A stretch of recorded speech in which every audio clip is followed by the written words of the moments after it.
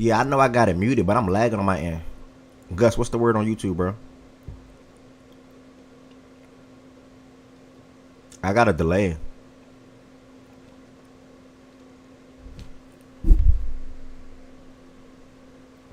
I got a delay, bro. Testing. I'm delayed for y'all too? Alright. Uh I'm 1000% delayed. I'm about to try to restart this joint real quick. I'm 1000% delayed. Hold on 1 second.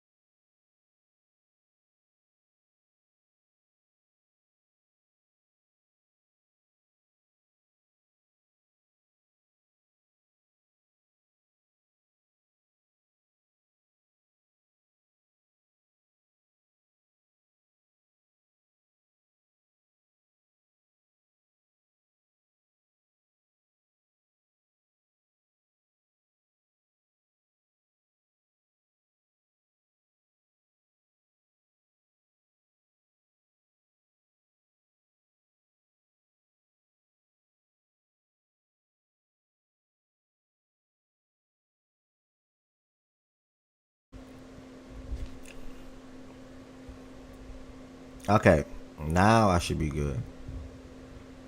I had a crazy delay. I think I'm good now.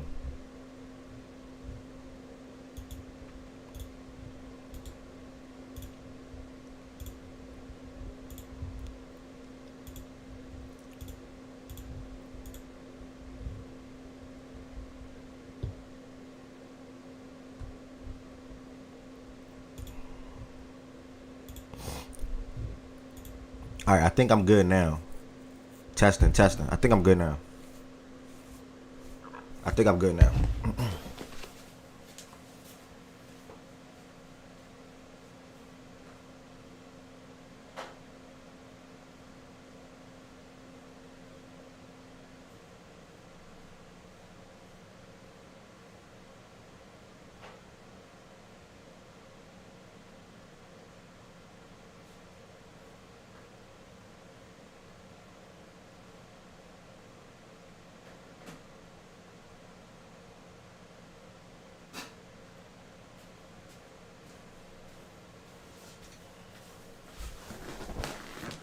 I think Gus, am I good now, Gus?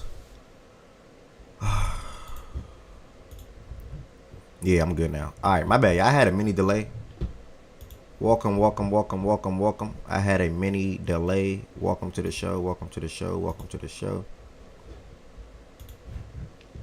Chan, what's good? I had to restart the live. I had a mini delay. Don't know what that was about. Either way, I'm gonna give it about 2 minutes before we get started today. And I appreciate everybody that's in here so far, whether you're on YouTube and or Twitch. Also live on Twitter as well.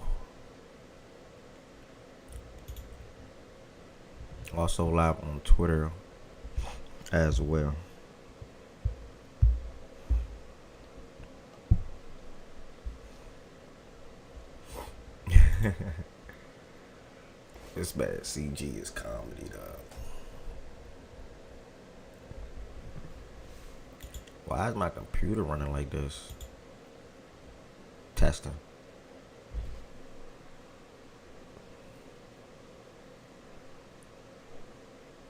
Sorry, y'all. I'm deciding whether it's delayed or am I good or what.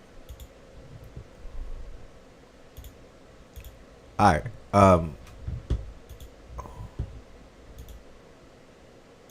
As people are starting to roll in here now, training camp start this week. That's big news for sure. I can't wait. I need to look into the Ravens freaking training camp, to be honest.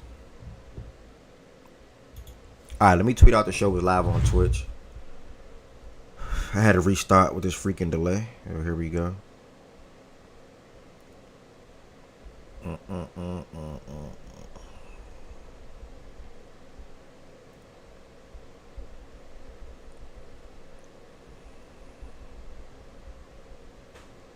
I think it's live on Twitter too, if I'm not mistaken. Yeah, it's live on Twitter too. All right, good. I'm good. Let me see something. All right, we good. We live on Twitter too. All right, with that being said, good morning to every single body that's in here so far. Welcome back to another daily Facts and Stats show, Monday through Friday, 11 a.m. Eastern time until. We obviously have appreciate that follow, man. I mean a lot, truly. Let's go. Kales, appreciate that follow. That mean a lot. Chris Paul has agreed to a deal with the Los Angeles Clippers. Okay, that's expected. Like I said, I think Bill and Chris Paul was going to pair together. So we'll get to that in a second. But either way, welcome back to another daily Fact and Stat show, Monday through Friday, 11 a.m. Eastern time until. If you are on YouTube, thank you. Good morning. Welcome. If you're on Twitch, thank you. Good morning.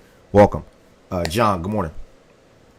I don't really mind what platform anybody watch the show on, but just know if you want to be a part of where more people will be, I would definitely say that probably be Twitch. Also, if you want to join the stage, you have to join the stage through the Discord, the Fact and Stats Discord, where you can get the link for that on YouTube, and you also can get the link for that on Twitch. With that being said, if you are on YouTube, Patrick, good morning on YouTube. If you are on YouTube, make sure y'all hit the thumbs up button on this video. Make sure y'all hit the thumbs up button on this video. That can help the algorithm of anybody that's surfing on YouTube to come across Facts and Stats. Damn, Mo. Like, what the fuck? Oh, I gotta wipe my camera.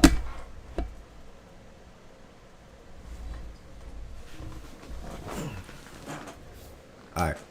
For anybody that's surfing on YouTube to come across Facts and Stats, and one, be willing to listen to the show, two, be willing to come back, and then three, probably be willing to eventually be a part of the family. You know, that's what it's all about. So thank y'all for that. Also, if you're on YouTube and you want to extend your support for the platform, I would love for you all to become a member. I have don't know the exact amount, but I have a couple of people that are a lot of people that are members on the YouTube side of things, as far as basically extending their support. There's 3 different levels you can join as. There's 3 different levels you can join as: level 1, level 2, level 3, and they all have different customized perks. They all have the ability to drop different emotes into the chat as well. And the link to becoming a member is in the description on this video. Any link that I say while I'm talking, all links are in the description on the YouTube video. Any link that I say while I'm talking, all the links are in the description on the YouTube video.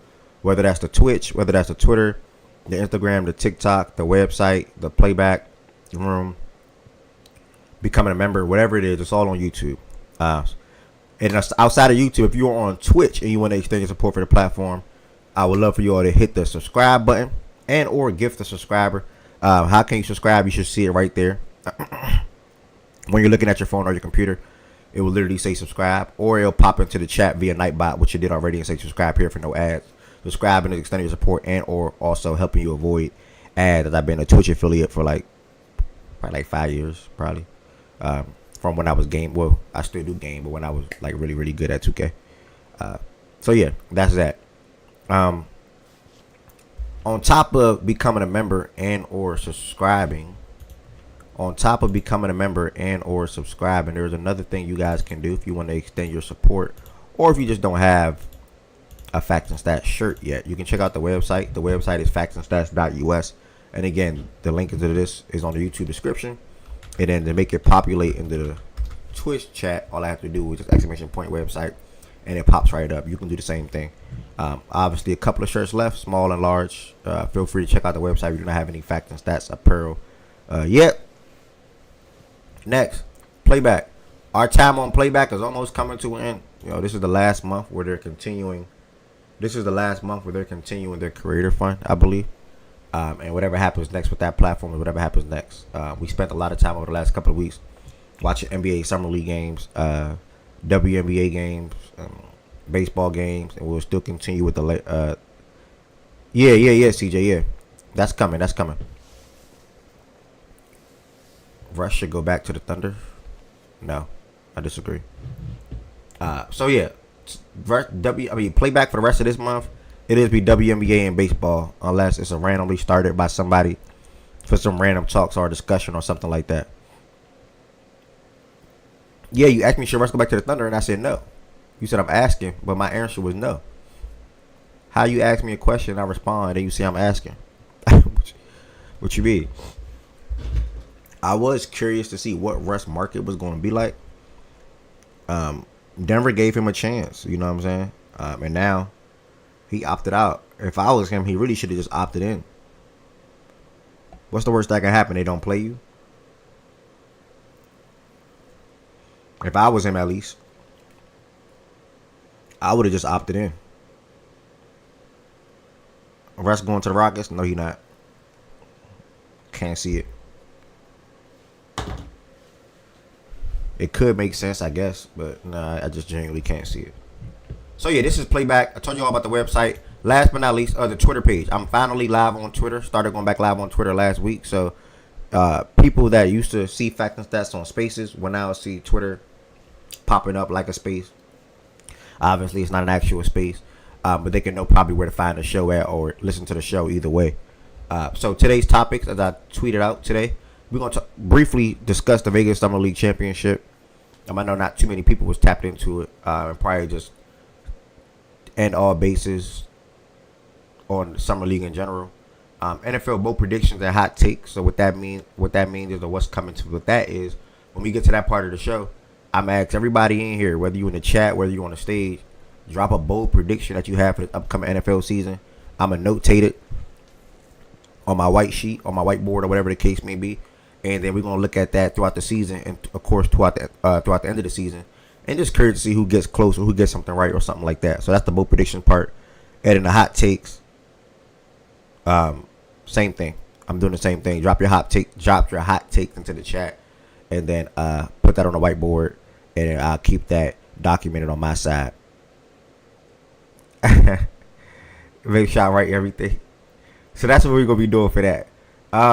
Then ultimately, like I've been telling y'all for the last couple of weeks, we are finally starting our divisional talk. So we're gonna start off with the battle at NFC West. We've been doing this since the start of Facts and Stats every single summer, where we dive into every single division, and have people come up and represent their team and talk about their division or their teams and what's to come for this season and things like that. Or myself look at the schedule. Myself, if nobody comes up, whoever's on the stage with me, if anybody else comes on the stage, chime in like that as well. So that's pretty much what the show will be about today. After we get through the NFC West, tomorrow it'll be, I can't remember. I think that's the AFC East. So if you know anybody that's a Bills fan, Dolphins, Patriots, or Jets fan, reach out to them and see if they'll come through to the show. But today we are starting off with the Cardinals, the Rams, the 49ers, and the Seahawks. So again, thank you all for being in here so far. Welcome back to another daily Facts and Stats show. And just, let's get into everything. With that being said, first and foremost, I'm going to start off with the breaking news. I didn't have a reaction to it because y'all literally know I've been saying the same thing to y'all for a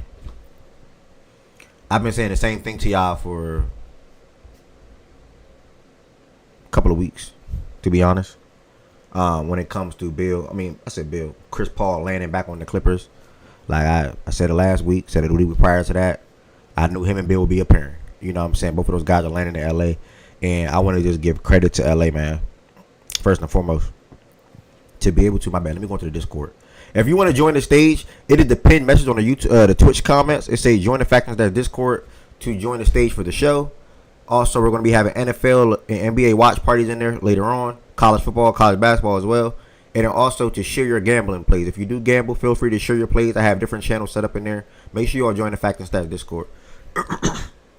Excuse me, y'all. My bad.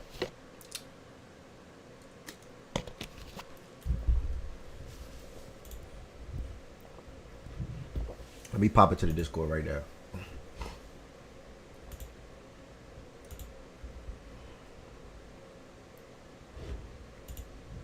All right. Like I was saying. Damn. Chris Paul made a statement about a month ago. He wants to end his season back home. You know what I'm saying? His last season back home. He did consider Phoenix a little bit, but he did want to be closer to home. Obviously, the Lakers will have zero interest. So the Clippers made the most sense. Like, it wasn't really rocket science. I do want to give credit for them for how they maneuvered and did a lot of different things this season. This off season, with the limited flexibility I would say they had. They made everything count. When you think of a team that's been one of the better teams in the Western Conference from a win perspective, damn near for 14 years. Whenever that Chris Paul and Blake era started, they've been one of the more winningest teams in the West since then. So, being able to land John Collins, I'm going to repeat everything. John Collins, Brook Lopez, Bradley Beal, and Chris Paul. A lot of people like CJ saying old ass team. I look at that team and I say good ass team. One of the biggest things about me when I spoke on the potential acquisition of Chris Paul, I spoke on how the offense would still be good from a P&R perspective and how it's ran when Harden comes out the game. When Harden comes out the game, yes, process Bill 100% is starting. When Harden comes out the game, Chris Paul is going to be really good for them off the bench. Chris Paul just played in all 82 for the San Antonio Spurs, and he was solid. And I think Chris Paul and what he is now will still be a solid point guard. Obviously, he doesn't have the same quickness, probably doesn't have the same shot-making ability when it comes to getting to his spots and things of that nature. But he is still elite when it comes to passing the ball. And he's still a phenomenal passer, from a lot perspective. The whole nine, any pass you can think of, Chris Paul can make it. So you now have two of the better point guards in the NBA when it comes to that playmaking side of things. Bradley Beal, I seen tweets over the last week speaking to how Harden pretty much always gets the best out of guys. You know what I'm saying? And I truly think that Harden and Beal will be a good backcourt together. It's different when you're playing with a guy that's a playmaker first, then score, or even both levels are 50-50 versus the guy or guys that are score first trying to play make second or trying to force yourself to becoming a playmaker. And I'm speaking to Bill's latest situation in Phoenix. I told y'all last week he was still super duper efficient in Phoenix. When you look at any statistical numbers, he was still one of the more efficient guards. Well, he was still efficient in his role, I would say, in Phoenix. I think he was doing 50 plus from the field. I think he was at 40% from three in those 2 seasons and things like that. So now, heading to LA and playing alongside Harden and Kawhi, nothing is forced for him. The game should come at ease, and that's why Norman Powell was able to pop last year because he was able to rise, which I think Bill can rise higher, and he also was able to step up in moments when Kawhi or Harden was down. We was arguing in here, not we, but some people in here was arguing that Norman Powell was an all-star at a point last year. You know what I'm saying? So that just goes to the season that he was having. And I expect Bill to be even better, if not the same. Been already speaking to the John Collins acquisitions, probably swap Kawhi at the 3. John Collins is a natural forward. And then Zubac, the growth and the rise in his game, it's not even worse. It's that you don't got to speak to it anymore. Really good defensively, great rebounder, finishes down low in the post, great pick and roll big. Zubac damn near got it all. So this Clippers team, Ryan said in the chat, this also helps. He said this also helps Bogey on the bench unit as well. I don't even know how much Bogey play, to be honest. I have to see because I don't know how much Bogey play. If I had to guess the Clippers rotation, I think it goes Harden, Bill, right here, just the starting 5. Your backup point guard is Chris Paul. And then I think Chris Dunn and Derrick Jones Jr. take 2 and 3. With Batum, maybe even Derrick take 4, right? And Batum and Bogey probably will swap at a 3 spot, whoever's having a better game. But a couple of things are stamped for me. Brook Lopez is stamped the backup 5. Chris Paul is stamped the backup point guard. Chris Dunn is stamped the backup shooting guard. And then I think it comes down to Derrick Jones Jr., Bogey, and Batum. Sometimes Derrick Jones Jr. is going to be the backup 4. Sometimes it's going to be Batum. Sometimes the backup 3 is going to be Bogey. So it's all going to... Somebody came up here off mute and just No, I'm here. I was about to ask you something. Nah, I ain't know who it was. What's up, bro? Don't you think that their defense is going to take a hit not starting Jones Jr. or Chris Dunn? And now that you have, because those two were pretty good defenders. I mean, and now you got Beal and Harden as your backcourt defensively. I just don't know if that's going to be good enough for a POA. Kawhi is obviously the best defender for that, but, I don't know if he still has enough in the tank to go out there and pick up the best player and, guard the whole – I don't know. I just think defensively having Beal and Harden is kind of shitty. Yeah, I mean, I agree. I want to start there. I definitely agree with, I guess, the defense taking a hit. But the thing about the Clippers, they're going to be a good defensive unit. It's going to be, they're going to thrive off team defense. Harden's not a liability on defense. Bill is not a liability on defense. We already know Kawhi as far from a defense perspective, and then Zubac. I don't know what Collins will look like or be defensively, so I don't want to speak to John Collins. He's all right. Yeah, but I can speak to those four. So they have basically 3 okay guys on defense and then 2 good defenders with Zubac and Kawhi. Like, a hit, I mean, I don't really think it's going to be that much of a drop-off. I think they're going to be a good defensive unit when it comes to the 5. And the Clippers play switch defense anyway. So I think it's going to be a good defensive unit from an overall perspective when it comes down to the Clippers on the defensive side of things.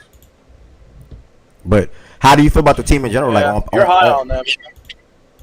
I am high on them. They give me every reason to be high on them. But what do you mean by high though? I'm not best team in the Western Conference. Western Conference Finals. I think they're good. I think they're good, but I still think that they're like not close to beating the contenders. But I do think that they're good. It's just crazy that the West is so.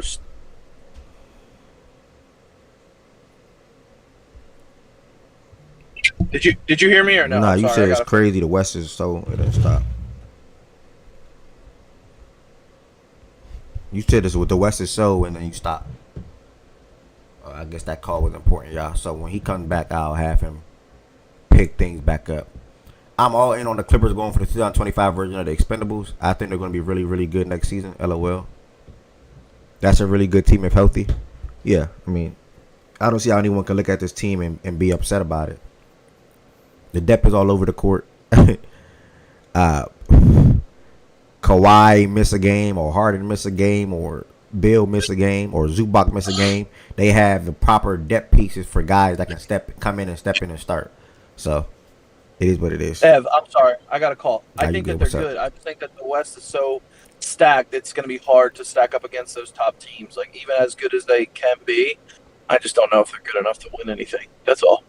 I think that's even with Beal. I think that's Louis V. I appreciate that follow. I think that's exaggeration. Let's go. I mean, like Louis V just said they are fluke. But I mean, for me, I think that's exaggeration because I don't think they're flukes. I just don't think that they're actual contenders. I wouldn't call that a fluke, though. I think that they're, and I wouldn't be like, oh, they're pretenders or whatever. I just think that they're a good team at the wrong time. That's all. I just think that they're a good team, but in a league in a conference that's kind of fucking loaded with just higher end talent. Do you remember? Like, you look at every team. Like, they have a guy that is their number one. Like, is Kawhi Leonard? I know he's great, but you can't count on him to be there all the time. And and Harden just had an amazing season again for him. How much? And I'm not saying that. I'm not assuming like he's going to be not as good. I'm just saying like that guy's. He's always there. He's always healthy usually, except for the couple times in Brooklyn. But like he's got to like, I'm not saying he's gonna fall off, but I mean, how much does he have left in the tank? How much does Paul have left in the tank? How much does Kawhi have left in the tank? And Beal, I think, just was in a bad position in Phoenix, so I don't think that he's a shitty player like people think he is. I just don't know if they have enough. That's all. Do you remember? You really think they can win? You really think they can win the West? I never said that. I never said there's. That's all I'm saying. But do you remember their series against the Clippers? I mean the Nuggets. I'm sorry, the Nuggets. Yeah. They should have won that. Yeah, exactly. You see how you just said that? They should have won. They should have won that. And then now the Nuggets were kind of shitty last year. Now they're way better. If you can say the Nuggets are way better, you can say the Clippers are way better. Yeah, but if the Nuggets are way better, the Clippers are way better. But not to the I think the Nuggets got better than the Clippers. How? Bro, you just trade. Cam Thomas was a player everybody in the league wanted. Cam Johnson. Cam Johnson. Everybody wanted him. Everyone was talking about, oh my God, Cam Johnson.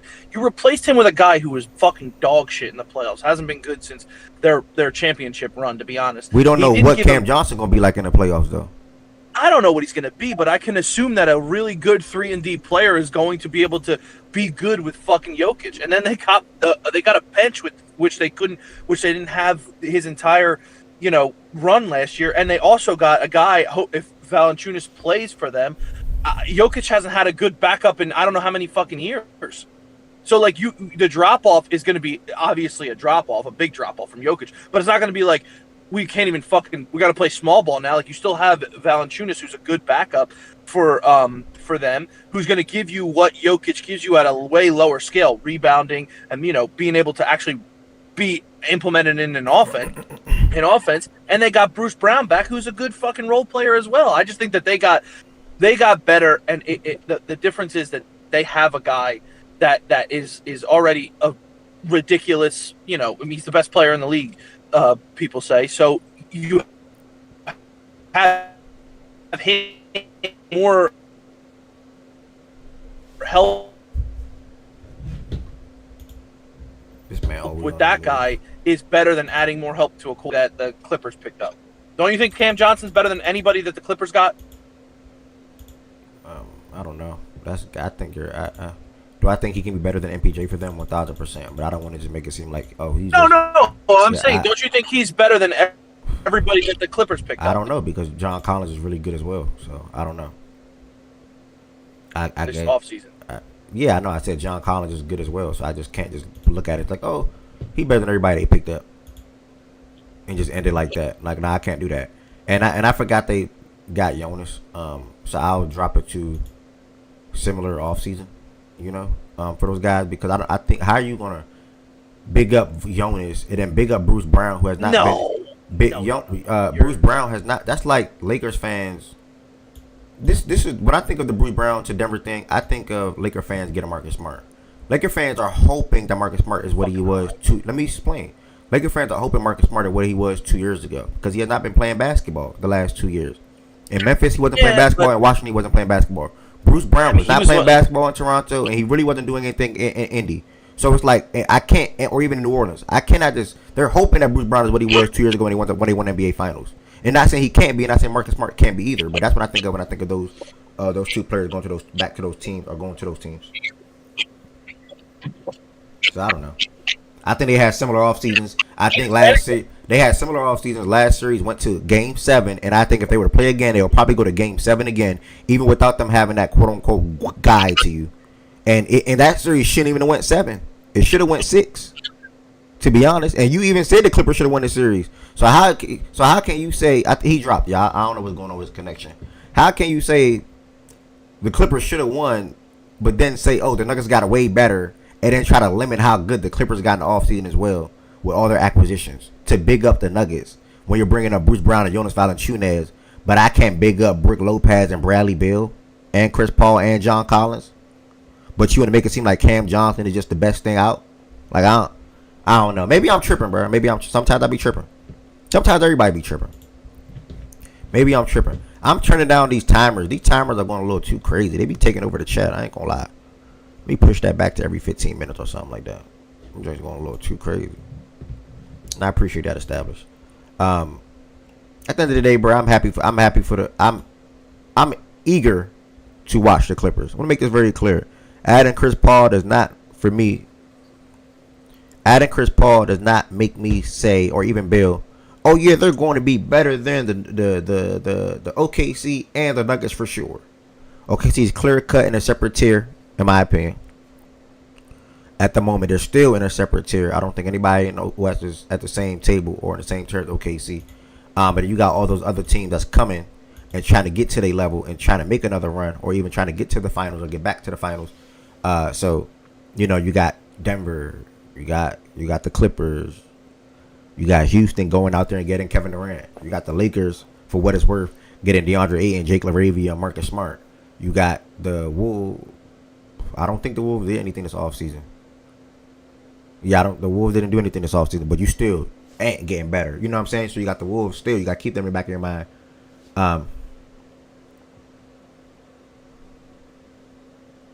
Jonas just came out and said I want to clear up my playing situation next season. Let me just put this on the big screen. I'm not reading it off my watch. Hold on. Jonas is playing for sure for the Nuggets, so that's even a good thing. Like Process was just saying. Underdog NBA. Let me put this on my watch. I want to clear up my playing situation next season. Now that Denver has made their decision to keep me, the idea of playing for what X team closer to home was very exciting to me, but that would have to wait. I am fully committed to honor my contract with the Nuggets this season and will give it my all to compete for a championship. Just say retention. Why you say that?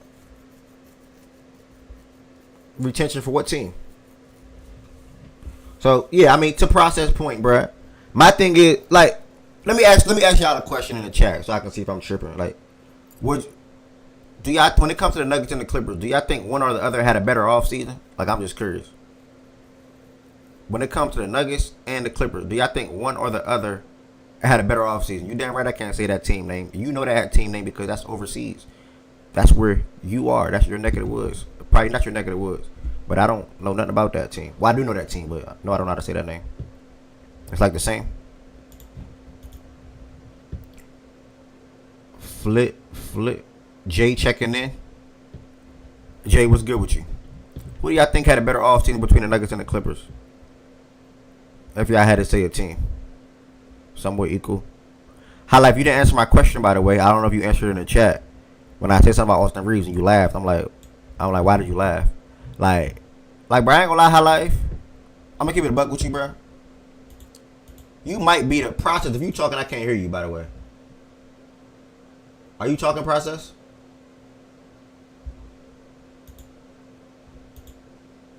I think he talking, y'all. Highlight, I'm not gonna lie, Highlight, I'm gonna keep it a buck with you. You might be the biggest Austin Reeves fan I know. Like, I'm not gonna lie, like, anytime I say something about Austin Reeves, like, you feel a type of way, bro. Like, you feel a type of way every single time. Like, literally every single time. Yeah, can you hear me? Yo, why go on in it? Like, I just don't know. Yeah, I'm a dare. First of all, it's not even about being the biggest Austin Reeves fan. It's never been about that. It's this. This has always been coded in some Tyler Hero, Austin Reeves BS, You're still doing that. Wait. I'm explaining the genesis of it all, brother. Okay, brother. So it was tied in with some of that trolling.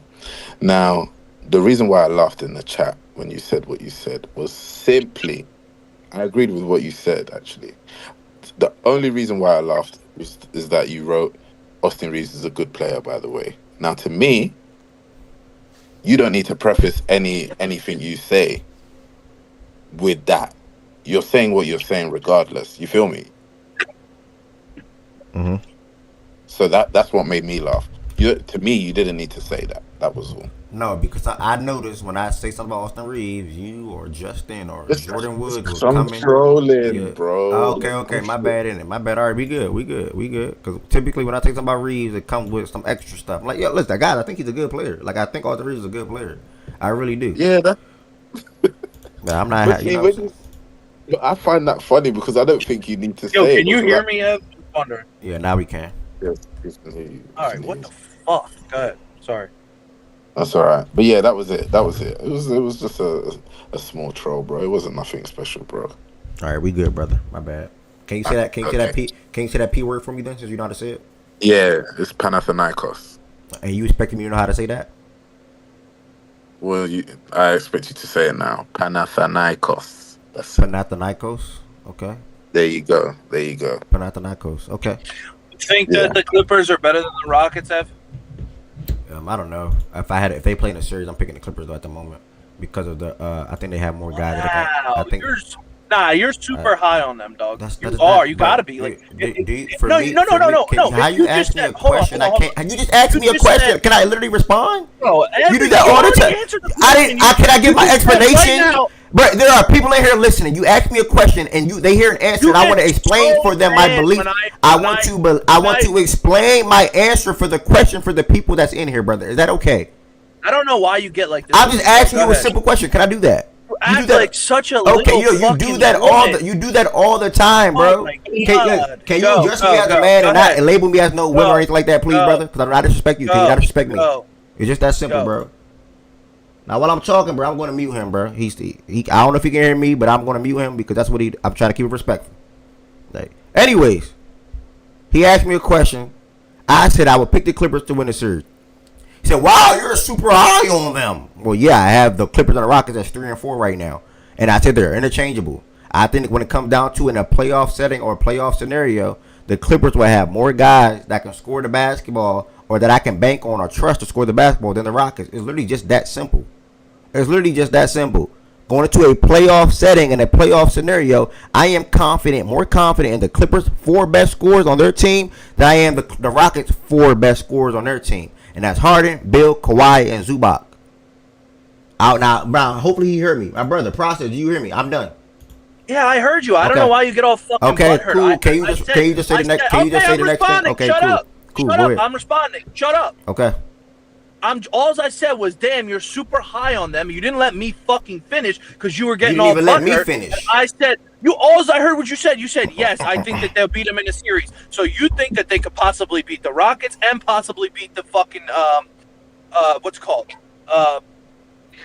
Denver in a series. I never So I'm said just that saying, about Denver. You said possibly. You said this year I think that they could go 7 and maybe beat them. You just said that possibly this year. You said I know because Clippers, let me clear it. If the Clippers and the Rockets play, I ain't picking the Clippers. If the Clippers and the Nuggets play, I don't even have a pick. I never stopped picking the but Clippers. you said The Nuggets that can, you think and the it's Nuggets gonna can go possibly 7. and the Nuggets can possibly beat them too. Yes, I think they played again. I play probably go 7 again. Yes, both teams Okay, can so win. you think that either team can win? Yes. So you think that either team can win? So you think that the Clippers could possibly? And if I win? had to lean, if I had to make a pick, I'll probably go Denver in that Game 7 scenario. Okay, that's fine. But you said that. Okay, I don't care.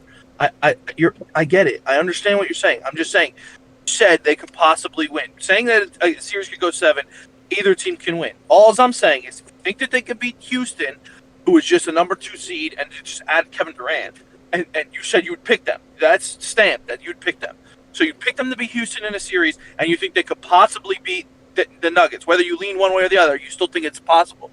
I'm just saying you're high on them than most people. Do you think it's possible?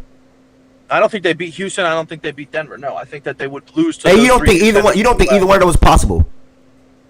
No, I mean, you just want to go into this series and say it's not even possible for them to win? Anything. Okay, that's all I'm saying. Anything is possible. Yeah. Well, no, so you think they could? That's not what you I'm just asking. said the same thing.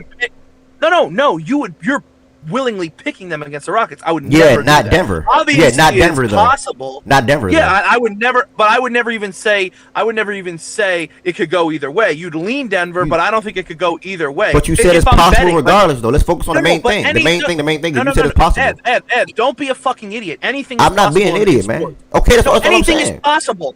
Okay, so then they could beat OKC. Are you serious, brother? No, I'm just saying anything is possible.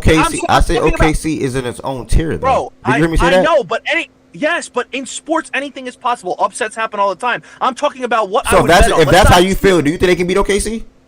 No, but then shut up. Why are you making that dumb point then? Because you're saying it, you think it's possible. I'm just giving you a broad statement that anything is possible in sports. But I don't think that they would beat any of those I think teams. it's possible for Denver because I think both teams are really good, man. It's not that deep. But anything is possible. You using that I word just or think that term, both teams saying are really they could. good. Okay, that's fine, but I'm not doing this fantasy bullshit saying they could do this, they could do that. I'm saying it's not fantasy, I don't think that man. they will beat. I don't think that they would beat Denver. I don't think they would beat the Rockets. Okay, and I understand. I respect that. Hold on, I'm talking because you cut me off. I cut you off, you fucking bitch. Saying that they could beat these fucking teams. Okay, yeah, anything could happen, but I'm telling you, I don't think that will happen. So talk in absolutes. Don't give me this beat around the bush saying, well, they could do this, they could do that. Just speak in absolutes so you don't get fucking tied up in these stupid phrases that you have. Just speak in facts. That's all. How can we speak in facts and we don't even know if it's facts? No, your opinion. I'm saying you stand on your opinion. Don't say, oh well, it could happen, but I don't know, and shit like that. You got to be like, I think they could beat them. I picked them to beat them, but I don't. But if it goes 7, I lean one way. No, just say who you think's gonna win and say who you think's not gonna win. And don't say anything's possible. That's stupid. Of course, anything's possible. We saw 1 seeds lose before. We saw teams get upset all the time. Anything is possible. But when you're talking about making a pick and saying how good this team is, just be straight. Don't be fucking beat around the bush like you're doing. You think that they're the 3rd best team in the West, and they're close to Denver. Pretty much what you told me. Because if they beat the Rockets, that means they're 3, and if they're close to Denver, they're close to number 2. That's all. Just be honest. You think that they're the top 3 team in the fucking West? All right, you done? Because you see I'm quiet and I waited for you to finish, right? Now. One, we just disagree with a couple of things. I asked the chat while you was on your phone call or your bad connection or whatever the fuck was going on. I asked them who do they think had the better off season, Clippers or the Nuggets. They said about the same. You just think it was Denver. You're on your own side with that, buddy. Can I finish, please? Can I finish? Because you already to cut me off. You on your? I didn't even say anything, bro. You on? All right. Well, my bad. I heard your mic. Can you mute your mic real quick then, so I don't know you're not coming? Yeah. I'm sorry. You think I asked the chat, and if I'm not mistaken, like 5 people, I can probably scroll. It's like the same. No, somewhat equal. I think the Clippers got better talent coming in, but I think Denver had the best player in the world, plus their additions making them the better team. Totally fine. They both fixed their problems. Their offseason were close, and they're already close teams. Not sure what process is talking about. So you see what I'm saying? So people feel like the off seasons were close. So that's where me and you just disagree at. One thing we do agree with, though, the Clippers should have won that series last year. We both said it. We both agree with that. So if you mean to tell me both teams get better, both teams got better, both teams address physical needs as far as the makeup of their team and just everything in general, literally the whole 9, I don't think it's wild for me to say that it is possible the Clippers can beat Denver. Especially if I have it going Game 7. If I were to ask you, would you think that series goes this year, and you say 6, I'll probably laugh. Like, nothing will show you or can show you or tell you that series probably will go anything short of 7. Obviously, we cannot see the future, right? Now, if it goes Game 7, I'm probably going to lean the best player in the world, buddy. Because the way Jokic controls the game is like no other, in my opinion, from all over the court. So that's why I will pick Denver. But is it possible the Clippers can win? 1,000%. Now, when you come down to the Clippers and the Rockets series, if you wasn't even in here last week when I said this, so I know you wasn't. I said 3 and 4 is interchangeable. If you want to put the Rockets at 3, put them at 3. You want to put the Clippers at 3, put them at 3. The other is 4 for me, no matter what. That's what I said, word for word, buddy. Now I'm going to ask you directly. You do not respond to nothing that I just said as far as why I probably will lean the Clippers when it comes to a potential series against the Rockets. Can you address the things that I said? And can you tell me why do you believe the Rockets, as of today, July 21st, will beat the Clippers in the series? Yeah, so by the way, I never said that the Nuggets had a better offseason. Somebody in the chat said it perfectly. I think that they had a similar offseason.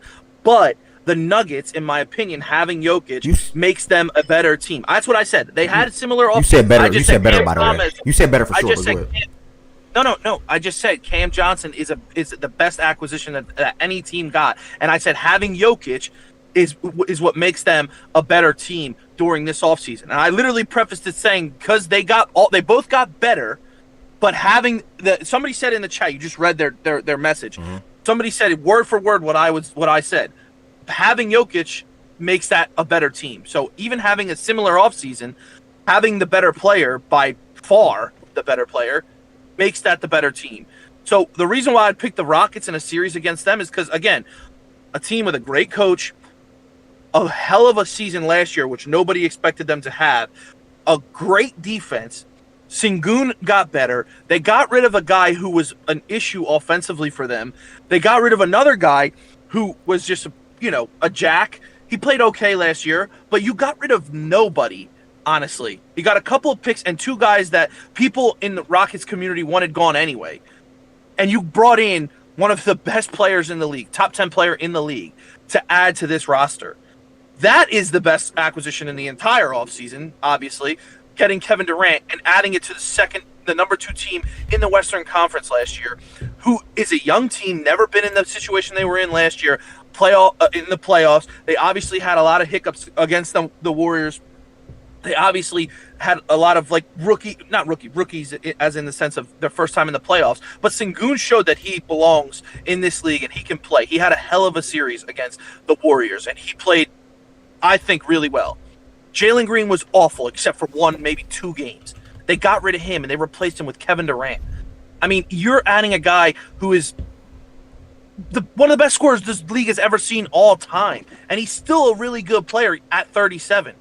So adding a guy who to a defensive-minded and a talented defensive team who's a great scorer and have an identity already with Udoka being a defensive-minded head coach, and you're adding one of the best scorers in the league to that team, who is also no slouch on defense, I think is just a home run, and you didn't get rid of anybody. So you're adding one of the best scorers in the league to a great defensive team, an unselfish team at that, because they don't even have anybody that is demanding the ball that's gonna take away from Kevin Durant. I just think it's a perfect match. And they got rid of nobody in the meantime. I think that Reed Shepherd's going to take a leap as a good backup point guard this year. I think Jabari Smith is going to have a really good season in his role, especially having Kevin Durant on his team and showing him, the ways and helping him grow as a player. I think Sengun's only going to get better. I think Amin Thompson's only going to get better. Fred VanVleet is a solid veteran who's won a championship before. He's another guy who played well, but ups and downs in that series last year. And I think that they have a really good role with Steven Adams, Reed Shepard, and Tari coming off that bench. And they have a great coach. I don't see, from top to bottom, their top 8-9 players, I think, is a hell of a rotation. And they just came off of having their best season with this squad last year and added the best player in free agency. So I think that alone, the defense and adding Kevin Durant, would beat the Clippers. They don't have anything for Kevin Durant, and they have the defenders to guard, the Clippers. So if they match up in a series, I think defense is huge, and that now they have an offensive player in Kevin Durant. Last year, they almost beat the fucking Warriors, coming down from 3-1, whatever the fuck it was. They came back and they went to 7 games, right? Correct me if I'm wrong. Didn't it go to 7 games? Yep. And they had nobody offensively besides Sengun. They needed a freak of a game from fucking Fred VanVleet to push that to 7 games. Now you got a guy in Durant who, if they had Durant last year, they would have whooped the fucking Warriors.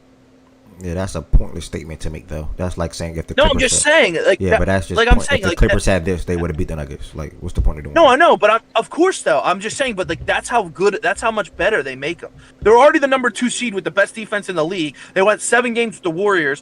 If they would have added Durant, they would have been in the Western Conference Finals last year, in my opinion. So I think that they're probably going to get there this year if everybody's healthy. So you have the Rockets beating Denver this year. If it matches up. That's you just tough. said they're going to the Western Conference Finals. Well, you don't know if that means they have to go through Denver. It depends how they get there. They're gonna have. It depends how the thing falls. If they play Denver, do you have the Rockets? If they play Denver, do you have the Rockets beating Denver? I don't know. Right now, I'd probably lean. I'd probably lean Denver because of Jokic and the continuity that they have and everything, and it's the first year with Durant, so it might take some adjusting. But I don't think that the fit is going to need a big adjustment. I think he's going to fit seamlessly in the Rockets. But I think the same thing as you. I think it would be a close series, maybe go 7.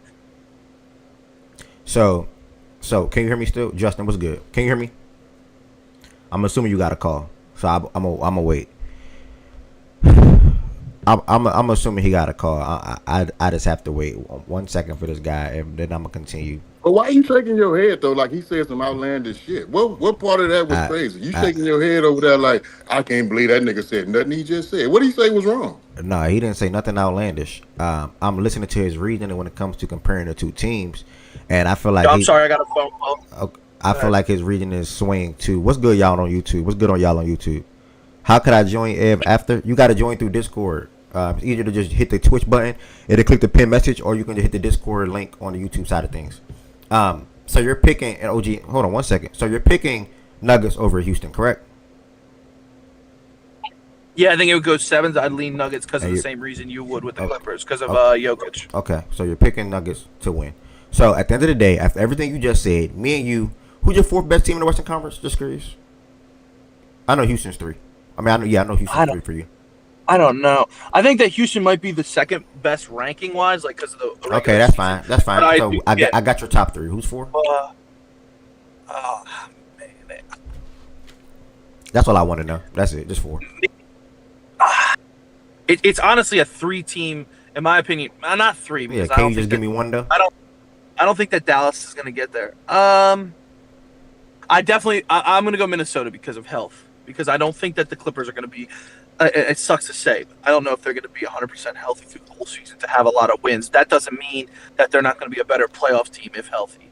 Kawhi is going to play hopefully he plays 16. So I'd probably say Minnesota, Clippers, Dallas, Lakers, Dallas, whatever. So Minnesota would be 4th. So your reasoning for Houston, you said a lot of things that I hope can happen. Or I'm banking on happening. If you listen to things you just said, I'm hoping Reed Shepard, or I believe Reed Shepard would be a good backup point guard. I believe Jabari will get better. I believe Amin Thompson will continue to get better. Whatever. That's all. It's just hope when it comes to you. That's not hope. That's an educated guess. No, hold on. Let's talk about that. Can I finish, please? Gotta cut you off. It's an educated guess. We are having a conversation. We're taking turns. You made an educated guess. Cool. Yeah, but let's stop at that point. Okay, go ahead. What makes you think that those Holy things? Okay, shit. maybe not Reed Shepard. Maybe not Yeah, Shepard Reed, you because he legit didn't show don't you know. anything. You legit don't know about Okay, Reed. that's a Thompson, I'm with you. Thompson, I'm with you. So leave him out. Okay, so but why at the end did of you the bring that up? day, Jabari showed flashes of being we don't better. know. We genuinely just don't. We just cannot say that though. But you're saying that Bradley Beal's going to help them a lot, and the acquisition of Chris Paul is going to help them a lot, and now they have Brook Lopez, who's a backup. You got to listen to things that I'm saying versus like trying to twist it and say things I didn't say. Like I am. Go ahead. When I spoke to Chris Paul and the Clippers, I spoke to how the offense will still be the same when Harden comes out the game and how they orchestrate from a P&R standpoint and playmaking standpoint. That's what I spoke to. When I spoke to Bradley Beal, I spoke to Harden always being able to get the best out of guys that he's playing alongside of, whether it's the backcourt or whatever the case may be, all throughout his career. Maxey, Kyrie, Norman Powell, and now as a recent pending Bradley Beal. I spoke to how Bradley Beal was still efficient the last 2 years in Phoenix, 50-40 from the field and from three over the course of the last 2 years, and how he would still have a similar impact, in my belief, in his on this LA team playing alongside Bill, Kawhi, Zubac, etc. Similar to what Norman Powell just did when he averaged 20-21 points, and probably one can argue should have been an All-Star. That's what I spoke to when I brought up Bill and CP3. I mean Bill and Chris Paul. Yeah, Bill and Chris Paul. Okay, and I spoke to how the guys on the Rockets. You made a great point. Those are great points. But I spoke to the fact that having Kevin Durant there is going to help Jabari Smith, in my opinion. Having Kevin Durant there is going to help that offense, which is going to open up the floor for other guys on the team. Bro, the best thing, I'm going to keep it a buck with you, bro. The best thing you said was the Rockets being able to defend the Clippers well. That's the best thing you said out of your whole damn argument and all your points. The thing is, on the other hand, the Clippers are going to be a good defensive team as well, and they're going to be able to defend the Rockets well too. So that's why it comes down to it. In my opinion, the Clippers are going to have more guys in that series that you can probably bank on that'll pop or have better offensive scoring series than the Rockets. When you look at the Rockets, when you look at the Rockets, you think, and it comes to scoring in a playoff scenario, they're going to be led by three guys: KD, Sengun, and the Thompson twin. That's it. They're going to be led by those three guys. What you get out of Fred, what you get out of Fred. What you get out of Jabari, what you get out of Jabari. Who's going to lead the Clippers? It's going to be two guys. It's going to be Harden and Kawhi. You're going to tell me. Are you trying to discredit Zubac? Are you trying to discredit Zubac? Eight niggas can lead a team. Are you trying to discredit Zubac? Are you trying to discredit Zubac? Why are you discrediting? You just did. He's a good player. He's not going to be able to. He's not going to be able to lead them offensively. And it's not leading. It's being good in the playoff series from an offensive standpoint. Yeah. This is a guy that just gave Denver 17-10 in the first round last year. Do not try to ignore what. Ignore what Zubac did or how he is as a player. Please don't do that. But there could be other guys. But you're just scoffing at the fact that you don't think that other guys on the Clippers or on the Rockets. But what's more likely? My point is, what's more likely? What's more likely? Answer that question. Be honest. Which one is more likely? I just saw their backup big average a double-double in a series, pretty much almost. And Steven Adams. Is that true? So I know, Is that true? Please don't make me fact check that. Please don't make me fact check that. Almost a double-double. What's the point? What's the point with that point though? Where's that going? I'm just saying he's going to be a good player. He played against a small front court. They played against a small front court team. They ran double bigs for a reason. That's not going to be the same against the Clippers. So what's your point with that? Man, why can't they run a double big against them? What are you? And he averaged 5 and 6. That's almost a double-double. In the games that he came in, he averaged 6 and 6. You gotta see because don't make me fact check. No. You're an idiot. No, you're an idiot. You just said he almost averaged a double. He averaged 6 and 6. What are we doing, bro? In the beginning of the series, he didn't play as much. Then once they went to that double big, I'm going against what you just said, brother. He averaged 6 and 6. But you're averaging out the games that he barely played. When he went and played big minutes in that series, he was fucking great. Okay, bro, I said that. I said almost a double. Well, you fucked up. It's your fault, not mine. 6 and 6 not almost a double. But you watch the series just like us. If you watch the series, you know he didn't play in a lot of those beginning of the games. And then when he came in and they went to that double big lineup, it dominated. Fucked up, not me. You fucked up, not me. Bro, whatever. You're gonna hang up on that. You're gonna be hung up on that stupid ass point. I'm saying when he came in the game, he was a huge factor. Everybody in the fucking Rockets Twitter said he was a top 3 player in that fucking series for the Rockets, maybe the second best outside of fucking Sengun. That's how good Steve Adams was for them. That's a lie. He You just literally lied. won them fucking games. No, he but you literally just won them said games. the second best is Offensive. Jazz. The second best is Jazz. That's a lie. Okay, who was second in that fucking series? Because Jalen Green sure as the hell Thompson wasn't. twin easily. Yeah, the Yeah, Thompson Ahmed twin was good, easily. but he wasn't as good as people expected him to be. What? People said he's going to He was lock still step up. second best, though. He was the still second that's best, clear fine. as day. That's fine. He was the second best player. Okay, but I'm saying I said top 3 player. People argued too. Literally what I just said about Adams. You But said whatever. Rockets Twitter, but I just disagree with that. But go ahead. I'm listening, brother. Okay, whatever. Okay, I'm just listening. saying Go ahead. people argued that. But I'm just saying you have him who's you can bank on having a good playoff series. Thompson, KD, Sengun. You answered. You said those 4. Fred VanVleet isn't going to be consistent, but you can bank on him being a good 3-point shooter for them. He was a good 3-point shooter for them all year last year, and he had games in the playoffs that he was a good 3-point shooter again. And also, you said that Can I stop you real quick? Hold on. You said that they're a good defensive team. They are a good defensive team, the Clippers. They're nowhere near the defensive team that the Rockets. Can I stop you real quick? I'm assuming you got a phone call again. Your line is pretty busy today, brother. Y'all, this show is called Facts and Stats. And one of the biggest things that I dislike, I ain't gonna use the word hate because I don't hate nothing in life. One of the biggest things I dislike is when niggas come up here without facts. Like niggas come up here and talk out their ass and spew bullshit and lies and try to make themselves sound sweet. So when Process comes back, I'm gonna lay out some things and I'm gonna correct him real quick on some things, and we just gotta agree to disagree on this. You know, and it's not even agreeing to disagree, cause I think the Rockets can beat them too. Like it's this 3 and 4 is interchangeable for me, brother. Like this is literally not even an agree to disagree type of thing. Like we're just having a conversation. I'll pick the Clipper side, he'll pick the Rockets side, and that's okay. Like I'm not gonna be upset if the Rockets win or defeat the Clippers. I'm high on the Rockets too. He's on. You're super high on the Clippers. Yeah, I'm super high on the Rockets too, nigga. I love them getting Kevin Durant. I love what the Thompson twin can be. I love that Reed probably is really gonna get opportunity this year to perform and be a backup point guard for this team at the moment. You know what I'm saying? At the moment, keyword at the moment, and see what he can do. You know what I'm saying? So you know, my reasoning is different. Like I said, the best thing that Process said in regards. I'm not cutting you off. Can you repeat? Can you? I didn't say what you said. I ain't say nothing. Nah, I didn't say nothing for you to respond to. I was just entertaining the room. In the meanwhile, but Process. Again, I was basically saying how this show is called Facts and Stats, and you came up and said something that just wasn't facts. You say he almost averaged. Oh my God, bro! Can I finish, please? Well, can I why finish? do you do Can that? I please? Can I please? Can I please? Why don't you go? Why don't you look at the last 4 games of that season? I did.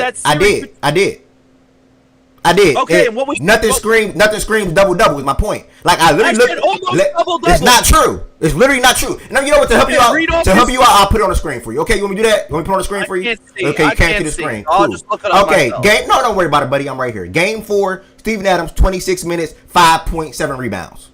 Next game, Game 5, Steven Adams, 17 minutes, 0 points, 6 rebounds.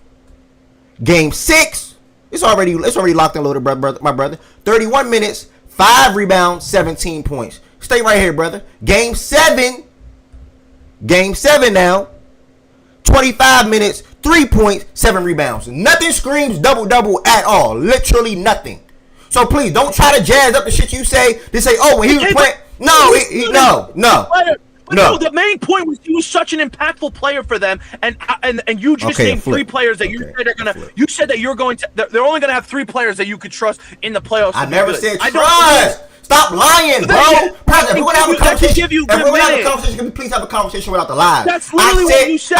I said going into that series, it was gonna be 3 guys that they can confidently bank on from a scoring perspective. I never said trust. I said scoring, and I spoke to that. I labeled it. I listed those already. Who? I missed it. Harden, Bill, Kawhi, and Zubac. And you try to scoff at Zubac.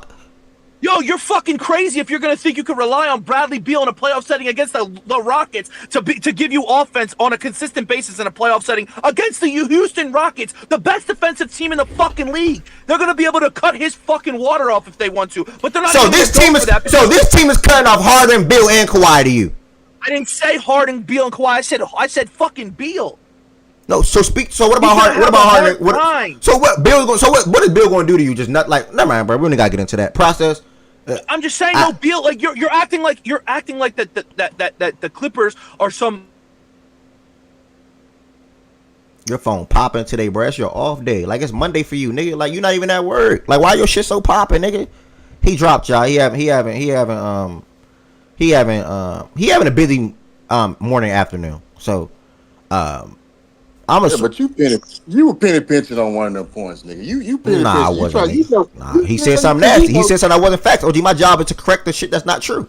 yeah, but you know he was coming from an impactful standpoint. You know he was coming from more of an impactful standpoint, but you tried to lay in on you were wrong about the I addressed almost what he said though. He said it. I just addressed yeah, it. but yeah, I got it. I mean, yeah, you right about it. I'm not saying you wrong about it, but it's penny pinching because you knew the nigga anger was more from an impact standpoint than a straight up facts and Uh, thing.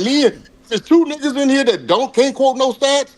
It's me in process. So you ain't gotta go fact check me, nigga. I promise you, I might say the nigga average 8 and it might be 9, it might be 7. I'm gonna be one way short here or there. So please don't pinch me when it comes to the stats. I don't give a I'm fuck about the stats. I'm not going to look at none. yeah. But I can say, based on what I saw, I think it was somewhere around this. And if you choose to correct me in that way, so be it. So be it. So be it. But all that shit about the Clippers and all that, I hear you loud and clear. But just the same way, you got to see if our niggas are going, if the trajectory is going to keep going up, and we're going to keep going. These niggas got to play together. These niggas ain't played together. They played on separate teams and they did their shit on separate teams. But you ain't seen this shit together on one unit. You ain't seen this shit I together. didn't see Katie with y'all on one unit either. Process spoke to that, Yeah, by the way. okay, but I okay, didn't see that's that. a great point. That's a great point. But you do know one thing. You do know one thing. We are not taking away from any part of what we had in place last year. Everything gonna look the same, and we slide the nigga in that's gonna be 5 times better than the nigga that was there last year. So it can't be nothing but up, nigga. You a smart nigga. You know that don't say that says nothing but up. There's no way you can take a negative out of a KD ad to what the Rockets have in place right now. You can't. It ain't nothing but up. And if you were betting on it, I promise you would say, yeah, they're gonna be at least that good or better with that addition. There's no way you wouldn't say otherwise. You know that, Yeah, nigga. Come on, man. I just don't Come on, know. man. I'll give you Minnesota. I just don't know if I can be confident from Fred to shoot 43% from three again in a potential series or even in the playoffs again, which it was Well, let's talk about it. it was insane. Let's We talk all about we it. all saw that. It was insane. We all saw it. Let's talk about it. Fred Let's was talk telling about some it. So, crazy so shit. last year, okay, so let's talk about it real quick. Last year, the shot quality, we can all agree was shit. We can all agree. So whatever he got, if he shot it at a high percentage, it came off poor quality shots. I promise you, it was bad quality. Wasn't nobody creating shit for him, and he has a hard time creating No, for that's himself. not true. That's not true. In that Okay, series, okay, that's not all right. true. In that series, that's not true. But in that series, you guys ran pick and roll with him and Sengun, and what the Warriors were scared to do was get that guard switched onto Sengun. So for the most part, Fred was coming off the screen and having a pull up three, and Fred was hitting his pull up threes. That's what was happening in that series. It wasn't that it was Fred was having a hard time getting the threes off. No, it's actually fairly easy for him. If you look at Fred was shooting easy threes, 1,000%. He just happened to cash at a ridiculously rate. This year? Will they be easier this year? Is he gonna shoot that good again in a series? We have you ever done it before? We don't. I don't even. Let me check. Has he ever even done it before? Hold on. Let me check. Let me check. Shots be better this year versus last. Fred is gonna be able to shoot open shots again this year, 1,000%. If that's That nigga gonna, be if in that the corner, Fred is gonna be able to shoot. He ain't got to be. He ain't got to worry about trying to pick up no slack from Curly. He ain't got to try to worry about doing none of that shit. Go stand in the corner, and if a nigga pinch, if a nigga look this way, if a nigga look any other way besides Katie, and he turn his head, nigga, I want you to dot his motherfucking eye. The shot quality is gonna be great this year, and Sengun the same way. And then the men, hey, if a nigga turn his head, if a nigga accidentally cheat, I want you to slide, cut like a motherfucker, and try to tear the paint off that motherfucking rim.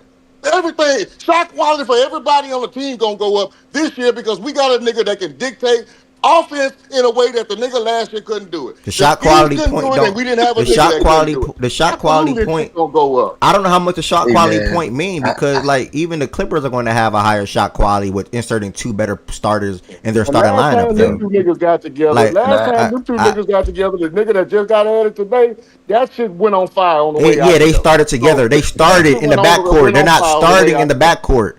Like that's It don't matter. that's irrelevant to It don't that's matter. irrelevant to bring up. D-Mac, can you hold on one second? No, Let us it's finish not this out real quick. because you That's missed the point. irrelevant to bring up. They're not even starting You missed together. the point. You missed the point. You think I'm talking about from a playing perspective. You It's you more than just I'm playing. you, It's a locker room too. It's a locker room too. And them niggas don't like each other. They don't get along. And I can tell all you right. one I'm thing. not getting into that. All right, cool. They go ahead. Okay, so that's what I'm talking about. You don't want to talk about that part because that part don't matter. You act like the If you locker want to room tell me they don't like so each other, that's on That's you. all I that matter. don't. We they two grown men. We don't know that. If you want to say that because what you saw in Houston, that's on you. I'm not speaking to that. I'm not gonna go out there and say they don't like each other. Okay. But if you want to, So that's fine. You watch them head up for 2 years.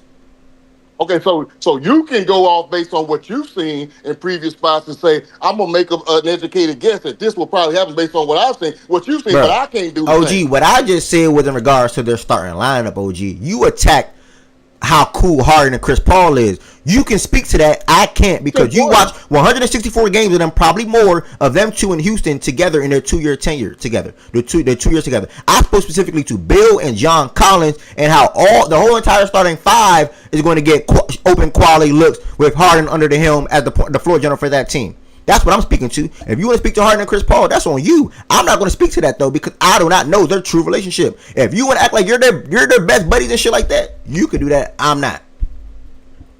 What you mean acting like best buddies? How you know if they cool or not? I'm talking about how they went out. The nigga didn't like playing with each other. These two niggas did not like playing with each other in Houston. One is the demanding player that demands a whole bunch of shit from everybody on the team, and one is the lackadaisical motherfucker that's gonna go at his own pace. It is what it is. All right. Well, difference is both of those guys had to play 30 plus minutes a night at that time. This time around, Chris Paul doesn't have to exceed 20. So, I just think it's gonna be a little different. All right. You can't get in here, D-Mac. What's up? I was just gonna say that I love that when OG gets animated, he starts using terms that I have never heard before. And I've never heard anybody say, "I want you to go to the rim and tear the paint off that motherfucker." But that was hilarious. That was some Texas fucking Bun B shit that he just said. I think that you can talk about the shot quality that Katie's gonna bring to the Houston Rockets and make it better. I think that there may be a little bit of overstating of how she's going to make it better. I think he is going to improve the quality. Is it going to improve it to the levels that can increase the ability for everybody else to have shot makers? We'll see, and that's going to be the biggest question mark that they're going to answer because I think the defense is still going to be at a high level too. As far as the Clippers, look, they look nice on paper. I'll be honest with you guys. I look at the Clippers the same way I look at the Sixers. Until they show me, I can't believe it. And that's just my personal opinion. And they prove me wrong, I'll say I was wrong. But that's how I look at it personally. But shout out to Chris Paul, gets ended his career in LA. That's cool. Yeah, that's Can I say something? what's up, bro? What's good, brother? OG, I think I'm gonna rock with Ev on this, bro. Like, I think we look at it just because Houston had the type of team they had, and they didn't really lose nobody, which is a fair point. They were good, and they added Kevin Durant, so the shot quality of everything just supposed to get better. And if you look at it that way, that's cool. But I don't. I do think, to Ed's point, I do think I'm not high on the Clippers either. But I do think, to Ed's point, I think the Clippers shot quality will still be better because they still have that guard that he can turn to a pass first guard if he needs to, right? But he can also score if he needs to. Now, with the KD thing, just saying that the shot quality is supposed to be better. I mean, like I said, you could look at it like that, but what if we come into a game and you're Houston and I'm any other team? We ain't even gonna say the Clippers, any other team.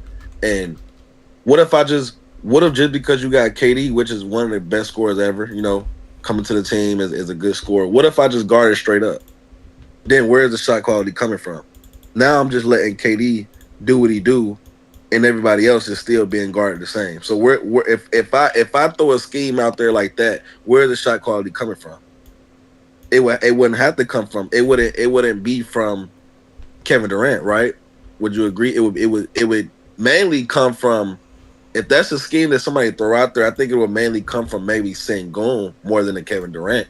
And I think Kevin Durant would be more so in a score first situation rather than a situation where he has to have the ball and either score or create looks. That's if it I think it depends what type of scheme you throw out there for Houston. Like I don't think just because Kevin Durant is there, he's a scorer, the shot quality is gonna be good. Like I don't.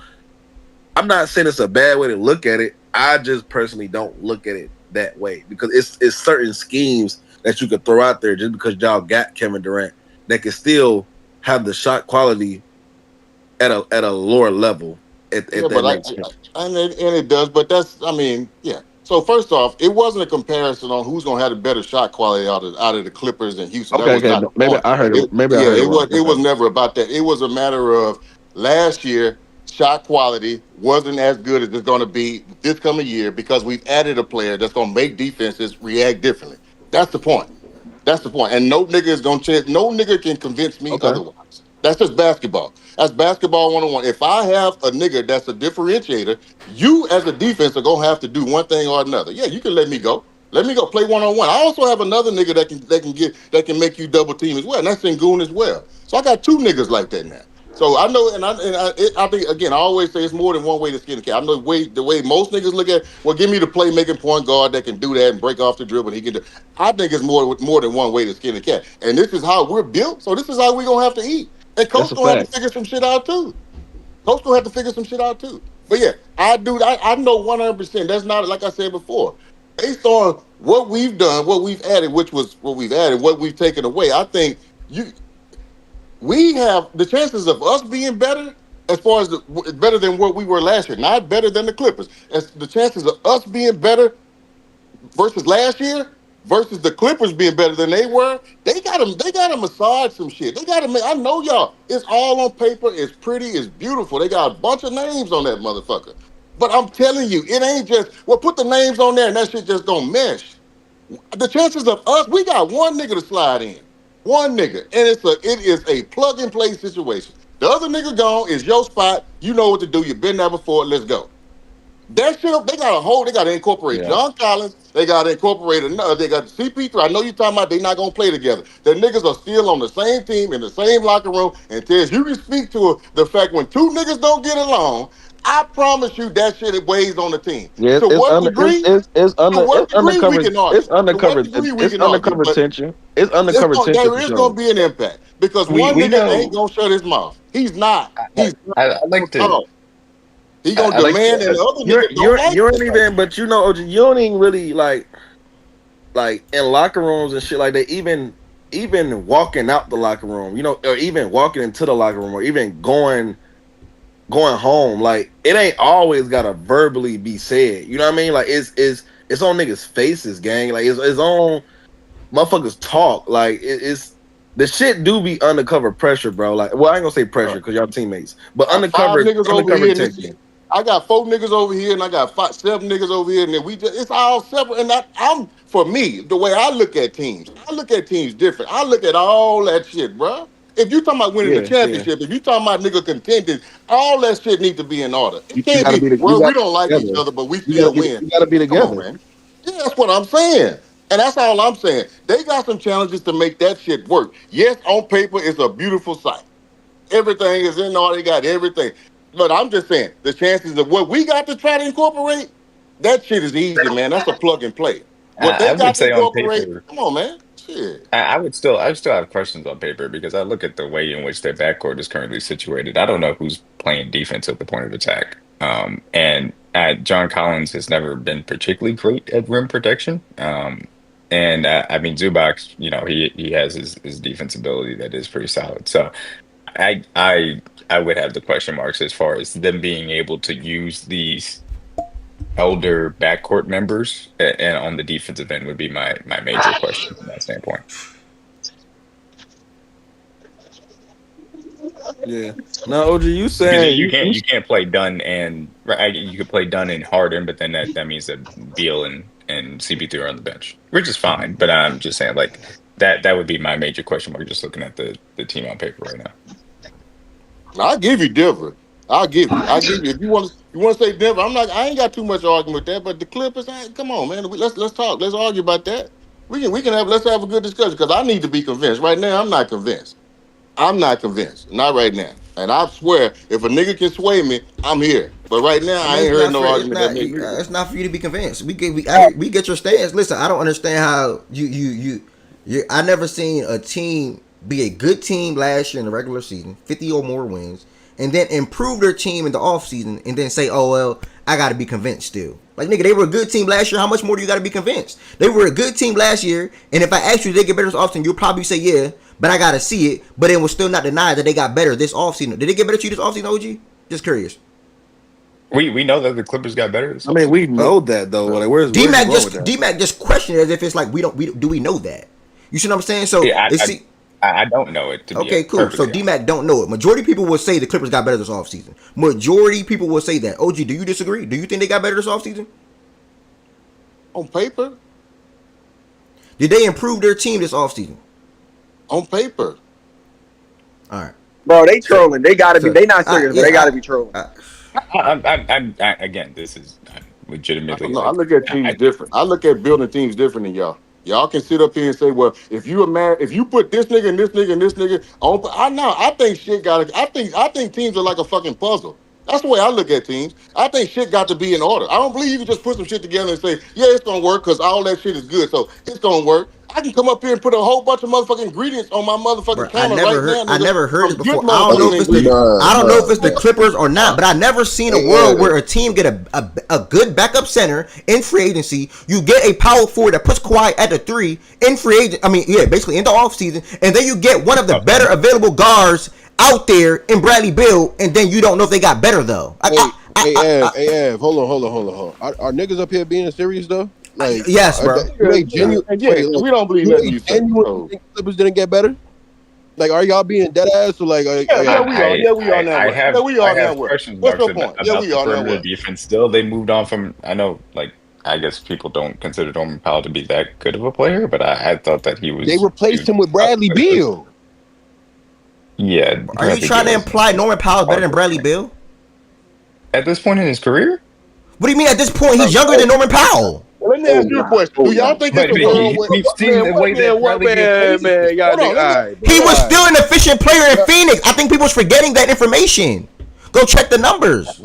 I love Bradley Beal, I truly do, but I'm not sure that he's better than Norman Powell at this point in his career. Now, look, if he is, then I fully admit that he. And again, this is I have question marks about if this team is going to be as good as people say. If they can be a title contender, yeah, I got a real question about that. That's just me when I'm looking at this team. How many Do games did I see Kawhi that play they last year in the regular season? How many? 37. And they won 37? 50. And they won 50 games.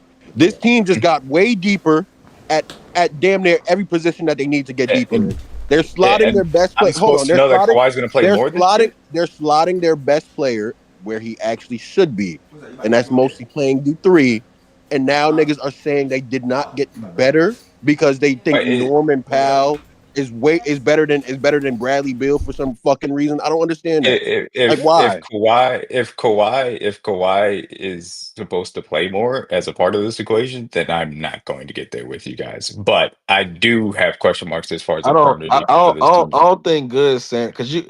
I don't think No, he's I saying know. that. I was Yeah, just making the point because of because he brought up the game you player. can't like I don't. If he came in You here can't rely on him to play.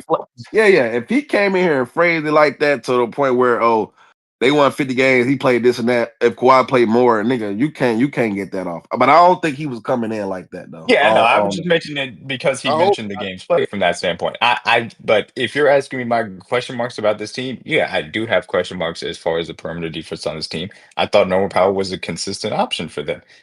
Maybe Bradley Beal can be, and maybe I'm just down on You him said from that what you said I've the seen of him perimeter this offense on this team, perimeter defense.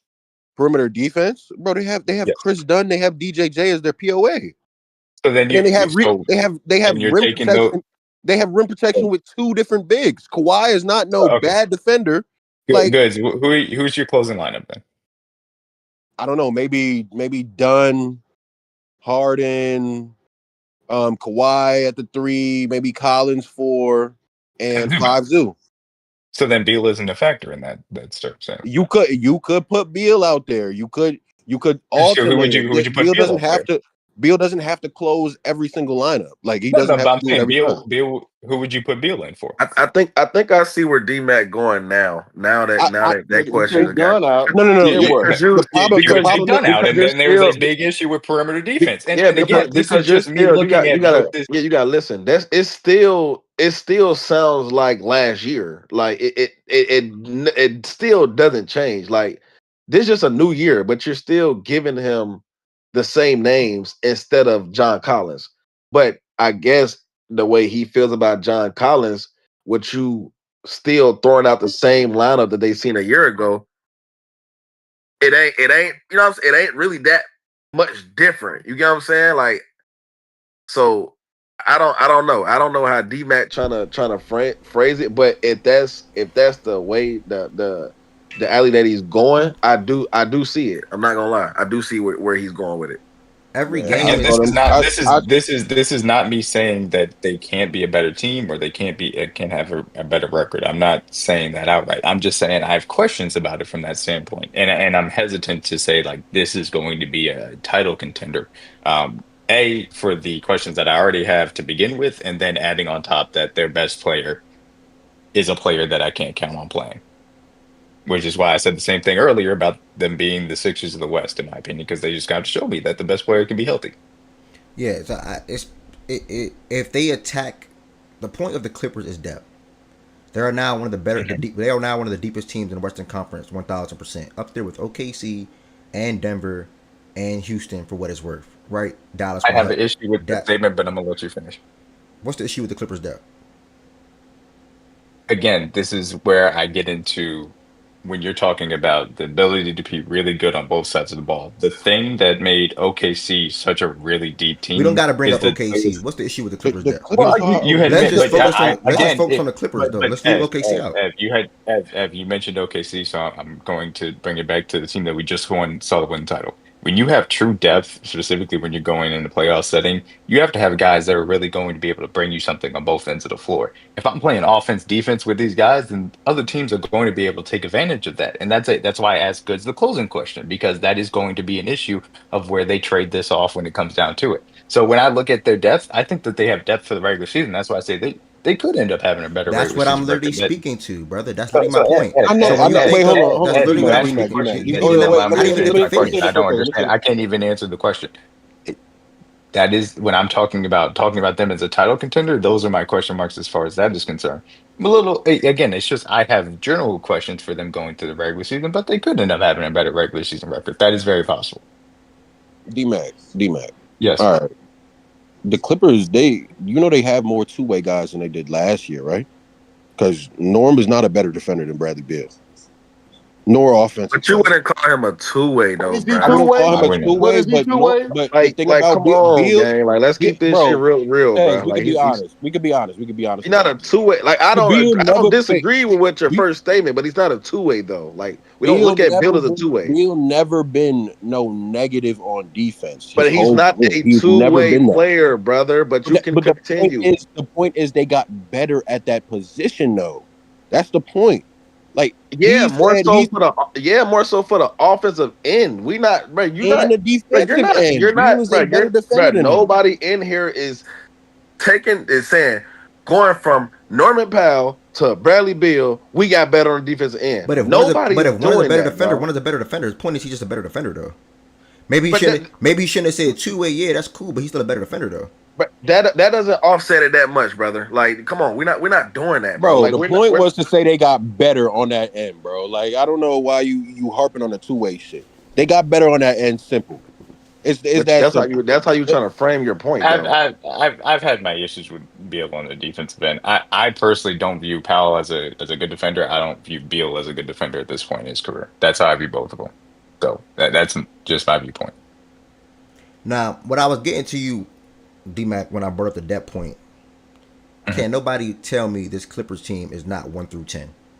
Can't nobody tell me that. They're literally 1 through 10. Now, why I brought up the depth point is because they're going to be able to do a similar thing that can basically cancel out your whole best player playing basketball thing.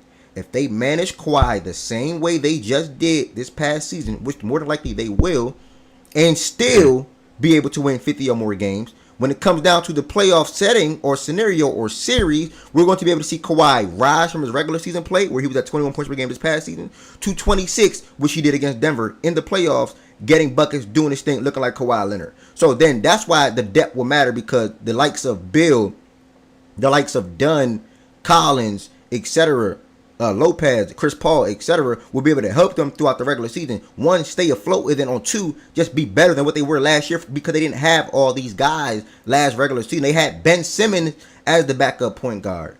I don't even know who their backup point guard was, to be honest. And you feel like 36-year-old Harden's going to give you another 80 games and be able to replicate that, because he did have some issues in that Nuggets series too. Yeah, I'm not the Harden thing in the playoffs. 1,000%, he went down. As far as the regular season, James Harden would still look like James Harden. Like, people been writing James Harden. People been trying to write James Harden off since Philly, to be honest. Would you want to manage Harden as well? Harden's a guy that's going to play regardless. So if he sit out a couple of games, he played 80 games last year, you said? 79. No, I did, maybe. Like, if he sit out a game or two or three or four or five, whatever the case may be, cool. But this one, Bill comes into play. I don't even know how you even think he's a better offensive player than Norman Powell's a better offensive player than Bradley Beal. Bradley Beal's a better ball handler, better playmaker, better scorer from an overall perspective. Norman Powell, they probably both get to the rim a little similar. Norman Powell probably edge him in that aspect. But other than that, Bradley Beal is 1,000% the better offensive player than Norman Powell. At this stage, all throughout the career, the whole entire careers, he always been. No. Beal has been a better player throughout their careers. I do have my question marks about Beal at this stage of his career, though. It's literally nothing to question, though. From how he, I think you're looking at nothing to question. How can someone be efficient playing alongside two players in Booker and Beal? Only thing you can say about Beal was he was missing games or he was getting hurt. But when he was on the court, he more often than not he had an efficient game or had a good output. More often than not. Mm-hmm. Yeah, he had bad games. Everybody had bad games. Yeah, Bill had some moments. No, I think he was efficient. Appreciate that follow. Yats. I mean, Let's go. Like I said, they 3 and 4 for me regardless, bro. But this convo is going to just keep going on and on. I think the Clippers, whoever's 3, the others 4. Whoever's 4, the others 3. And I got many at 5. It's going to just go all around. And then that's when the Lakers, the Mavericks, and the Spurs, the Warriors come into play. For me, it's the Spurs, but that's when all them teams come into play. I don't have any issues as far as saying that they could have a better record. I think it's possible. I still have some question marks about the team, and I don't trust them in the playoffs. No, that's fine. Yeah, that's fine. That's fair. That's fine. That's fair, bro. By the way, y'all been commenting on YouTube like Mr. Destroyer and more people. Bro, my YouTube chats are not loading at all. Like, it's not loading on my phone. It's not loading on YouTube. It's not loading anywhere. Like, so I think it's a YouTube thing, to be honest. I got 3 different tabs up and even one on my other phone, and I still can't see the YouTube chat. So I do briefly see it when y'all type on my screen, but I'll be more so keyed in on I see the Twitch chat more than the YouTube chat. I want to bring that to y'all attention real quick for the ones that's commenting. But if I got a question right quick, just and we can move on from this. But do y'all think it's a world? Because we keep talking about Bill versus Norman Powell and who's a better player. Do y'all think it's a world where you have 2 players and sometimes the player that's lesser talented, in this case Norman Powell, is a better fit on a particular team based on what that team needs? Now, do I think Bill? Let me see how I can answer that question. No, I'm just saying, do you think, not necessarily in this situation, but do you think in general there's a world where you got 2 players, one of them is one of them is better than the other one, but the one with lesser talent is a better fit on a particular team based on that team and that team's needs? If Bill was a ball dominant ball hog or whatever player, if X player was a ball dominant ball hog throughout their career, I need to rock, I'll be with you. But Bill's not that type of player, and he also not playing with a guard that's going to make sure he doesn't get his next other guard or other ball handler in the starting lineup outside of Kawhi shots or looks. Harden always does that. That's why I made sure to reference Maxey. That's why I made sure to reference Kyrie in Brooklyn. That's why I made sure to reference Norman Powell last season. Harden always, even Russ, when Russ was the guard with him in Houston, he always gets the other guards the looks and opportunity to be able to perform. You're going back to the And Clippers, you though. I'm can- just saying, in general, is there a world where that can take place? Take James Harden, yeah, Bradley Beal, all those guys out. Is there a world where the lesser guy can be a better fit on a particular team? Yes or no? Is there a world where that can happen? Yeah, there's a world where that can happen, but for the Clippers situation, I don't think that's the case. But yes, there's a world that can happen. Okay, all right, because it always seems like, well, who's the better player? Well, that's the better fit. Well, who's the better player? No. Well, that player's the better fit, and that's not always the case. Yeah, I that's not strongly always the disagree with case, you. but for this situation here, it's different because they're going to need Bradley Beal's services more from an overall standpoint, playmaking and scoring, than what they got out of Norman Powell last year. Because one, just a better ball handler, one can create for himself, and others more on the ball than the other. So when there are games where Kawhi's out or Harden's out, I always reference it with that with Bradley Beal, because I personally said this last week, I don't think Beal stepped into the situation and averages 20-21 like Norman did. That don't mean Norman's better. Like, I think it's going to be different for Bill. Bill's going to be around the 16-17 range again in 17-18, whatever, for LA, because they got to have another guy that's fresh off of averaging 17 and 8 in his own role or his own team last year starting, and John Collins. John Collins averaged 17 or 18 points per game for Utah last year in the limited games that he played. So adding that other good offensive player into the lineup, Bill don't need to go out there and do what Norman did last year. It was a lot of moments where Norman had to do that because Kawhi Leonard played 37 games. So shout out to Norman Powell for stepping up. Now, if there's a world where Kawhi is playing on that similar trajectory as far as games being played again this year, I think it's then going to be Bill, Collins, and Zubac and Harden all then as a collective being able to fill in for Harden and having different games where they pop for 25 or pop for 30 and things like that. So I don't think Bill's going to, me personally, if I had to take a guess, I don't think Bill averages 21. I think Norman did that last year. Let me check. I don't think he do that this year coming up. Just because John Collins, the team is better. But someone put the team is just better than what they were last year. But if it's an on paper type of thing or it's a wait and see type of thing, you know, like, I understand, bro. But I think what I was trying to say, he averaged 22 basically. What I was trying to say, the process, you gotta wait and see. You all are hoping Jabari will be better, OG, and I am too. You all are hoping Reed Shepard will step in and be a good, effective backup point guard. I am too. You all are hoping that Sengun will be better again this regular season, especially. Out the conversation. Let's drop Reed out the conversation because we're not banking on that. Yeah, it'd be great. Well, if that's he what does, Mr. Stone said. Mr. Stone said it. I don't think we're banking on that. No, I said hoping and banking the same thing to you. Just no. Yeah, so I just said hoping. Now banking, that means like, oh, that's the end all be all. You know what I'm saying? Like, if this shit don't pan out, then nigga, we fucked. I don't think that's the case. I don't think y'all. Look, if you keep saying they hoping or banking on shit, then why are you so high on them? Who? You, Houston. They're gonna be a good regular season team again. The defense, adding Kevin Durant. But me saying a team would be a top 4 seed is not just unworldly, super duper high on them. And nothing showed me that they would not be that same team throughout the regular season again, because the defense will always travel on a night-to-night basis, and then you add a guy like Kevin Durant. Now, when it comes down to a playoff scenario or playoff series, that's different. They can still beat. Are you speaking for playoffs? Because I'm trying to. Oh understand. They're gonna not. I don't want to put them like this type of team to me, but they're gonna coast through the regular season. They're gonna be a 50-win team again. Like that's so. It's like, I'm not speaking to the regular season. They'll perform in the regular season. They'll be fine in the regular season. Okay, cool. Because I was trying to find the correlation into why you keep saying that. Like, what do you? Okay, the regular. Yeah. My bad. Not the regular season at all. The Rockets, and I'm not trying to sound crazy, but they're gonna, like, when I say coast, I just mean they're gonna win 50 games again. Whether it's 53, whether it's 54, I think Vegas got them at 54 and a half. If I'm not, I think they got them up there. Like, they're gonna win a lot of games again. You know what I'm saying? Because the havoc, or like how effective. I get what you're saying. I just wanted to clear it up because that's like your second time saying that. But I'm like, okay, you saying that, nigga, but you high on them. So where was it correlation to? Like, why you keep saying that if you still high on them? But I got it now. You cleared it up. All right, bet we good. You can pencil them in. All right, we good. Rockets, KD edition is a game changer at 36. Durant elite. My bad, your comment went off the screen, bro. Something wrong with YouTube, bro. I can't see y'all comments, bro. YouTube is tripping. Appreciate y'all on the YouTube side of things, though. They built perfectly for the regular season. Nigga, one can probably say y'all are too.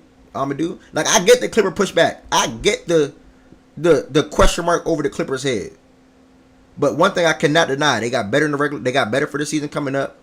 and 2, they should be a better team than what they were last year. Like I can't deny that. Yeah, KD will be super efficient for the Rockets, Destroyer. But the Rockets would be a top 4 seed in the West for me. If I'm gonna do things, I don't know if I'm gonna do. His comment is like, yeah, they just gonna be a good regular season team, but they're not gonna be good in the playoffs. Can you elaborate on that and on why? Why not? If that's your angle. By the way, I did see this comment from Amadou. Look, you can him and haw and cry and even write a letter to your local senator for all you matter. But you cannot be upset that people have question marks about James Harden and Kawhi Leonard staying healthy when it matters most. I agree. I don't like you can be so upset about it, but it does not matter. Anybody objectively would have the same question marks. I agree. And I'm not mad at that. And the biggest question mark in them all, if you want to be real, it's not even Kawhi for me, nigga. Is Harden going to be good for a whole series from an offensive standpoint? That's the question mark. Harden kills me when it comes to the playoffs because he always tends to drop as the series goes longer. Like, it's just a fact. Like, if Amadou, you can't deny that. You know what I'm saying? So, I'm playing both sides of the fence here.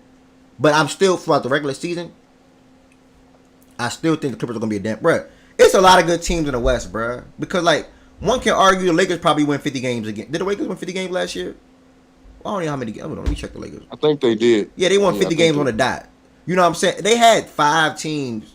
Like, this is why this conversation... The Lakers are winning how many? Yeah, bro. Because I'm not... No one's crying. Like, of course, you talk about the conversation with the injury stuff, but when that's not the conversation and you just want to keep on leaning back to I have question marks about the health. Nigga, the conversation is about the makeup of the team. If you're talking about the makeup of the team, there's really no real question marks. If you want to keep it on health, okay, that's... The makeup of the team includes the 2 best players staying out there.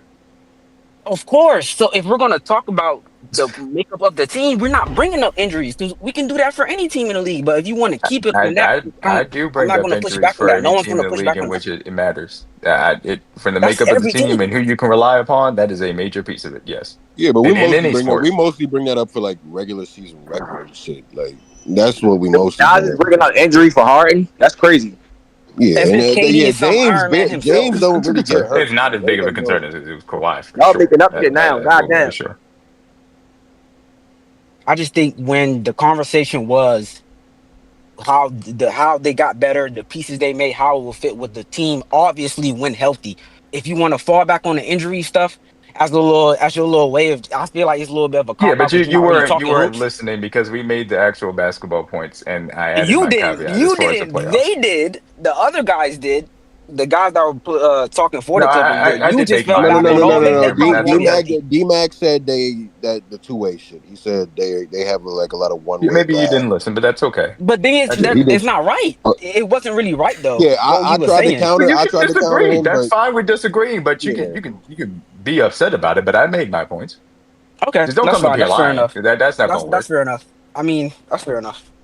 I just think if you're gonna keep it from a basketball perspective and like keep the injury stuff to a side, there's not that many question marks. If you go, down the team, the defense really shouldn't take a hit. They got bigger, they got taller in the front court. They actually have a real center rotation, one of the best in the league, which is really important to your defense. Y'all strictly try to keep it to like, the POA specific lineups who want to guard ball. But I feel like in basketball, if you already have a good system and you put two-way guys around a rotation, basketball is a 48-minute games, your defense is, and on top of that, they were already a good defense, so the defense really shouldn't take a hit.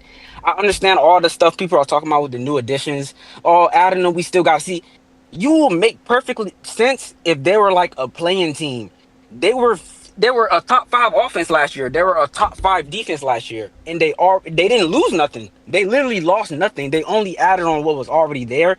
So I really don't get the wait and see stuff because they're not really making a total makeup, like a remakeup of the team. They're just adding to what's already there. That's why I really didn't understand. So it's a make your Twitch debut, Heaven Sent. Make your Twitch debut, Heaven Sent. We on Twitch, Heaven Sent. What you say? What'd you say? It's a failure. It's a failure if they're not a top 5 offensive defense next year, right?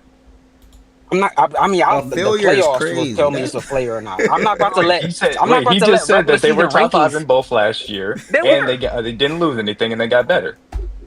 That don't mean the if, same I thing mean, if you're, happened. Go ahead. yeah, if the No, offense I'm or asking the defense question. move around, Okay, so then what that are the won't be a failure. expectations for them to be then? Playoffs will tell what's a failure or not, not where the offense If is you're performing. saying that this team didn't lose anything, was at this level last year, 50 games, top five offense, top five defense. If you don't do that again, is that not going below your The standards for what you playoffs expect from will this team? determine if it's a failure or not. Oh, Where well, you're not gonna where be you end in disappointed a in the regular playoffs. season. You're You gonna be you don't disappointed in know the where playoffs. I have I'm them in the just playoffs, so you don't know that. Well, You don't okay. know Well, where I'm ranking I'm for the gonna playoffs. leave it aside. We'll talk about this. But I'm saying if they don't win 50 Yeah, games again, if they're not top five offense and defense, that would be a failure, right? yeah. No, because the The last playoffs one still haven't gotta said come. I Twitch. don't understand that. Okay, so When then do regular okay, season rankings determine? so then the regular season record does not matter as far as that is concerned. So let's talk about the playoffs. Where do you expect them to go as far as the playoffs?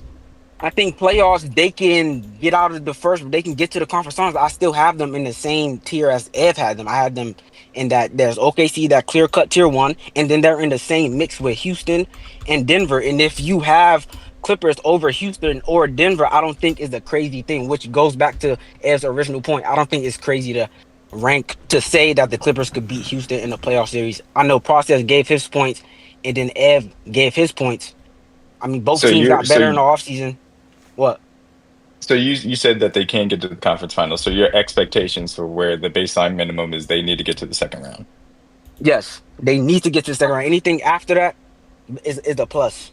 I still think they're And in tier two. This is I then can't make Amadou, it I think definite. I can officially announce that we agree because I don't expect them to be, a conference finals team, but them getting to the second round, that needs to happen. Fair enough, we agree on that point. Yeah, No, that's that's the thing weak, is like when Amadou. Bro, conversation. y'all should make the conference finals. It should Ev, not be. I Ev, don't know. that's my Ev, I Ev, don't that's think it my should point. when That's my teams are point. so He's coming up here close. I crying don't think about my there's no question marks, but should. he doesn't even have them No, in the conference that was finals. a Okay, different that's fair. conversation. Okay, that's fair. That's Switch. fair. This what No, y'all no, that's this fair. what That's fair. niggas That's love fair. to That's do with fair. basket stats. Let me show y'all what niggas love No, to do. that's fair. That's fair. Y'all That's will fair. switch OG, conversations. you No, have you not you, guys in the Ev. conference finals, right? I'm not talking about you, Ev. Huh? Niggas will Nah, go ahead. Go switch ahead. You have you combos and guys be in the like, conference yeah, I finals? agree with you. I do. That was a completely Okay. different So yeah, conversation. What are you OG has talking about, real nigga? expectations for his team. Abadu is afraid of getting hurt, so he's not going to put those real expectations on his team, and that's fine. But That for was a me to come up here, completely have my different question marks, combo. and him to only I have him in the came up second for round something is crazy. completely different. So I don't know why you're even bringing up Crazy. where they will end their season. Crazy I'm talking about logic. how they built their team. That's Crazy all I was logic. talking about. When you talk about where they will end the season, that's a completely different combo. You're the Where one that I wanted to disagree, take it where I there. I agree, you're followed you wrong. where you wanted to take it. You wanted to take it to the Where playoffs. I think you're wrong is the way you talked about the makeup of the team, and that's it. Where you think they're going to end up, we probably agree on that. But the way Okay. they made the team and where their weaknesses and strengths, that's where we disagree, and that's it. Don't switch the conversation and say, "Oh, I You agree with switched you the now." So conversation what's to the their point of you coming playoff up? expectations. I was talking No, about them you asked me in regular questions. You season. asked me Ev, questions about Ev, things that had Ev. nothing to do with the combo. Did he Was not I ask not me talking about the questions about regular the playoffs? season and then he said we talking about the playoffs instead? You asked me questions about where they will Yes, you end. can say When we Ev. were It's okay. You switching, can Y'all when I you can say simply that. confusing me, came up bro. here I to ain't gonna talk about, lie.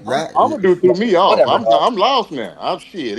I, I'm I, fucked up. I You I'm asked. specifically That's what was confused. happened talking. when niggas start asking I questions specifically about other I stuff. I was specifically strictly asked you a talking about the question setup of the about team. his. You came up and said they didn't lose anything. They only got better. They only added. You said that they were top five offense and top five defense last Yes. year, and they won 50 Yes. games. I asked Yes, I you, said that. so if they don't hit all those marks next year, is that a failure from that perspective? I You said said, no. well, no, it doesn't matter That's about a the regular troll. season. We're That's going a to the troll. playoffs. So then I asked you, what are the playoff expectations? You said second round, and I was like, okay, so we agree as far as their second We round agree on expectations. You that. don't think that they're Yes, getting to the conference we final? agree Cool. on that. But let's get back to And why you I did came all up. that hemming and I hawing came up just for to something end up in the specifically same place where different. I did with their Yes, there's expectations. different That's my only conversations in point. basketball. You might agree with one thing, you might agree with other. That has no correlation to why I strictly came up. I strictly came up to talk about the makeup of the team. When you want to ask me questions about Yeah, playoffs and stuff, we talked that's about the something makeup of the different. team, and then you were upset Yeah, when you and I realized say that. I we also talked disagree about on the that. makeup I of the feel like team. you were wrong on that. That's really That's it. fine. But I'm just saying, ultimately, we agree on this team does not have conference final or final expectations, which to me is like, okay, well, why'd you add all these old people if you don't expect to get to, at least the Because last you round? still want Like, to get in basketball, you still want to put yourself in the mix. You want to get better. You cannot pencil anything. If you sure, put yourself in the mix, absolutely, you probably can get absolutely. to the second round or conference finals. Yeah, I agree with Just that. I put agree with yourself that. in the By the mix. way, like I agree with that. Absolutely. Put yourself in the mix, but ultimately it ain't gonna get you anything. So That's what you. If that's what you think, go ahead. But that I doesn't mean like, oh, just they did it for no reason.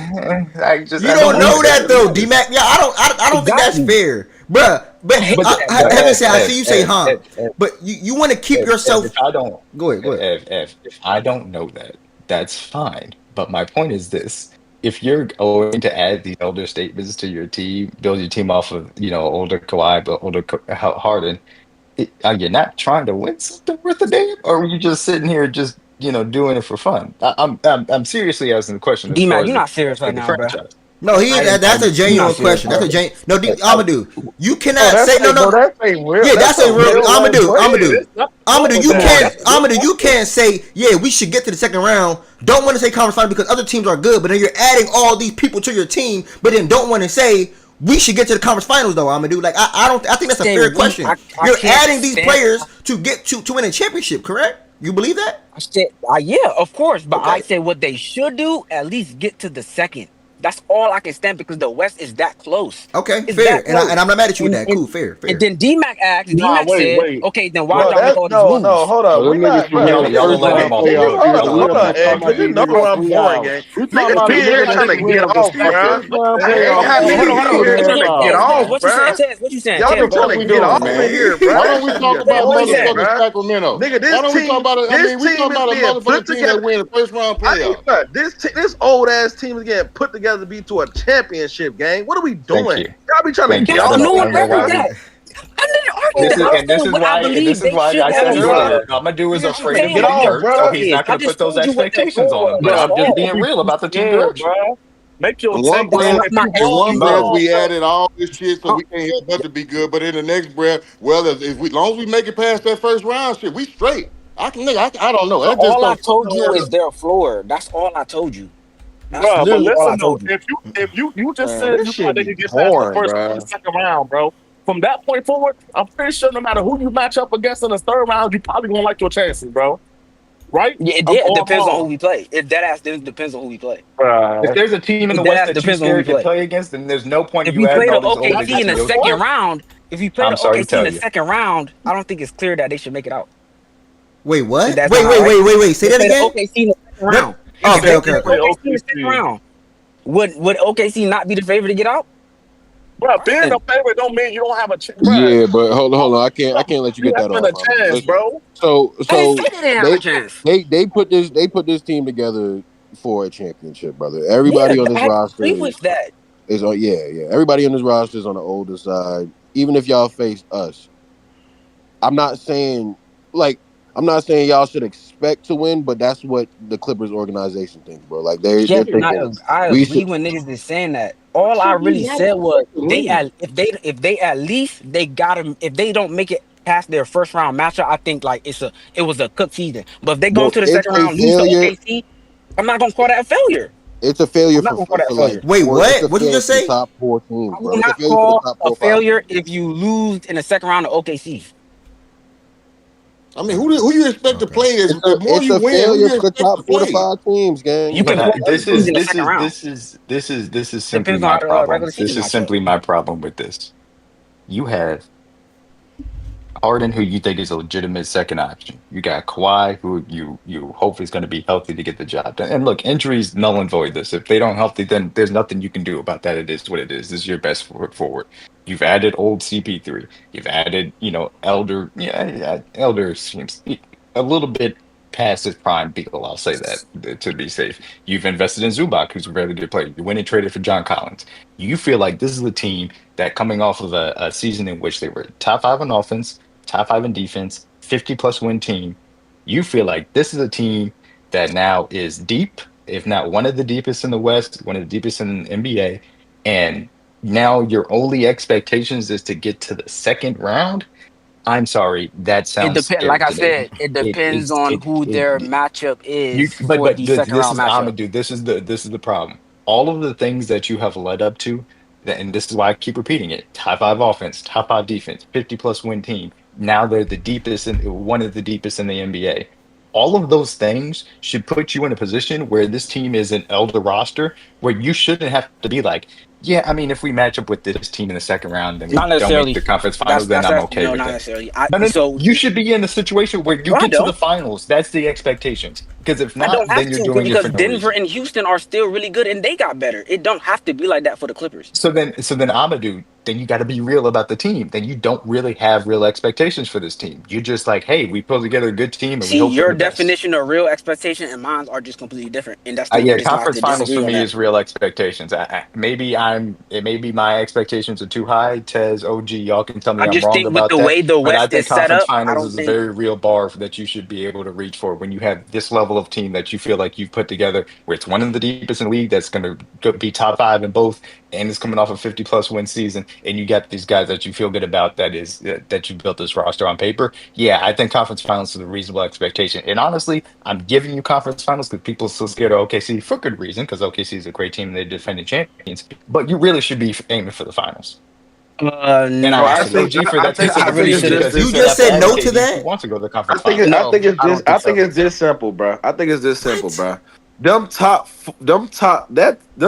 4 to 5 teams, bro. Whoever you think is the top 4 to 5, all them niggas are aiming for the championship, bro. I don't think Yeah, it's just one specific team. 1000%. We could go I agreed with that. OKC. Hold up. OKC, defending champs. We know how their team is. Rather who Denver, whoever. Denver, they just won a championship a couple years ago. They just added. They felt like they was close. They added this year, trying to get back to where they was a couple years ago. Houston, they felt like they close. They added Kevin Durant. They kept all their pieces. They're relying, like Ev said, to a certain extent. They are relying more on their young guys to really take another leap, but they feel like they close, so they want to get there. My fourth is Manny. Me personally. Manny, back-to-back Western Conference Championship. Retention. Get the chemistry. However you feel. They trying to take the next step. And now the Clippers, bro. Internal improvement. And now the Clippers. This fucking team. Look at the team, bro. Look at the team. I This agree is with everything y'all saying. I literally agree on what. No, why don't we take them out there? I'm not just trying to keep it. Hold on, I'm not just trying to keep it on the tier 3 Clippers. if you feel like that, Amadou, because you said you put them in that tier 2 level. Them two, all those tier 2 teams that we just talked about, they're in that level. And I agree with the fact that they're made a championship team. Their goal is the championship. I'm saying I'm not going to call it. I'm not even just trying to stick on the Clippers. I'm just saying in general, Tez. Tez for the team. Can I make my stance? Because y'all saying like for the teams, Tez, for the teams that you just laid out. Real quick, Kevinson, I just want to say this. For the teams that you just laid out, Tez, my issue is this, and this is just something that I've always felt in sports, and this is just the way I look at it. I don't like scared fandom. That is just me. If you feel like hold on, okay, no, I'm saying niggas scary. Are you actually hearing what I'm saying? Go ahead and do your him and Harmon. I'm just trying to make my point. After you go, I'm gonna make my stance, and then we gonna see what's scary or not. Okay, go ahead, bro. Go ahead, bro. I do not like to be able to operate that way. If I ask OG what your expectations were, and he said conference finals, there you go. Minnesota wants to get to the conference finals. I'm sure if I ask Swipey, he's going to say Nuggets need to be in the conference finals. I know what Goods and those guys are going to say about OKC. You have put together a team that you feel is going to be top 5 on both ends of the floor, coming off a 50+ win season, is one of the deepest in the NBA. There shouldn't be a team where you're like, man, they definitely going to beat us and keep us out of the conference finals. Conference finals should be the baseline period. And I'm, again, gifting you that because I think even that is maybe a little bit lower bar for this elder of a team on top of it. That's just me and how I look at it.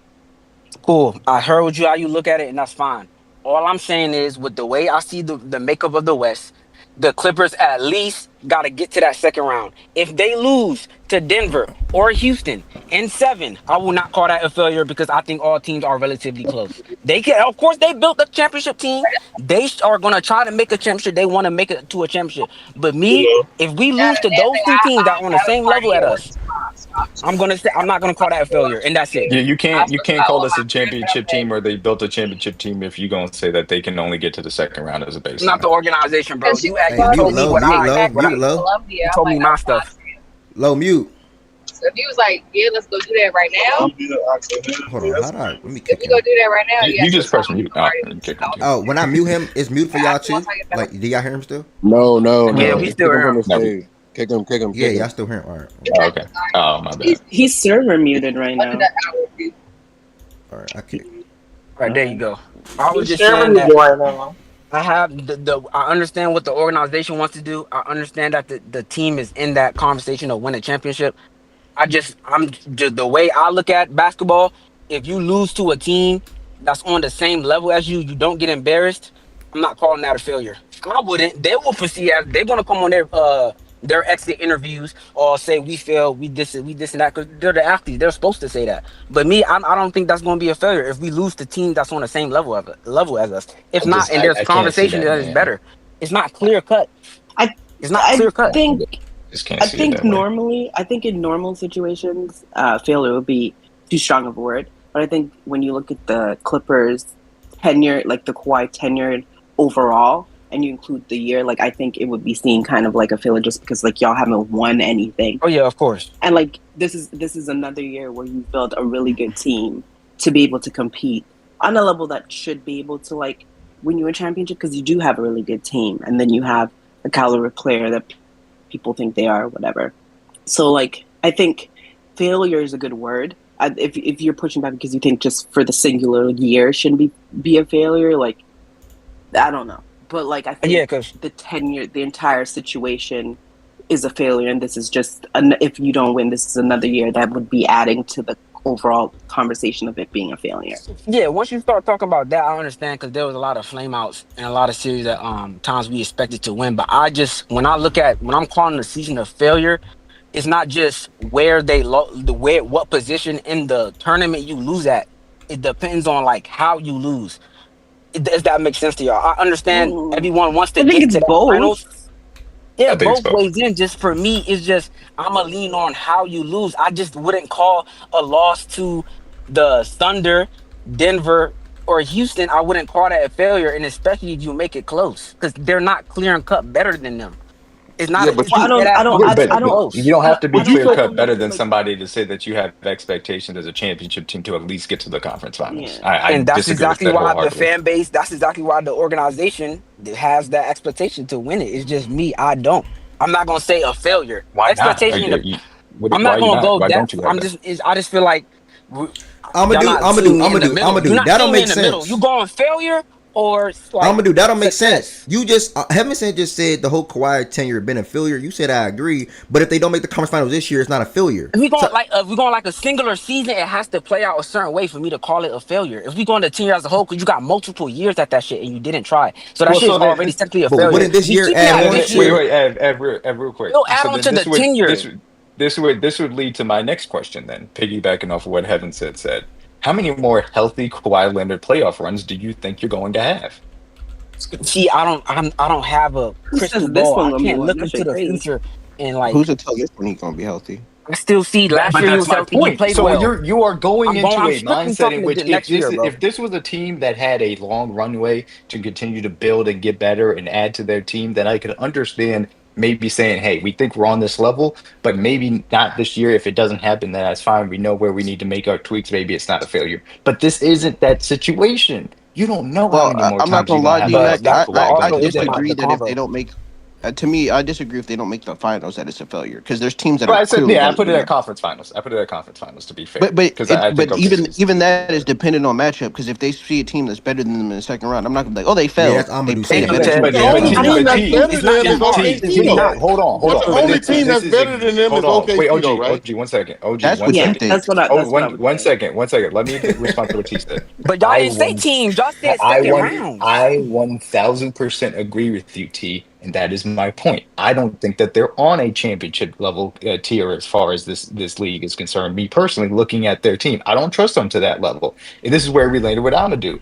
Our expectations are essentially the same. I think that they can make it to the second round. I don't think that they're going to be a championship level team from that standpoint. So Yeah, we that was agreed my on entire that. point that we landed on was that, hey, we agree ultimately where how far this team is because I don't view guys as this highly. Now, Amadou said they're a top five offense, a top five defense, coming off a 50 plus win season, and they're one of the deepest in the National Basketball Association. It kind of sounds like you think it's going to be a championship team, as he said. I think you should No, have I'm just expectations telling that are you higher what if you was view them last that way. year and what happened this year and how they improved. Y'all You once said you that they started didn't moving lose to the anything and they rounds, got better. So what? Why wouldn't that that's repeat true. itself? Once you Bro, start moving to Amadou, the you confusing. rounds, Amadou, you confusing No, me a little bit, bro. bro. It's really not, bro. T just laid it out in one sentence how I feel about the team. It's really not that confusing. No, Once but you T start doesn't getting to think the you're that good. specifics, Is the point? D-Mac, we both. The Clippers He right doesn't now, I think Jaden. told you about Clippers. the team. I told you about the way the team was built. I told you on how they added things to get better. That's one conversation. Once you start getting to the specifics on where they will get eliminated, that's when you start factoring who they must play. Because they're not better than everybody. They're not clear cut better than Can I everybody. make one statement real quick? They're Thunder are not still the better. championship The team. Nuggets They're are not all the one. championship team. Can I make one thing They're real not a quick? This championship is somebody on YouTube. Y'all, I'm gonna say, yo, Mr. Peter He is Schroyer. already. He is trying to hedge. Mr. Peter Schroyer, you have to change your YouTube name. I'm thinking I can't see the YouTube comments, but it's because your name is ridiculous, so YouTube is not letting your comments coming through the chat. So please change your YouTube name so I can see your comments in the YouTube chat, please. All right, I just had to tell him that real quick. P Destroyer is crazy. Yeah, his name is ridiculous. I was wondering why we could see it on the screen, but I couldn't see it in the YouTube comments. It was crazy, but I finally figured it out. Yeah, that's funny. I think See how their it is. Can I call it expectation- disappointment? Can I go? I don't. Is that like? Can I get? Can You can use the word disappointment. Yeah, I think that's fair. Yeah, I think that's better. No, I'm actually with Amadou on that side. Well, I don't know. It's like 50-50. I don't know. It's not. I'm just. That's what it was crazy for me to say. The thing is, it sounds like you trying to push sugar on shit, man, because you just saying that it's a failure. You don't believe in these niggas anyway. Cool. They lose in the Niggas second not round. know It's what like, this cool. Western Conference is. Yeah, This yeah, is yeah. a like this is like it's a tier one. It's a fucking 3-headed monster at number one, and then there's 3 really good teams all in a mix. You can even say 4 to be honest. Like if you want to go to failure, you gotta factor in the point in time we're in the West. So if y'all lose, so Amadou, if y'all lose to the Rockets, is it a failure? And if we lose to the Rockets, If y'all lose to the Rockets, is it a failure? If we lose to the Rockets in the second round, I'm not calling that a failure, especially if the way if it's close, they beat us. God. No, that's not how that That's not a works. failure. Just because you and a team at the same That's not level, in fair, your bro. opinion, and you lose to them, does not mean it's not a failure because y'all the same level. That's not how that Did he cut works. out for y'all? Oh, I'm cut out. Yeah, you just cut out right now, but I'm with Ev on that. I'm with Ev on that. You can't just It's say disappointing. I don't like think if you it's say fair. Hold on, OKC, but I don't that's where I got a problem, Amadou. Can I just say something real quick? Because Amadou, would you agree that it's OKC tier 1, right? They by Yeah. themselves? Okay. And then you would agree Houston, Denver, Minnie, y'all, that's all tier 2. Would you agree there? Yeah. Okay. So for me, this hurts to say, even if it was OKC, I'm going to be disappointed if we lose. But if you, and I would give you that if you would have said OKC, but you talking about Houston, Denver, Minnie, all them other teams who you say we all on the same level playing field. And you saying it would not be a disappointment if you lose to a team that's on the same I level didn't say playing that, field as OG. you? I said failure. I said it will be. I'm not saying a It's failure. not gonna be a Disappointment. I failure? will agree on that. I don't think it's going to be a Okay, failure. do you think the Clippers are a championship or bust team at this point? And all the way your makeup is, the niggas on your team, do y'all think y'all a championship or bust at this point? At this tenure? I mean, I think at this late, I definitely don't think that. But from an organization perspective, they have no choice to put themselves into situation that's championship or bust. I don't even think they're. You don't want to get off the they're court. You got championship or one bust. foot in, one foot off. You don't want to get off the court. I see you got I really don't. I really don't. I literally said second. You trying to tell me? Okay. I So believe about my team, bro. admitted that he doesn't want to step off the court, OG. Like he's staying right there. I He doesn't want to stamp anything. We can move on. I get it. We can move on. We can move on. I told y'all he was scared to get hurt. And that's it. That's all I can really give you. Just have y'all money ready, bro. That's it. That's it. Y'all want to tell me? But you want to say that?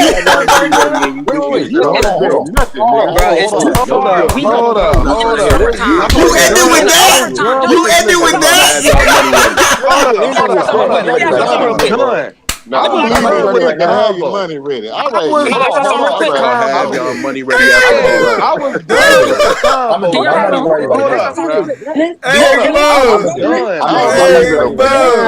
But have y'all money ready. Hey, OG, did I hear that Change your right? name and still not loaded. Change your name. Hey. Shit can change. We still in the summertime. I'm just saying, have Hold y'all on, money Ed, ready. did I, like, Nah, that threw me, gang. I'm not gonna lie. He ended it with that. This is my issue. Look, a nigga this is about my to eat. issue, A nigga because about to he eat doesn't- before work. You feel me? I'm you know, I'm just letting him rock because I'm complete. He already threw me the fuck off. I ain't Nigga, it's gonna lie. July. It's But July. then, Have, anything can happen in June. Have y'all money ready. That's then it. he talking to y'all. But then we landed at have your money ready. If we come to that situation, have Yes, your money you ready. don't It's going to be understand, July bro. 2025. Yes, you do not It's going to be understand. April Because he does the 2026. same Have your exact money thing ready. with the Bro, Steelers. He have will say y'all these money ready grandiose is stuff, and then when it ridiculous, comes time to bro. bet on it, he does not bet on it. So we D-Mac, you always most get to definitely have have your your money money ready for ready. NFL season. Have your money ready for that. What do you want to bet on, brother? What do you want to bet on? Have your money ready for that, bro. Like I What said, am I it's having my only the money ready time, for? the time of the year matters. Right now, it's Yeah, so only that's the it's time of the year in July. I which you can't don't want bet to you in bet. July. I can't bet We you in always July. get I to can the time most of the year definitely which you bet you don't when want the to bet. time comes, though. Same with basketball. We always get to the time of year which you don't want to bet. This nigga That's what how this Ahmadu is conversation always a goes. That's funny why I say have your money ass ready, nigga, bro. bro. I don't know. I don't know if anybody added this context, but they won 50 wins and Kawhi only played 37 games, Yeah, I and did the Yeah, know that. team I said got that better, ever Yeah, we since. talked and about that. Yeah. I Yeah. said that and the earlier. team got better. Like they got a really good center rotation, like big bodies for Joker. Like I don't see. Okay, okay. Like I think the only team for sure that would be able would beat them is OKC, but like I don't see why it's like if they lose to all these other teams, including OKC, like that shit not don't look crazy.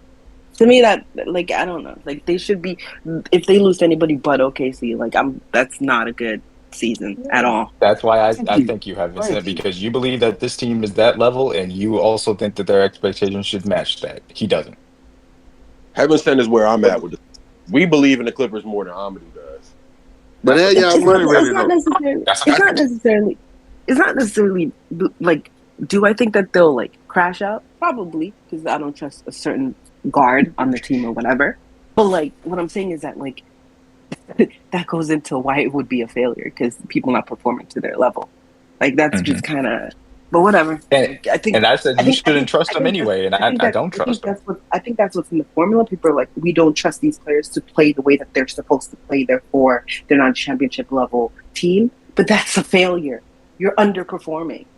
Bingo. Yes. That's Yeah. what you guys are That's telling a me. fact. Yeah. Yes. Bingo. What That's took a you so fact. long to get in there, Heaven Sent? We could have been dead at this shit. I've been trying to talk, but everybody just keeps talking. Well, dude, that shit with the Rockets Nets. The fuck? Duh. All right. That Heaven Sent wrap that up perfectly. Yo, this dude is forcing to have his name that. Like, I'm not gonna lie, bro. You doing a little too much, bro. Anyways, bro, that's the wrap up for that. Good 2 hour and 8 minute convo. Clippers landing Chris Paul and Bill back to back weeks on top of adding Norman Powell. On top of adding John Collins and Brook Lopez this offseason. One more dive into the NBA. I'm gonna be brief with it so we can hurry and get to NFL. I got T in here, Goods in here, Miles on the way, and maybe someone else. I try to see if Nate will come here for the Seahawks, but if not, we'll work through it. Shout out to the Charlotte Hornets, first time Summer League champions. I enjoyed the hell out of that game. Watched it for the most part, start to finish. They almost sold the game multiple times. They was up double digits throughout the first half a lot. Kings walked them back down. Got a beginning of the third quarter. Kings walked it right back down again. They went on some crazy runs, like 9-0 runs, 11-0 runs throughout that second half and got back into the game. Nick Clifford hit a tough fadeaway three, but after that he missed a couple of, like, I'll probably say gimmies for the most part. Khan hit a big three down the stretch that made it 80-76. I want to say the score was, and then I think that's when Nick came back and hit a three, or they played the foul game. They were down 3 points when he went to the line for the second free throw, and they opted to miss the second free throw with 5 seconds to go.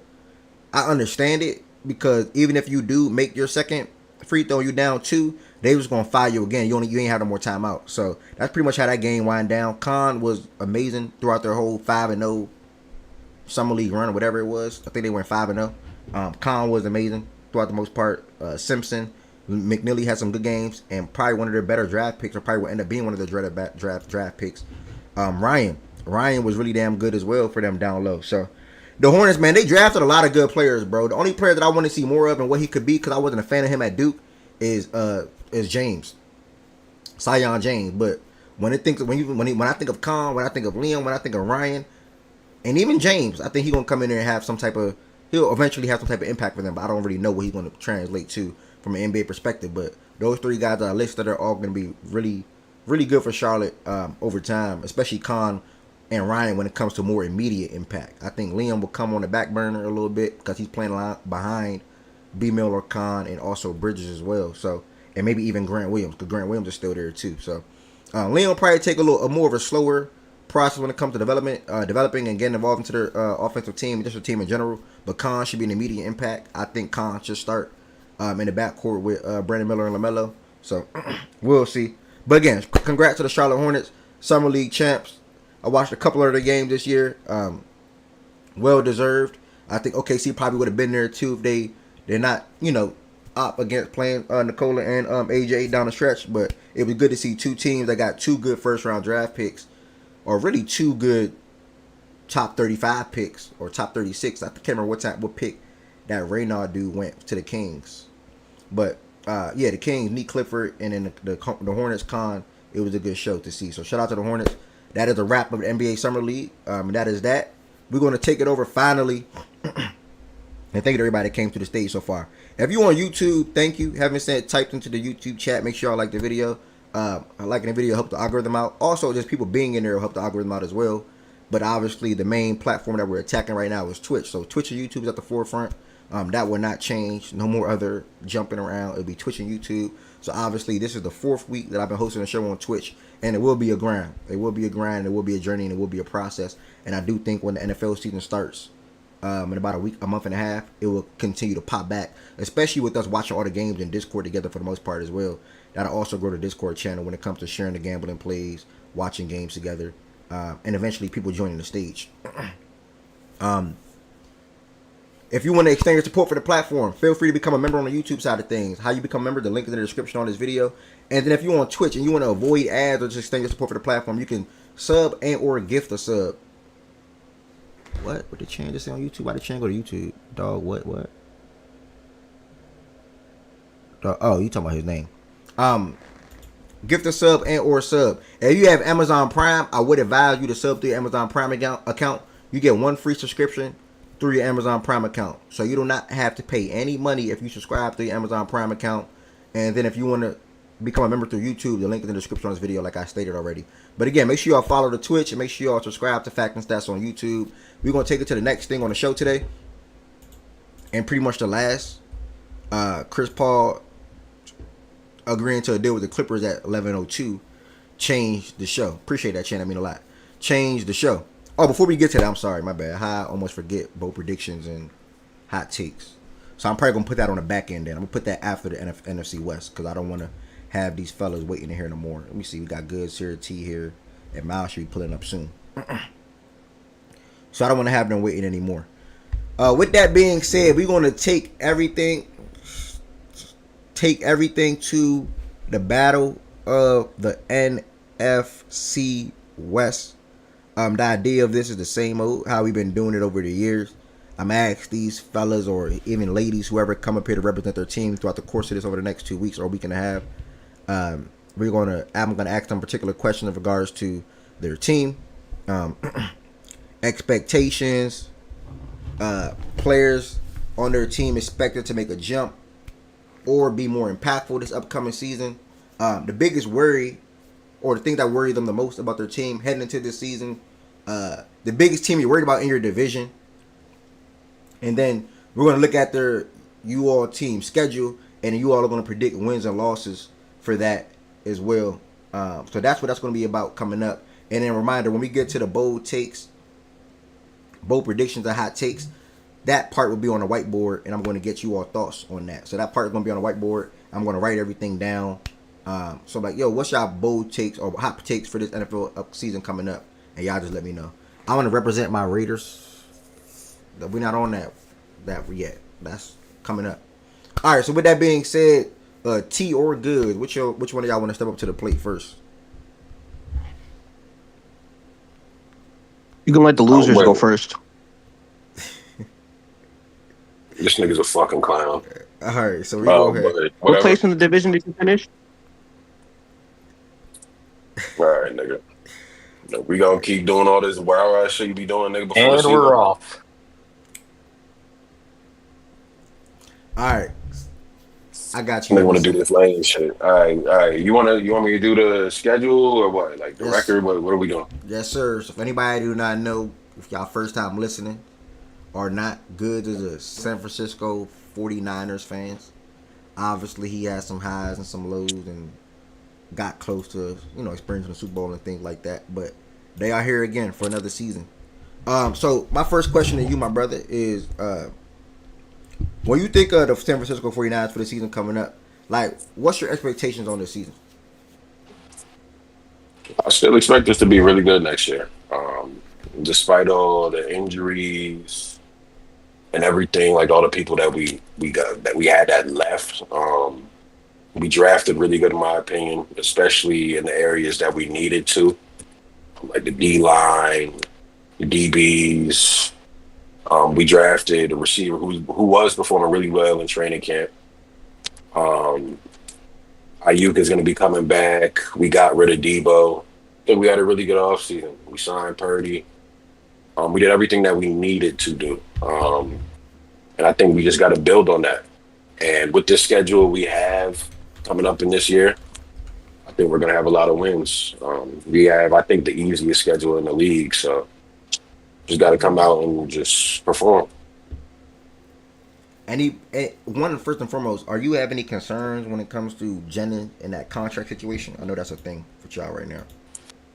Yeah, yeah, I have some concerns about it because obviously Jawan is really important to what we have going on.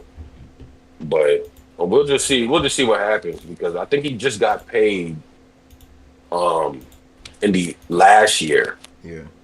But it looks like he just wants an extension out of nowhere. I don't know what's going on with that. We'll see. I think they just buck up and give it to him. But if they don't, that's another thing we just gotta push through. A lot of teams want him, so see, you pay him or you trade him. It's that simple. Do you have any players on the top of your head right now that you got on your roster that you think will expected to make a jump or be more impactful this year coming up? A jump.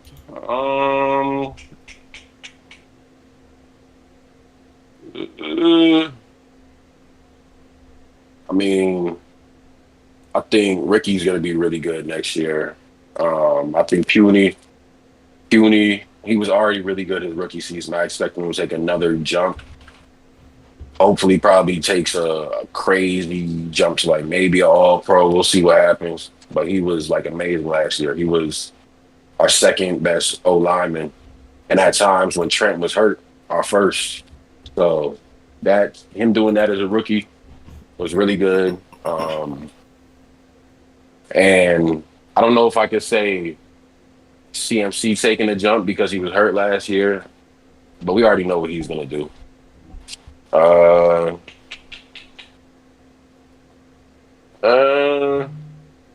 don't have any really like stamped names at this point except for Ricky. I think Ricky's going to be really good next year. So Ricky and Puny, those are my two. And this Puny guy, this the right guard? Yeah. Okay, shouting out the right guard. That's all right. If you had to say a team or even two, who the biggest team or team you worry about in your division when it comes to y'all when it comes to facing them? It will always be the Rams, bro. Like I don't really respect any other team.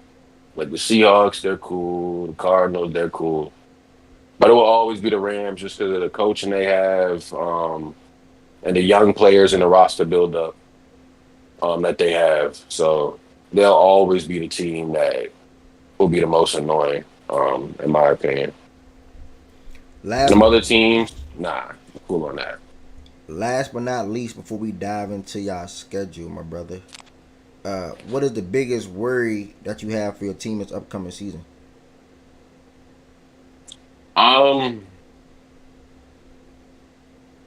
Depth at the receiver position. Depth at the receiver position. Because if Ayuk is not back where he was before the injury, that's going to be a real problem unless somebody else comes out of nowhere and is really good. Like, so we're going to have to be hoping for like Jordan Watkins or like what's his name? Jacob Cowing, one of those guys to just show up and be great. Because we can't rely on like I think we signed Demarcus Robinson. We can't rely on guys like Demarcus Robinson and guys like that to like help Brock out. Like Demarcus is good, but he's not gonna change anything for Brock. Like we need guys that have separation who can make something happen. Um, so yeah, the receiver depth is the main problem. I think everything else is solid for now. O line, we got better. D line, we got better. Offense is gonna get better just by CMC being there. So yeah, it's the receiver depth. All right, fair. By the way, any NFC like Miles and T, I know y'all up here, even Shaggy. If any of y'all have a point at any time to have a question for good, feel free to stop him. Want to say something to what he said? Feel free to chime in. Last question, bro. Do you think y'all win the division? You don't have any concern? Oh, go ahead, T. Go ahead. I was gonna say you don't have any concern about your DB situation Nah, with Lenore I being think one and everybody being slotted up one, as well as losing that Hafunga in the secondary. to me that was a problem. And Hufanga didn't play like that last year. Like Hufanga was like he was pretty mid to bad last year. Like he wasn't really good after he came back. But He hurt, our bro. second, yeah, that's what I'm saying. He was mid to bad. The other safety that we played, the rookie, he was better. What's his name? I'm losing his name right now for some reason. But the rookie was Mustafa, better than it's him. on the Yeah, screen. Is it Mustafa. Yeah, Mustafa you're talking Mustafa. about? Yeah, Mustafa. Oh, I'm not even looking at the screen. Yeah, Mustafa was better than him last year. So we'll just see where that goes. I loved the corner that we drafted from Florida State. He was really good last year when Charvarius was like in and out the lineup. He came in, he slotted right in, and he was good. Like it looked like we didn't miss a step without Charvarius out there. So I'm hoping he continues that progression and he's still on that level. Because if he doesn't, that's gonna be a little bit of a problem. We didn't really sign any DB, so I'm hoping that that's because they believe in him and what he did last year. But I think our DB shit is fine. Because the D line, just them being better than what they were last year, because we were atrocious on run, pass rush. Like the only nigga that was offering some sort of pass rush was fucking Nick. So just off of them being better this year coming up, that's going to help the DBs out. That's going to help the linebackers out. So I think we'll be fine. I'm not really stressing over that. All right, my last question. Do you think I win the division? Yeah, I think we win the division just based off of our schedule. Do I think we have the best roster in the division? No. I think the Rams have the best roster in the division right now. But the schedule, I think that plays a big part of it. All right, you seen a lot of schedule this, schedule that. I don't know what the schedule look like. So let's go ahead and get into the schedule right now. Last year I went 6-11 for obvious reasons, and y'all actually start off the season against a divisional foe. In Seattle, week 1, 4:05 p.m. You got y'all winning that game or what? Yeah, I got us winning that game. Week 2, y'all travel to New Orleans to play the Saints. No win. Week 3, y'all play your first home game against another divisional opponent, the Cardinals. No win. Week 4, y'all stay at home and play the Jaguars. No win. So y'all off to a 4-0 start. Y'all have a short week. This Thursday, y'all go to LA to play the Rams on Thursday Night Football. Loss.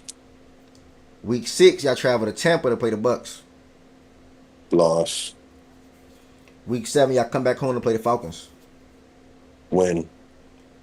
Week 8, y'all go to Houston to play the Texans. Win. Miko gonna beat the shit out them boys. Week 9, y'all travel to New York to play the Giants. Win. All right. And then week 10, y'all come back home this time and play the Rams again. Win. Week 11, y'all travel to Arizona to play the Cardinals. Loss. Okay. So you splitting with the Rams and the Cardinals so far. Week 12, y'all come home on Monday Night Football to play the Panthers. Win. All right. In week 13, y'all travel to Cleveland to play the Browns. Win. Y'all have a bye week. Y'all come off the bye week. You got a late bye. Yeah, late bye week 14. I come off the bye. Y'all then travel home. I'm sorry, y'all go back home now to play the Titans. Week 14. When? Week 16, y'all travel Indy to play the Colts on Monday Night Football. When? And then week 17. That's a trap, man. Week 17, y'all home and y'all play the Bears. Sunday Night Football. Trap game. Because injuries and fact. I'll just say win. And then the last one we lose to Seattle. So y'all split with the division. And I think you just gave Y'all me. want y'all, Go ahead, Mouse. bro. Is that 4 L's game, Split with the division and one lost to Tampa. Yeah. bro? All right. So 13-4, good. You good with that? Yeah. That's what I said. So we're gonna be 13-4, 12-5. One of those. And remember, I said Chicago. That's iffy. Like that's a trap game for me. So we'll see about that one. Yeah. So That 13-4, Colts game is 12-5. that Colts I game is can't too wait. good. That shit ain't nothing but that team scream 13 wins. Nothing. Okay, brother.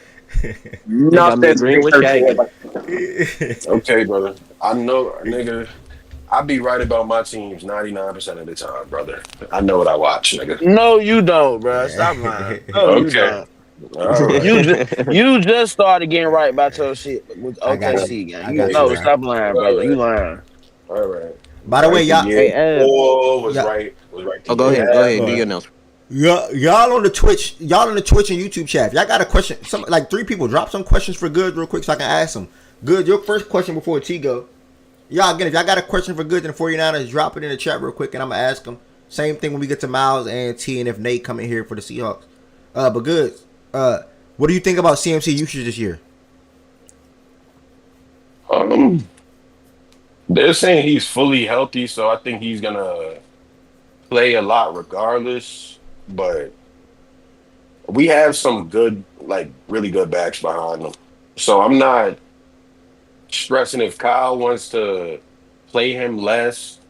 I'm not tripping on none of that because like we all see we're like the Niners. We've been good with like multiple backs. Like we're just not a team that relies on solely one back all the time. Like that's just not what we do. So if he doesn't play as much as he did years prior, I'm cool. If he does, I'm cool. Like I'm not tripping on anything. Like CMC, he's gonna either play more, he's gonna play less. Like it doesn't really matter for our run game. Because we're still gonna be a good run game regardless.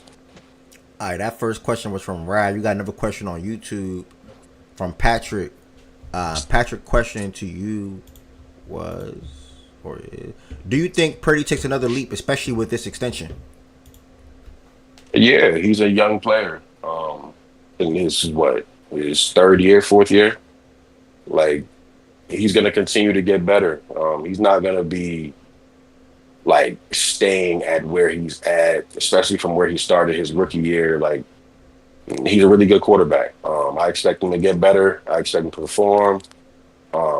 Because he got to, especially now that he got paid. There's no excuses. You're now the franchise quarterback. You go out there, you perform, you win these damn games. We need a bowl. We need a Super Bowl. We got there 2 times. You got to bring us over the hump. It's all on you now. So yeah, that's just where I'm at with him. I think he's going to be better next year. I think he's going to actually be really good. So Okay. yeah. Anybody else on Twitch got a question? You got one more question. I'm gonna take this last question. I think that's the hold on. How big of an impact we're not getting? I think he spoke to that already, Mister. The impact as far What's as the question? how big of an impact we're not getting Jennings signed to an extent new deal have. Yeah, I think that'll be a pretty big impact. Yeah, I already said that. Like he's probably he's not even probably. He is our second best receiver right now. Now that Debo is gone, Ayuk is out, and I said before this, like I think Ricky's gonna be better than him next year, so we'll see about that. But at this point, he's our second best receiver, so that has a big, big impact, especially if Ayuk is not where he was, especially to start the season. So if we don't sign him, that's going to be a problem. That's why I think we're going to give out the cash and say, fuck it. Like, we're going to have to sign him. Like, it's that important. That's why he thinks he has the leverage right now to ask for a pay increase because he knows what's going on in the receiving room. He's not stupid. No, exactly. So we got to get that done. I agree. Do you have the timetable for Ayuk? And T, whatever you about to say, you can step in after this. I haven't been seeing anything about the timetable, but I've seen some people say he should be ready around week 3, 4, maybe even week 5, like around that time frame.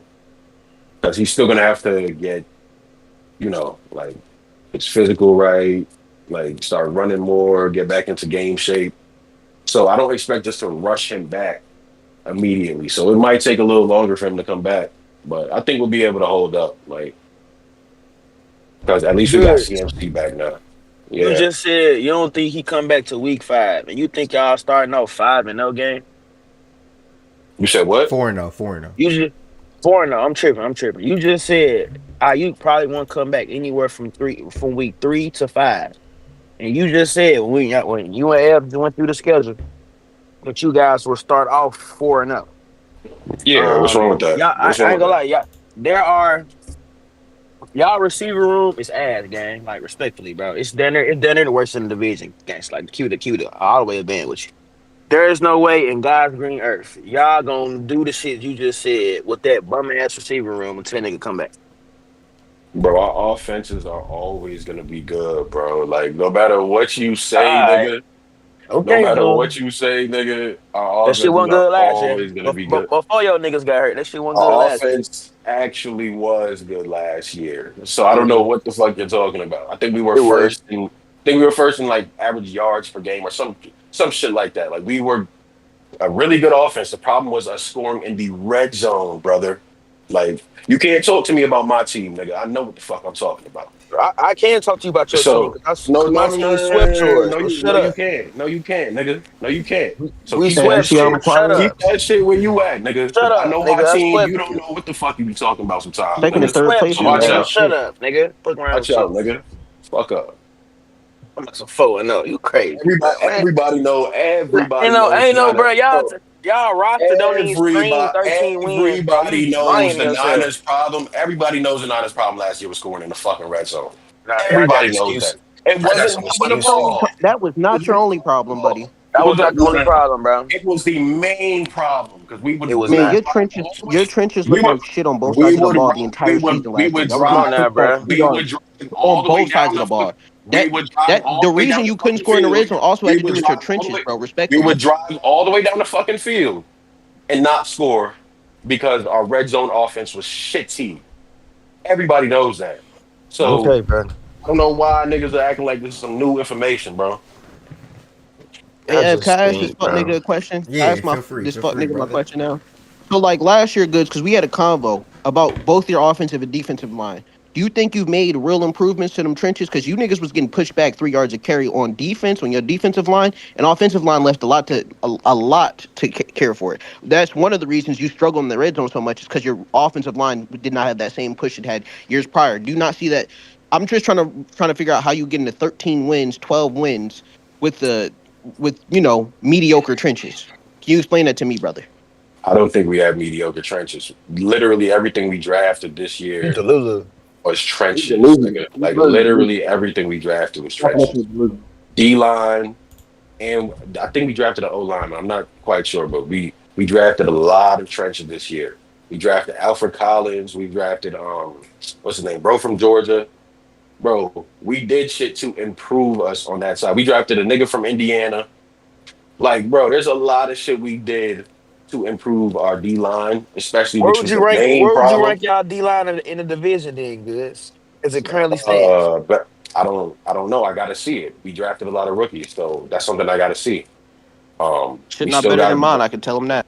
Shit not better than okay, that brother. was nigga, nigga. Okay, nigga. Oh God. I don't know who the fuck Miles think the Nigga, Arizona Cardinals are. seen The have Arizona you seen Cardinals our new ain't shit, defensive nigga. line, bro? Like, Bro, bro, Have we you knew seen like, Miles it? was like, gonna bro, say like that. real Bro. shit, Arizona real shit. Cardinals.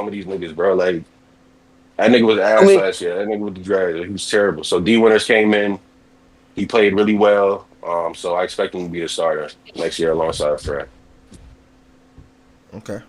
All right, man. I mean, shout out to Goods for kicking off the battle of the NFC West, man. I mean, I can't wait to see it. He came up with 13-4. They split with everybody in their division and they lose to the Buccaneers. 13-4, split with everybody in the division, lose to the Buccaneers. Wait, Just one. Wait, I think y'all lost to the Texans too. You had the win against the Texans, I think. No, I had us winning against the Texans and then the I was the one Chicago who said Bears. D'Amico gonna beat the Yeah, shit out of Okay, him. yeah, yeah, The you're right. T Bears, said they were gonna lose to Yeah. the and then Texans. the Bears I was the think Indian. the Niners are gonna be better, but 13 wins that's Yeah, I'm bullish. trying That to shit. tell you, D-Mac. But That's Hey, Okay. D Mac, that shit let's be Okay, ridiculous, I'm ain't it? realistic. okay. I'm normally right about my teams, nigga. All Not right, these That's all I'm bro. gonna Niners. say. Not these That's all niggas. I'm gonna say. That's all I'm gonna say, bro. Weren't y'all supposed to win a division last year if you're normally right? We got hurt.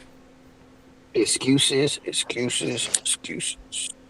All right, we We got going hurt. we I going don't know what to tell you. we going to circle back to goods and the Niners, bro. And then, by the way, y'all, when I get to this next team or this next person, if you on the stage in Twitch or you live on the YouTube chat or Twitch chat, you got a question for the next team, and feel free to type it in the chat and bring it up to their attention. We're gonna take it to Miles. We're gonna take it to Miles and the Arizona Cardinals. Last year the Cardinals went 8-9. Mm-hmm. Yeah, 8-9. 8-9 last year. 6-3 at home, 2-6 on the road. A couple of questions to you as well, my brother, before we get started. First and foremost, I want to ask Yes, you. sir.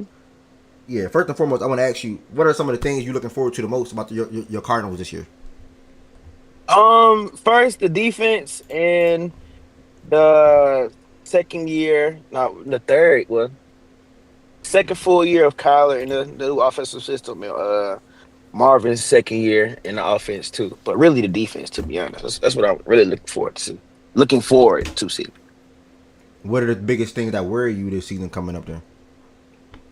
Um, I'm excited to see the offense, but low key worried about the offense as well because I don't know how that'll look progression wise. And I don't. The one thing is with Zaven Collins. 'Cause I want to say they didn't pick up his option. So I want to say he's a free agent after this season. So they probably want to see if he makes some improvements. If not, move up off him. And then probably like draft capital or like a player or whatever. Also that second wide receiver. We don't have like a second clear cut wide receiver. After Marvin. I was hoping in the offseason they would have traded for somebody or um picked up a free agent and free agent, pick up a receiver in free agency, but they didn't. So those are really the two things. The offense itself and that second wide receiver spot. Do you think y'all gonna be better than the 49ers? Them niggas suck. What that mean?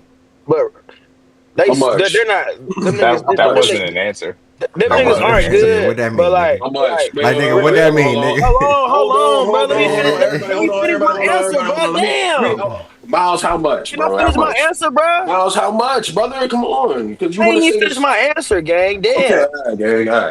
All right. Go Damn, ahead. bro. That nigga Hey, geeking. good. But Stop trying to nah. punch down on the Cardinals, nigga. You don't get no But cool points, dumbass but nigga. Nigga, I already bet both games with you, brother. You already know how we get, yeah, nigga. I So, don't so I think they gonna be better than what they were last year, obviously, because of injuries and whatever. But they still weren't good before everybody got hurt. That's what people forget. They weren't that good of a football team before CMC got hurt and all the other guys got hurt. The injuries just was an excuse to excuse all that bullshit that was doing at the beginning of the season. But they'll be better. But I mean, it won't be no gap, gang. Like, it won't be like no significant gap between us and the So niggas. you Plus, think they? So they you think schedule they'll be better than y'all this year? probably by like a game, but it depends on how it depends on how nigga Kyler play, how the defense play. If they got So defense, will be better than theirs. so what's your expectations for the 49? I mean, the Cardinals upcoming season. Uh, Improvement on last year. Won 8 games last year. Try to get to 10. Because I know that's not how football works, but if they had the defense we had last year was dog shit. But the defense fought in games. The defense kept us in certain games. If the defense that we have this year was playing the games last year, one or two of them, one or two of those games would have been wins because the defense would have been a little better and got some stops. But so I'll say my expectation is 10 wins to Friends wild card spot. Depending on how the depending on how the beginning of the end of the season goes, where the schedule picks up and they pick up some wins that they're really not picked to win, or picked up some wins that we're really not supposed to win. Probably be a fringe wild card or a playoff team is the what I'm looking for from them to do. To be honest, especially with the additions on defense that we made. So with that being said, when you do you have any players first and foremost that you think are expected to make a jump or will be more impactful for y'all this season? Like shout out some guys that people can look forward to, including myself, or watch out for. I would say. Marvin, Dalvin Tomlinson, the D tackle we signed from the Browns. I want to see how Walter Nolan looks in his rookie. Walter Nolan. I'm gonna split him between rookies. Walter Nolan, Will Johnson as a rookie.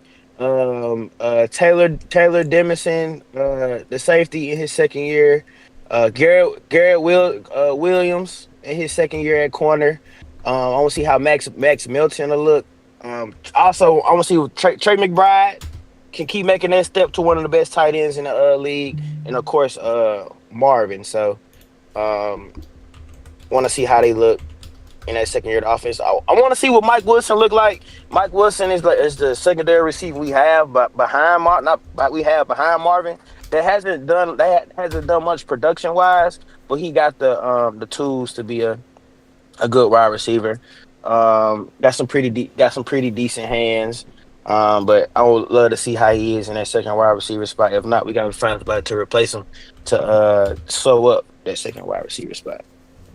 By the way, y'all. And Greg Dortch love. I'm cool off, dude. He same height as me. He need to get the fuck out somewhere. Respectfully, I fuck with Dortch, but like, nah, I'm cool off 5'7", 5'9" receivers, bro. I'm cool. Okay. You got your first question. By the way, if y'all on Twitch, B, can we get a question in the chat from Miles? Let me see if Ari in here. Ari, can we get a question from you from Miles? Nah. Can y'all get active? Chan, excuse me. Anybody? Justin Achilles? You can't blame him. The Cardinals not worth questions. Bless you. Thank you. And I'm being super genuine, Ev. Them niggas not worth questions. No, I feel you. All right, I feel you. Damn, you got your first question, Miles. Ken, do you think the new defensive coordinator will implement a system that'll maximize the talent of the current roster? Yeah, because he did that last year. Got one? Okay, he definitely did that last year. The defense last year was terrible, and he maximized that defense to his fullest potential from what he had, the players that he had, that got the talent that we had. Nick Riley made them look serviceable at times, even though he didn't have elite talent. He didn't have no names that jumped off the page where you like, oh damn, I know who that guy is. Outside of Buda Baker. Now we have some guys in certain spots that can, especially with the D line, that can get pressure on the quarterback, get sacks, and then help out the secondary as well. So I think since he did the year before, I think he can definitely do it again. Okay. Great. I seen D question. I was just gonna build off of that. Go ahead. Hey, so Miles, no troll, no nothing. You know I don't care enough to troll y'all. Is Kyler ever going to show you he a top 10 quarterback? And if so, is it this season, or is there certain things you're looking from Kyler specifically this year that he has to be? I mean, he's shown me to be a top 10 quarterback before in 2021, but he just got hurt and everything went to the wayside from that. But he just gotta perform after the bye week. That's it. He perform after the bye week, we'll be fine. That's the only thing he has to do. Is perform after the bye week. And Miles, so I will say, like, I've been listening to like a lot of like pods and stuff about like just different divisions this season. So I saw a breakdown of like how the Cardinals offense goes, and I feel like it's some of it is on Kyler, but it's also this offense doesn't necessarily fit his skill sets. Like Kyler is a spread quarterback, and y'all were one of the best running teams, like out of power, like out of high formations and like pistol and stuff like that. And like I think it's really a disconnect between like the Kyler skill set and what the offensive coordinator wants to do. So I don't think Kyler's gonna have gaudy numbers, but he still can be better on like, everyday down stuff. Like, hitting check downs accurately, trying not to bail too much out of pressure, even though that's like what he does, and trying to be more accurate with Marv, because like the Marv thing was more of it was both. It was Kyler and Marvin. So like they both just gotta be on the same page.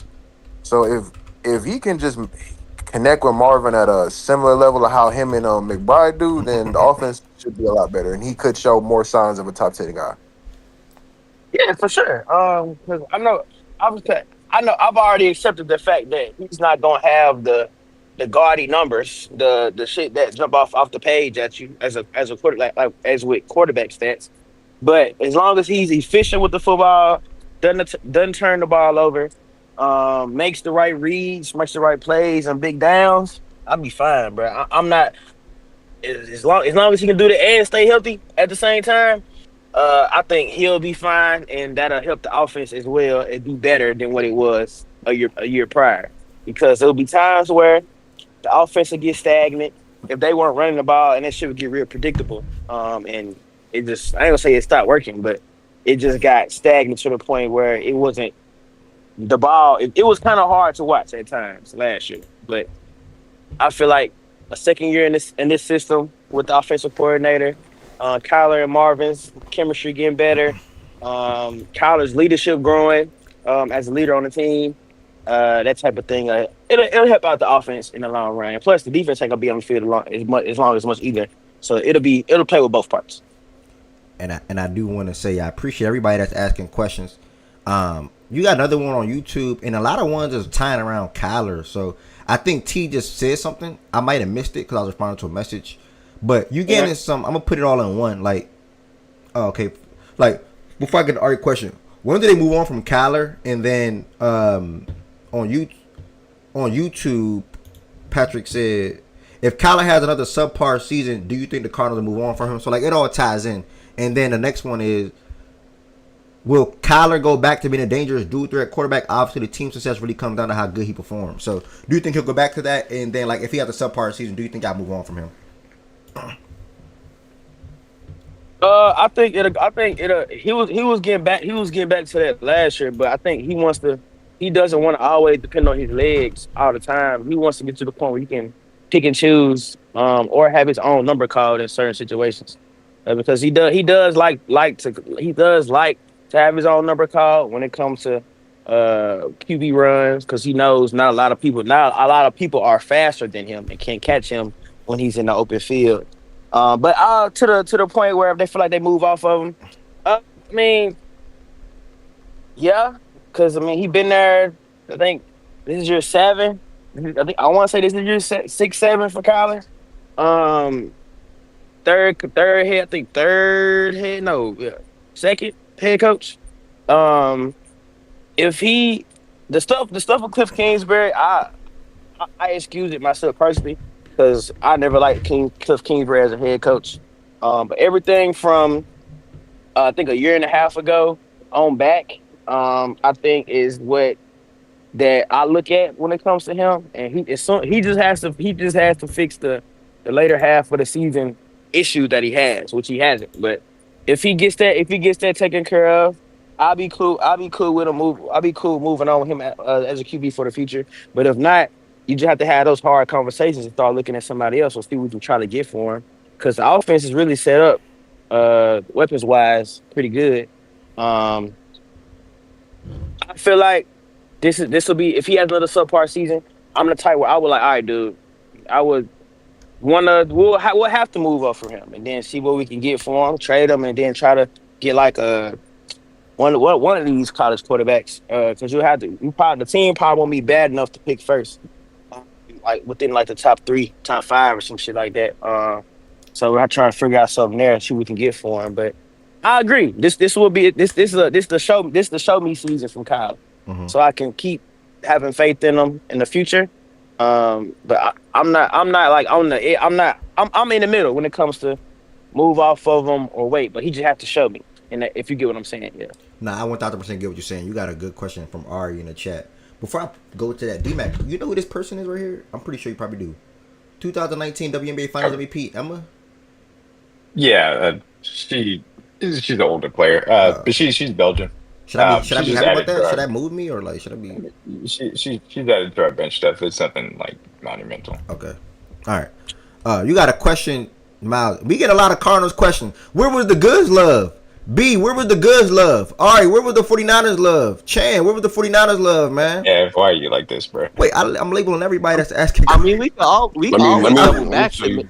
the 13 wins. We can always double back as. Yeah, No, that no, no, 13 no, win no, shit was no, no. crazy, Let me tell bro. you why. Let me tell you why I didn't get as many questions. 'Cause I actually articulated my way, Mm. myself in a way that Miles couldn't. So Oh. that's why niggas didn't have as many questions for me Ah, because okay, I That actually niggas was okay, want to making okay, know sense it. okay, okay, with what I okay, was okay, saying, okay. That brother. niggas want to know I his was goods actually go making for it, sense with what bro. I was saying. It's not far fetched. I even Nah. gave other teams credit. I I haven't didn't said discredit any other team.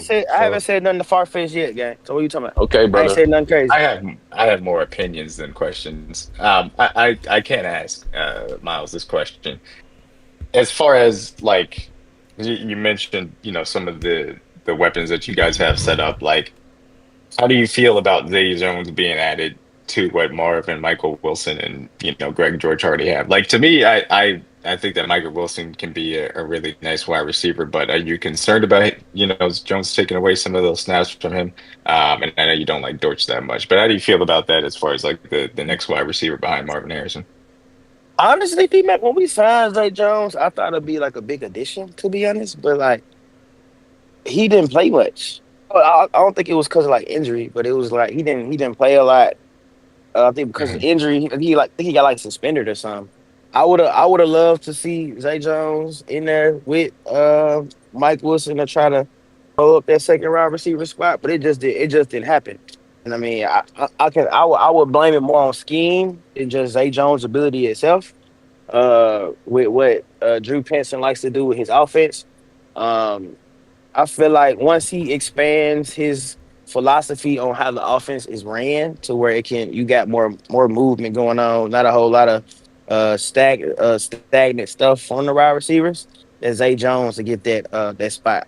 I want to see how it looks in training camp this year because Zay Jones now has the full offseason into that spot. So I just want to see how that look. I'm gonna keep an eye on it when it comes to training camp with how Zay Yeah, Jones and Mike Willie look. yeah. Can I To ask to a me, I question? Oh mean, my bad. I no, No, go ahead. I You go. I, You, Okay. I think that there is a big piece of this when you talk about Drew Petzing and the offensive coordinator and being able to marry it to what Kyler likes to do and the offensive weapons. Because I think there are interior offensive line issues Mhm. that are a question mark for this Cardinals team. I am Ari. Petzing coming from the Brown system with Stefanski. Stefanski had a hard time trying to marry their system to allow Deshaun Watson to do the spread stuff with the more under center, kind of play action aspect of it. So this is another piece of can Petzing do what Stefanski couldn't really do? And that's a massive issue as far as that's concerned, because I think a lot of the lack of high level production for Marvin Harrison had to do with them kind of shoehorning him into a certain position instead of being able to use him in a more diverse way. And I think some of the limitations from that also comes to where Kyler likes to throw the ball. And I think Michael Wilson could have a breakout year, but a lot of things have to come together, from my opinion, in how Drew Petzing is going to be able to scheme up this offense to allow Kyler to feel comfortable and Marvis Harrison Jr. to be put in advantageous situations. And then, Trey McBride's going to be Trey McBride. But that is just a big issue that they're going to have to solve this year as far as making that offense comfortable for Kyler, and making sure that Marvin Harrison Jr. is on the receiving end of those places where Kyler likes to put the ball. Mhm. Yep. Will said, and that actually ties into a question that you have, Miles, from Ari. Do you think your offensive success hinges on Marv taking the next step, and do you think that's on him or Kyler / scheme? I would say all three of them fits into it Yeah. because I think just like how Fredo said earlier, last year it was you had the people blaming Kyler, saying Kyler couldn't see Marvin or he couldn't see over the line, all of the trolls and the jokes and shit. Mm-hmm. But just like how Fredo said, it's both of them. It was at times Kyler didn't see Marvin, or it'll be times where Marvin will drop a pass, or he didn't run the right route, or he just won't be in the right spot.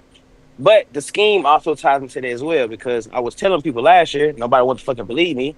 The scheme, the Trey McBride, as crazy as it sounds, Trey McBride was the the leading receiver for the team. It was like Trey McBride had plays called to him. Trey McBride would be put in motion to get him open. That shit never got done with Marvin.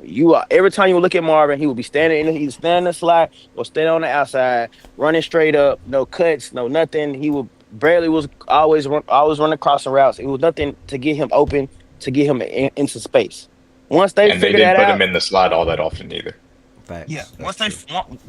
Once they figured that out, I think once Kyler gets that figured out, once the offense as a scheme as a whole gets figured out to the point where everybody there's not just movement of one guy, one sole guy, the offense will be better because you'll have two people attacking the offense at the same time. Trey McBride, as talented as he is, I mean, he can only do so much. There isn't a way. In my opinion, there isn't a way you should have this generational talent tag on a receiver and you don't never use him for real. You don't put him in motion. You don't put him in the slot for real. You don't get him to attack. You don't get him to use his size and his size and his ability to try to get open.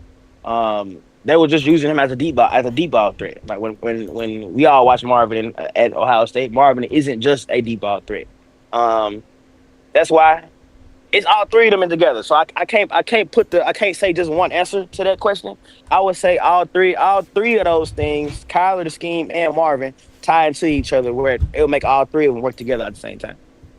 Well said. That's a good answer, brother. We got a lot of good questions for the Cardinals, y'all. Shout out to y'all in the chat. Somebody about to say something? I think OG had a Yeah, I was question going too, to bro. Okay. it's kind of the same. It kind of goes into that because I think everybody kind of feeding off Fredo's comments, and my question is going to be the miles around that. If y'all have to get rid of Kyler because of feel like he's not living up to expectations or meeting the billings, would it be more of an indictment on the team and the coaching staff for not putting him in the right spots, or would it be more of an indictment on Kyler for not being able to fit into the hole they were trying to peg him into? Um, I say I say him because I say Kyler for the simple fact of the coach that they brought in when they drafted him was a dude that they said could coach him. Obviously they butted heads because that shit didn't work. They got that dude out of there. They got you a really good receiver. They tried to improve the offensive line for you. They spent the whole offseason improving just the defense alone because they knew that the defense wasn't good enough to help out the team and help out the offense. At that point, bro, like what else can we do for you? Well, like what else do you need? Like you got a good running back and a good backup running back as and Trey Benson as a second year running back. What else? What more else does he need? Like how much? How much? I don't want to use the phrase how much help does he need, but like how much fixing and I don't want to use the word piling, but how much of that does he need? That's why I would say it'll be on him at that point, not the organization. At that like you had 7 years, won 11 games, ain't won a playoff game, ain't won a division, ain't do shit for real. Like Yeah, but how's that?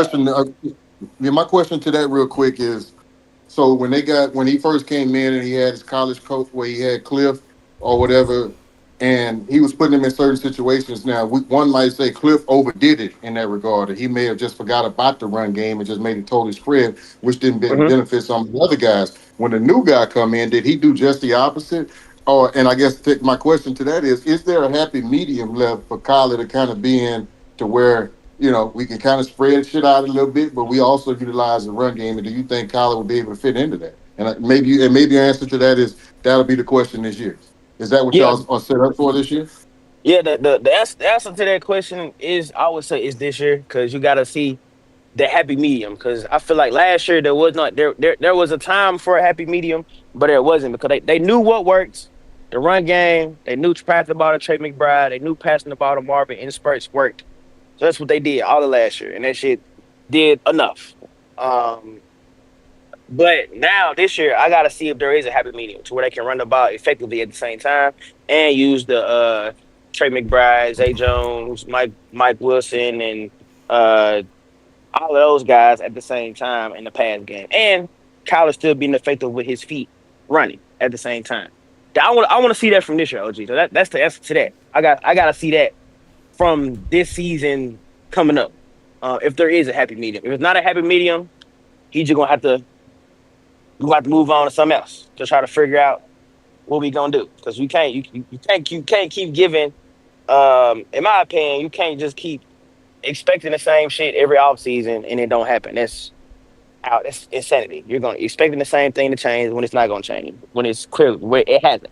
But this year, if it does, I'll be cool. I'll be cool with Kyler. But if it don't, then I'm gonna have to look at some different options, different quarterbacks, different college quarterbacks, that type of thing. All right, appreciate you. Billy on YouTube, what's up, man? Big up to you as well, man. Hope all is well with you. Thank you for all the support. Everybody that's in here, just genuinely thank y'all for all the support. Destroyer, can you please, with all due respect, bro, if you're gonna support Fact and Stats, you're gonna be rocking with Fact and Stats. You're gonna be commenting as much as you're commenting. Can you please change your name so I can address you the proper way when you're typing in the chat? I cannot say that out. I'm not calling you Mister. I'm not calling you Destroyer. So can you please change your name to something that I can say while I am hosting the show throughout these next coming days and weeks and months, please. We now gonna get into the schedule for the Arizona Cardinals. Y'all went 8-9 last year. Miles, Kyler stat prediction you got real quick. Kyler stat prediction. That name is Crazy Blade. Like what the hell? What's your Kyler stat prediction real quick, Miles, before we get into the schedule?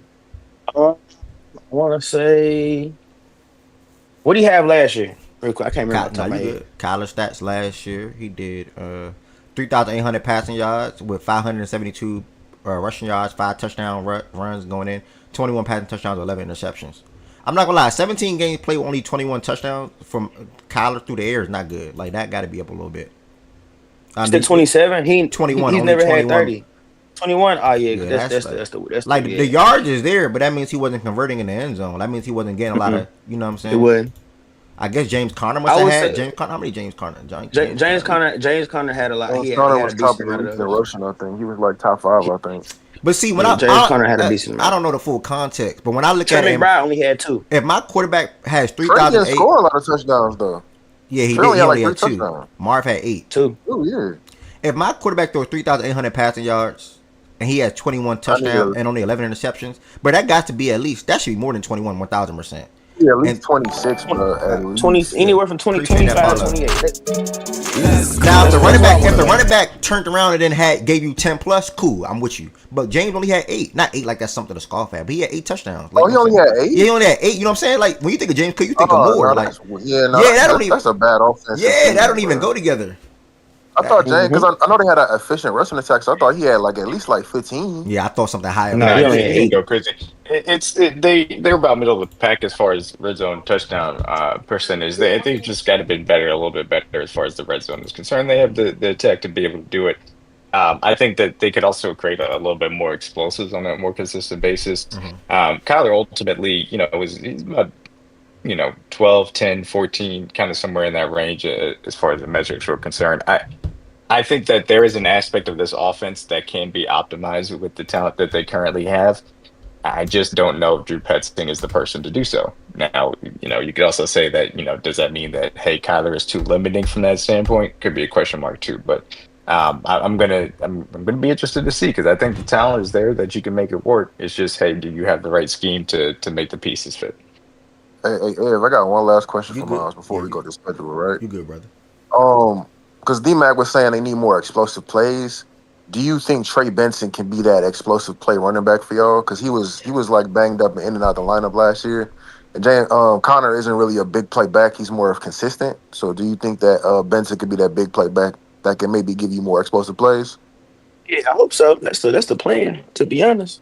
Because he's more of a switch up a pace type of back from James Conner. Even though James Conner ain't like slow. But Trey Benson is a little bit faster than he is. Has a little bit more wiggle than he does, to where he can come up with those explosive plays.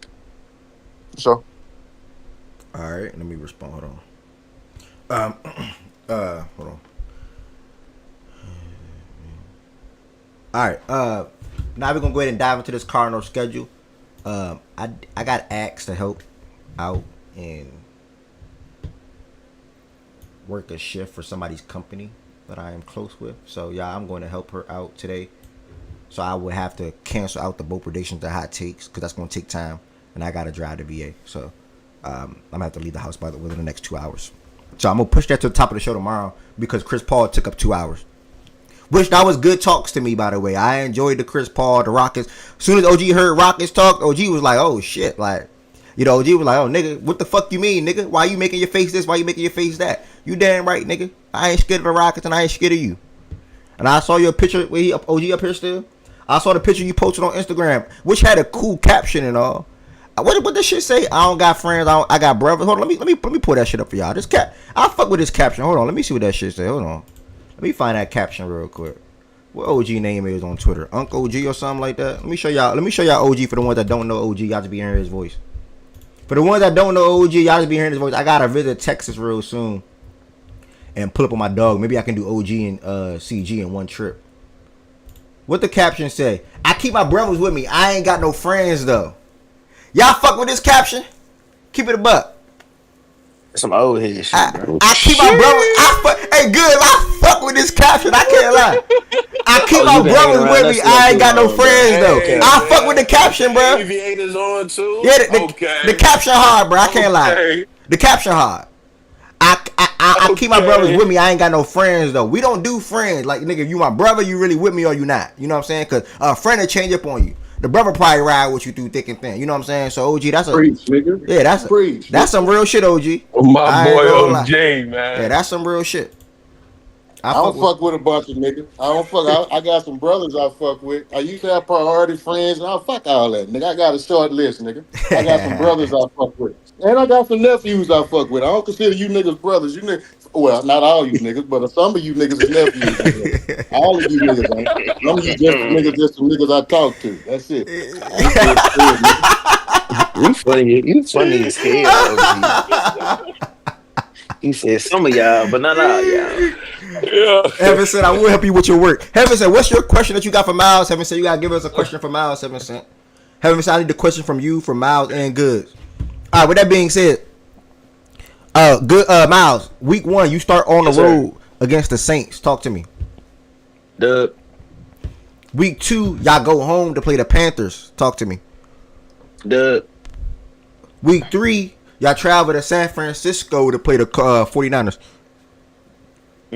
You're going to lose that one. B, I was going to mention you, but you be acting funny, so I kept you out real quick. Miles, week 4, short week, by the way. This is Thursday Night Football on Amazon Prime. Seattle.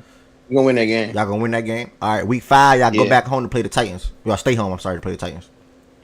All right, week 6, y'all go to Indy to play the Colts.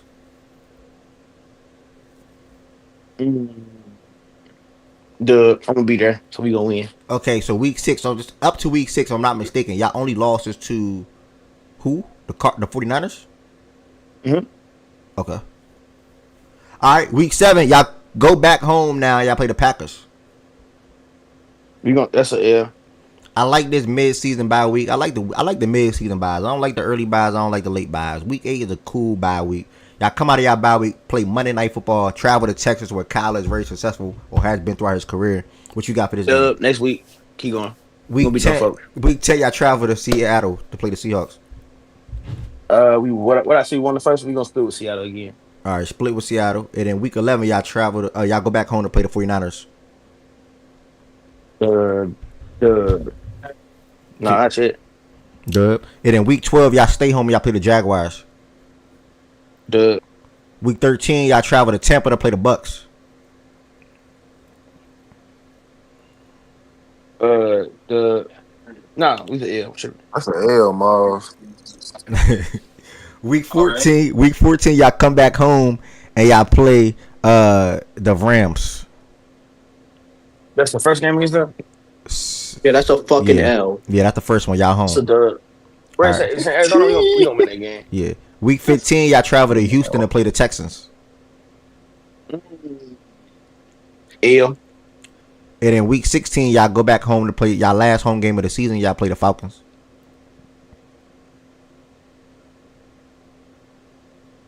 Huh? Week 16, y'all go back and play y'all last home game against the Falcons. Oh, dude. And then week 17, y'all got on the road to go to Cincy to play the Bengals. Fuck them niggas. 18, y'all close the year out against the Rams. I'm guessing a split there. Split there, you too. All right, so he split with the Wait, Rams. wait, wait, wait, wait. What's the record? That's a crazy last 3 Wait. games, Hold on, hold bro. on, hold on. Hold on. Hey, Wait, man. what's the record though? They lose. They split with the 49ers, split with the Rams, lose to the Bucks, lose to the Packers. Did you Lose to the Texans. It lose to the You said Texans. Texans L too. Yeah, I think the Texans, and that's it. 12-5. I mean, bro. I mean, listen. If y'all cooking up 12-5, y'all cooking up 12-5. Both of y'all got 12-5, 13. All right, so Miles coming in with 12-5. I mean, shit, the Goods say 13-3. Miles say 12-5. I mean, don't everybody look? This is the beautiful time of year that everybody wins 12 games. Hey, nigga, This time of year, everybody winning 12 games. Everybody winning 12 games, bro. Nah, I'm being realistic. This nigga's not. Everybody winning Talking 12 about games. 12-5. Before 9-8, whatever. I think 10 and. Nah, I'm not playing floor games and ceilings and all type of shit. I've already said that. I've said that plenty of times. But Nah, you gave me 12-5, brother, and we gonna rock with 12-5. We're We're gonna have this all the way until January. I'm gonna look back at this in January. That's and cool. Okay. That's You know what I'm saying? Yeah, but like floor, I feel like floor and ceilings is more like non-biased shit though. I feel like D-Mac said, every nigga gonna be optimistic. Yeah, and fair. shit, especially like teams that got some semblance of hope. I think a floor and a ceiling is like more objective, you know. Man, we not about to play these games, man. Can niggas just answer what they got niggas going, bro? We don't do. I ain't saying for them, need I'm to just do saying the. in general. We need to do the But- floor and ceiling shit. I'm not trying to hear all that. right, 13 and 4. Like nigga, if All you right, gonna 13 stand on and some 4. shit, stand on some shit, bro. All right, It is what it 13 is, and bro. 4. You got it. Injuries You gonna got it. happen. We know shit gonna happen Hey, during the Av, season. 13-4, We not 12 gonna and keep 5. doing. We not gonna Golly. keep doing this, We nigga. about to be Fuck third it. place according to these niggas. Hey, nigga, you might have your niggas 15 and fucking 1, nigga. 17 games. Well, by you the be way. talking about the Rams. Man, y'all comedy, dog. Shout out to Miles and Goods for kicking off the battle in the NFC West. I'm definitely enjoying myself. We got Nate coming in here within the next 10 to 15 minutes, and that'll close it out. I wanted the Rams to be last, but ask him. Yeah, B. What do you mean? Ask him. Miles. B said 12 whole football games. Like you got y'all really winning 12 games. He said what? You really got y'all winning 12 whole football games. I mean, if she can have her team win a 12 football game, why can't I? Look, her team sucks. No, I don't think B has the Cowboys I winning know she 12 does. I'm games. just saying. I'm not talking shit, deep. But no, I mean, the schedule is easy. I mean, it's not hard. Like you only pick up in like November, December for real. So the schedule before that is not hard at all. Bro. Oh wait, howdy. That last 3 kind of crazy though. Exactly. I'm saying before Depending on how depending on But how that the Falcons five, that last 6 stretch, that last 5 or 6 is crazy. that last 6 That's the is a hard part. stretch for sure. But before that, it's not though. All I know is, hey, Ev, I got one lock. They gonna beat the shit out of Dallas though. That nigga Collar for has not sure. lost in Yeah, he Jerry will. his entire career, bro. To the Cowboys, bro. He do love play in Jerry's world for sure. He Bro, loves he playing showed down the there. fuck out in Jerry world, bro. I got Dallas. You sound like a Hey, clown. you know something? That's a donation, You know something? good. That's a donation, bro. I actually just thought of So this. who want to donate? I got Dallas. Hey, Who a want to donate? Dak for Kyler swap would make a lot of sense next offseason if things don't go well for either team. That'd be a splash move Jerry would do. Yeah, I like damn. But does that even fit Petson's scheme though? I think he fits it better than Kyler does. That's a fair point. He's a better middle of the field thrower, so that would probably work better. Mm-hmm. Play And action. I think he's more comfortable working underneath under center and from play action. And I mean, McBride would be. He had a good season, but he would. I mean, Dak was having crazy seasons with fucking Jake Ferguson, so McBride would be going crazier. All right, Miles and Goods, thank y'all for kicking this off. It truly means a lot, and I can't wait to talk about these rest of these divisions coming up. Don't forget, y'all, tomorrow the AFC East. So I'll reach out to a couple of Bills fans, Dolphins, Patriots, and Jets fans if I know any or can find any. You know Dolphins fans? Nah, that's what I'm saying. If I can know any or find any, maybe Lolo, I think. I mean, yeah, it was that one nigga. I'm like, I mean, I feel like every other team you'd be good for besides the Dolphins. I'm like, I don't know no Dolphins fans. Yeah. Being facts and stats. I know Jags. I'm gonna hit up Spody. Titans. I don't know a Titans fan. I don't know a single Titans fan. I don't know a Titans fan. Raiders. Y'all probably not gonna like. I'm gonna hit up Liz. The one nigga with the podcast She a Raiders fan. Sports Portland. After Dark, right? Oh, Cortland. Oh Yeah, yeah, dog. See, yeah. see. Yeah, Portland's a he's a Titans fan. He's a You got Titans fan. like you got like 10 Texas fans, so that ain't gonna be nothing. Yeah. Oh, you're damn right. Okay. I saw Jaja pop into the playback yesterday, but he ain't say nothing, y'all. I'm looking for Jaja, y'all. If anybody getting communication with Jaja, let him know Fact and Stats miss him, man. Fact and Stats miss him, man. We need Jaja presence in here this football season coming up. The show is not over, double back. The show is not over. We got about 20 minutes or something like that left. Oh, I'll say by 3 p.m. Next we got the Los Angeles Rams. T to kick this off. 11-10. 11-10 is a Saints fan. To kick this off, T. Y'all last year y'all went 10-7. Y'all was the first in the NFC West. What is your expectations for this season coming up? T. Rams. first again. Respectfully, the other two teams in the division, Seahawks just gonna be ass, bro. It is what it is. But them other two niggas is ass. Goods with his 49ers, we already know about Brock Purdy, 250 million.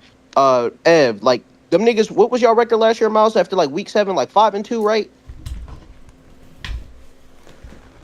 Have you noticed how this the only nigga that was perping?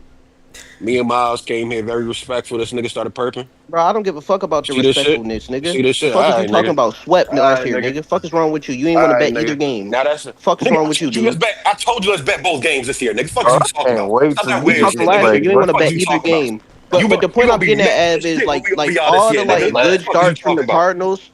All the good Nigga over starts from here the Cardinals. I perping. think them niggas was 5-2 at one point, and wait. So everybody named Mama.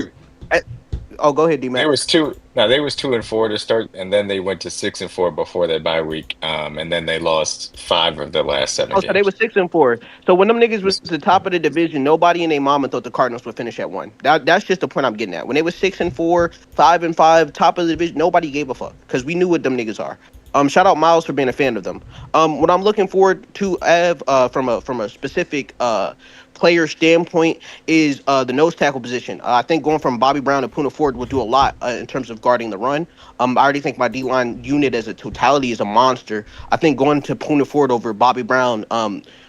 I know people don't really respect PFF grades, but even if you look at the film, I think it's indicative of Bobby Brown being about 23rd to 30th in terms of run protection, or run stuffing, from the nose tackle position. While believe by PFF grades, uh, he finished top 5, Puna Ford, in terms of run protections. I think that'll be one of the biggest things in terms of things I'm looking forward to as well. Devontae Adams on the second side next to Puka Nakua, best receiver group in the division.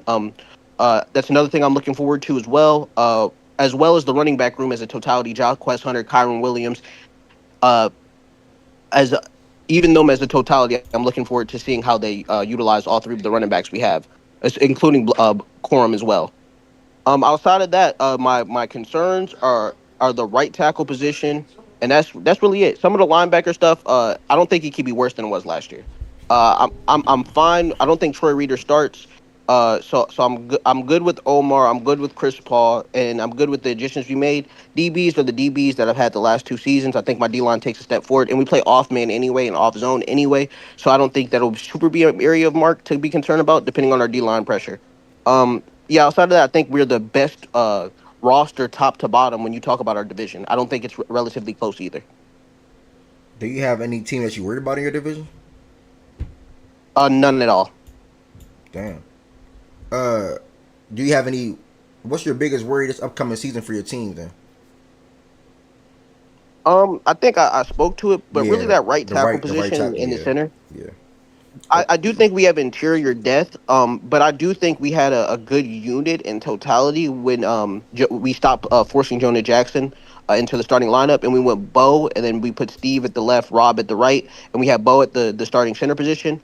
It'll be interesting because we did pick up some interior depth pieces to see what the entire offensive unit line looks like, but just the continuity of the line growing, because there was a big difference between Jonah being in there and Bo being in there.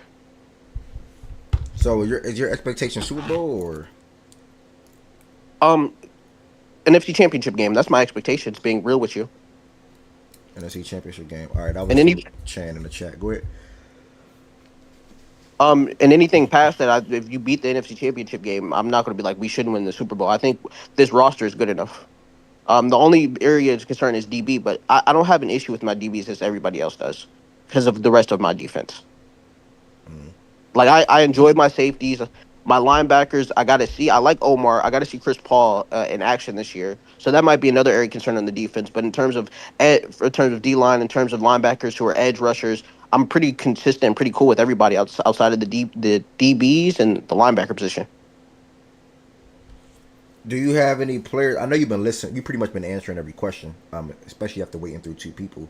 But do you have any players, just one more time, like in a clear way I can hear it, that you want to shout out as far as you expect them to make a leap or take a jump, impact wise, or just Jordan whatever? Whittington.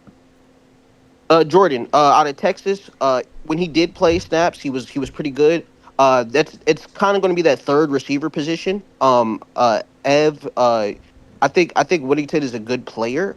Period. I think he fits a lot of schematically what we do in terms of how we use our receivers as blockers in the run game. Uh, and it'll be interesting to see who finishes out being that third, fourth guy in terms of receiver three. Because if now I know it's going to be Tutu, but that can be Viatel with Tutu. Okay. Any Rams questions in the chat and or stage, y'all drop it. Any Rams questions in the chat and or stage for T? Let me know. Then we're gonna look at the schedule real quick. Any Rams T, questions? Well, I heard you. Go ahead. no, I'm bullish on you guys as far as this upcoming season. I do like the safety duo. I do really have an issue. Well, I wouldn't say issue, but I do have obviously concerns about the cornerback. So explain to me why you're a little bit okay with that position, looking at it from what you've seen from those guys. So I know we had a new DC in there last year, but even under the Falcons head coach now, Raheem, a lot of the DBs have been here for multiple years. Regardless of how I truly feel about them, they've played good situationally. Even some of the guys that are no longer on the team, they play good in terms of positionally, DMAX. So when we're getting pressures, when we're containing things in the middle, it doesn't look as glaring as an issue. A lot of the completions, if you look at just the tape we had, it was across the middle. It was attacking our linebackers. It wasn't attacking on the outside or DBs, to be real with you.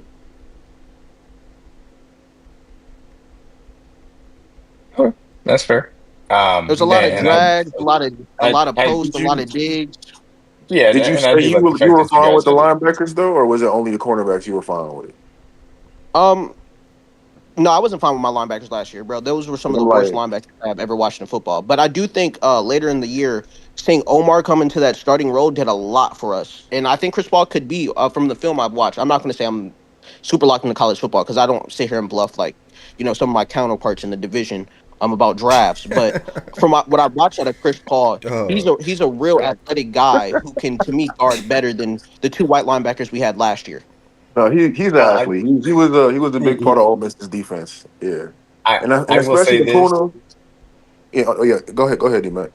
I was just saying, I will say this. I don't know if it'll end up working out this way, but I really do like Chris Paul Jr. He's more so of that run and hit type of linebacker, not necessarily a true Mike. We'll see what type of role they end up giving him. But that guy that's on the screen and underneath that fourth string aspect, Oh Sean yeah, Dolak, the UDFA. he, Yeah, I like him. yeah, he's a I UDF wanted him. Buffalo. I wanted him in He Buffalo, did bro. He's Yeah, he good. did a really good job playing Mike linebacker. I would not be surprised if he ends up being one of those guys that you look up and is playing significant steps for the Rams defense by the end of the year. Who was Because his name? he is Who was the name? that's Sean Um, Dolak. It's yeah, Because the it's he the is undrafted it's the undrafted free agent we signed. Okay. yeah, because he is very athletic. He has a good mind for the game. I would not be surprised if he pushes his way into real snaps. To be fair, honestly, I think we defensively we run a lot of the same things with Omar, but if Chris Paul's the talent he is, I can see it switching with Omar Spates. But in terms of like what we use out of our linebackers, the tape I've watched out of Chris Paul, even being a blitzer, is a lot of what we do with our linebackers. Period. For if you pay attention to like our linebackers, we move them throughout spots like consistently because we don't have true mics. We don't have true backers in a sense. So we pretty much moved them around. Even last year, it was a lot of moving pieces. Same guys, but a lot of moving pieces in terms of where they line up at the backer position. So I could see us using all three, honestly. And I think there'll be points where we'll use all three. All right. Thank you, my brother. I feel like you was definitely excited to talk about your team, rightfully so. I've been liking. Cannot wait to see Adams and Puka on the same team or on the same field at the same time. On the field at the same time on the same team. Sorry. You got a question from Ryan in chat. How many years left for Stafford? Do you believe? More years than Jared Goff. Now, on a genuine note, I think this might be his last season. On a genuine note, I think that's kind of why they did the moves they did.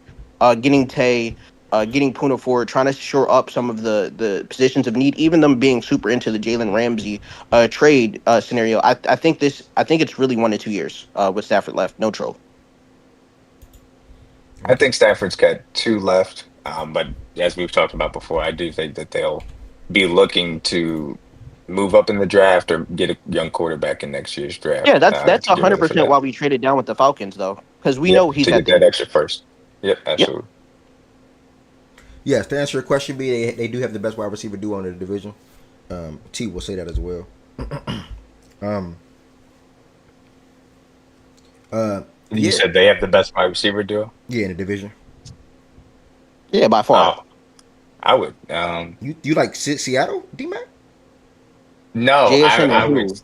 No, Cooper I was Cup? gonna say Who? I think that they would have the best in the National Football League. Okay, okay. Whoa. Ooh.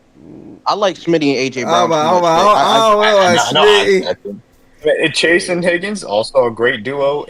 Just saying from where I personally sit, like I think Tay is still a top 15 level guy, even possibly even better than that. And I like Puka to be a top 6, 7 guy too. Um, that's just me, and I love the synergy between the two of them as well. I told y'all I'm really bullish on the Rams. So Okay. All right, we'll see. T, let's get into the schedule and let's see if Nate should be coming in here on the back end at that point now, any minute now, to close this out. And again, everybody that came through, oh, she is in here actually already. Everybody that came through today so far, thank y'all so much. Make sure y'all subscribe to Facts and Stats on YouTube if you're not subscribed already, and then also make sure y'all follow Facts and Stats on Twitch if you're not already. T, week 1, y'all opened y'all season at home against the Houston Texans. What you got? Kobe Turner for a sack, Jared Verse for a sack, Brandon Fisk half a sack, Rams money line. That's what I'm telling you right now. Week 2, y'all travel to Tennessee to play the Titans. Yeah, Cam Ward, you gonna get punched on too. Week 3, I travel to Philly to play the Eagles again since the playoff game. Get back, get back, get back, get back, get back, get back, get back. Week 4, y'all go back home to play the Colts. That's an easy win. All right, this week 5 game was on a short week. Thursday Night Football, Amazon Prime, they're going against the 49ers.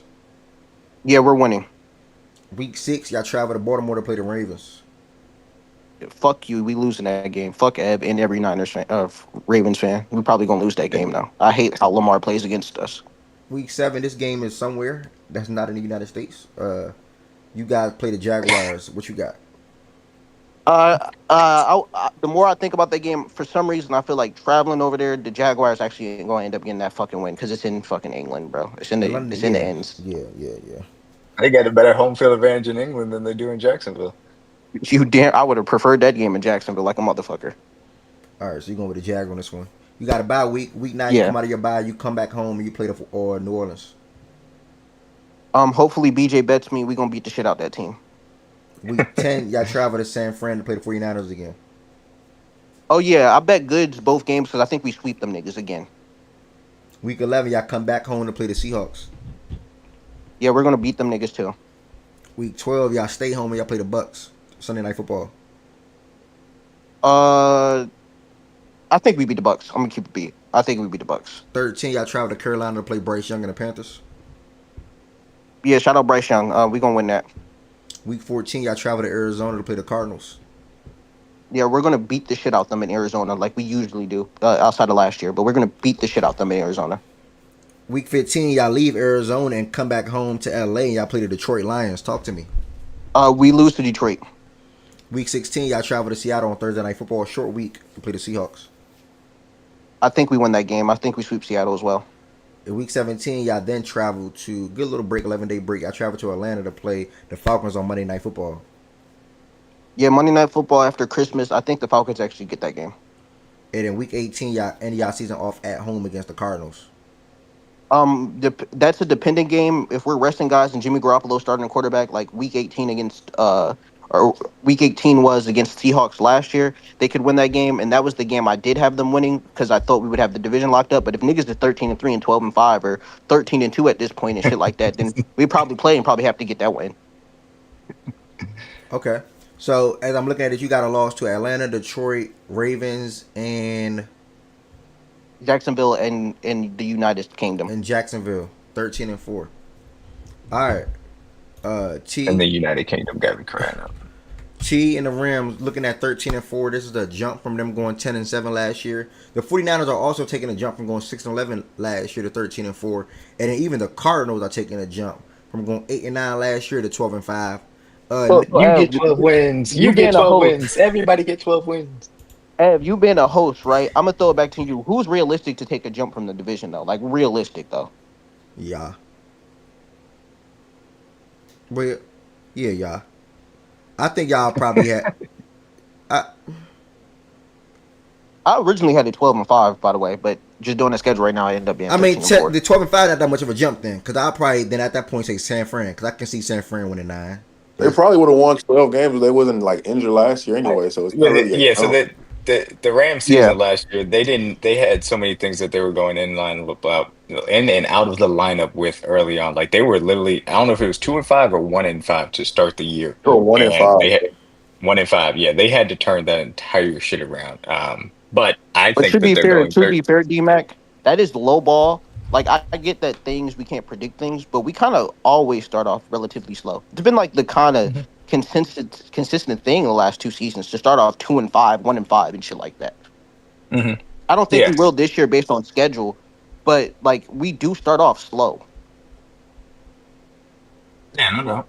I just, like I said, I'm bullish on you guys. I got you guys at 13 wins too, and I don't have the other 2 teams at their predicted records. So. All right, T. Thank you so much, my brother. We are on to the last team in the NFC West to close this out. What's up? Can I give one shout out, brother? Mm-hmm. Terrence Ferguson, real monster. Everything I've seen reported about that kid, he's a fucking monster. Just get the ball in his hands from a tight end perspective, and he can do a lot with the ball. I think he'll have a crazy season. I think having both him and Higbee, because we do run double tight end sets as well.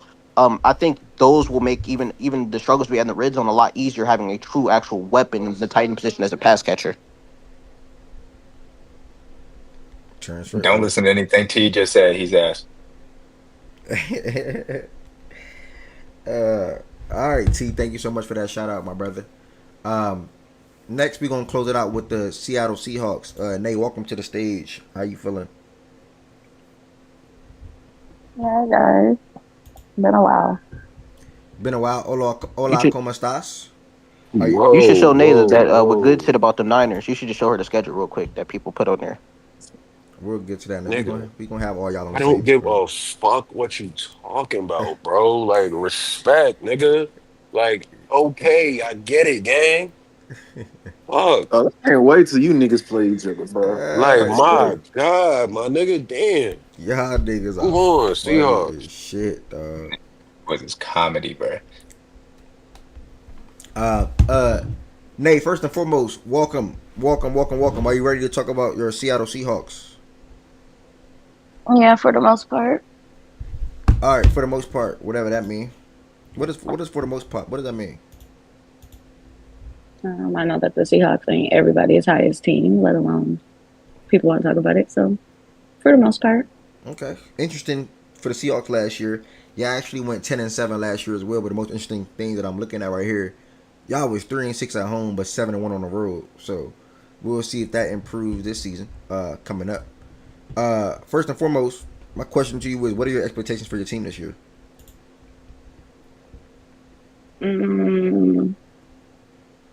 Going into the season, my expectations are kind of the same as last year, to go 10-7. I don't expect more than 10 games, and I don't expect less than 8 games, honestly. I think our home record will improve just by the way that things are going away. It's probably going to stay the same just based off how Mike McDonald and our team is coaching. Just out of way games and going into it. I expect all of our rookies. We just signed all of our rookies to deals. So I expect to see something from them, whether that is in the preseason or in the actual season. But mainly in the actual season, seeing that we gave all of them fucking contracts. So I would hope to see something. But I don't have like super duper high expectations, seeing that it's a team full of rookies and like second year vets right now. So. Snowman Sports, appreciate that read. Thank you. Zove Betts, appreciate that follow. Everybody that just came through, make sure you hit that follow button, y'all. Fact and Stats is a daily sports show Monday through Friday, 11 a.m. Eastern Time, right here on Twitch and YouTube. Circling back to your Seahawks, I heard everything that you just said. I'm gonna take you to a different question. What is the biggest team you are worried about in this division right now? The biggest team I'm worried about in the division? Yeah.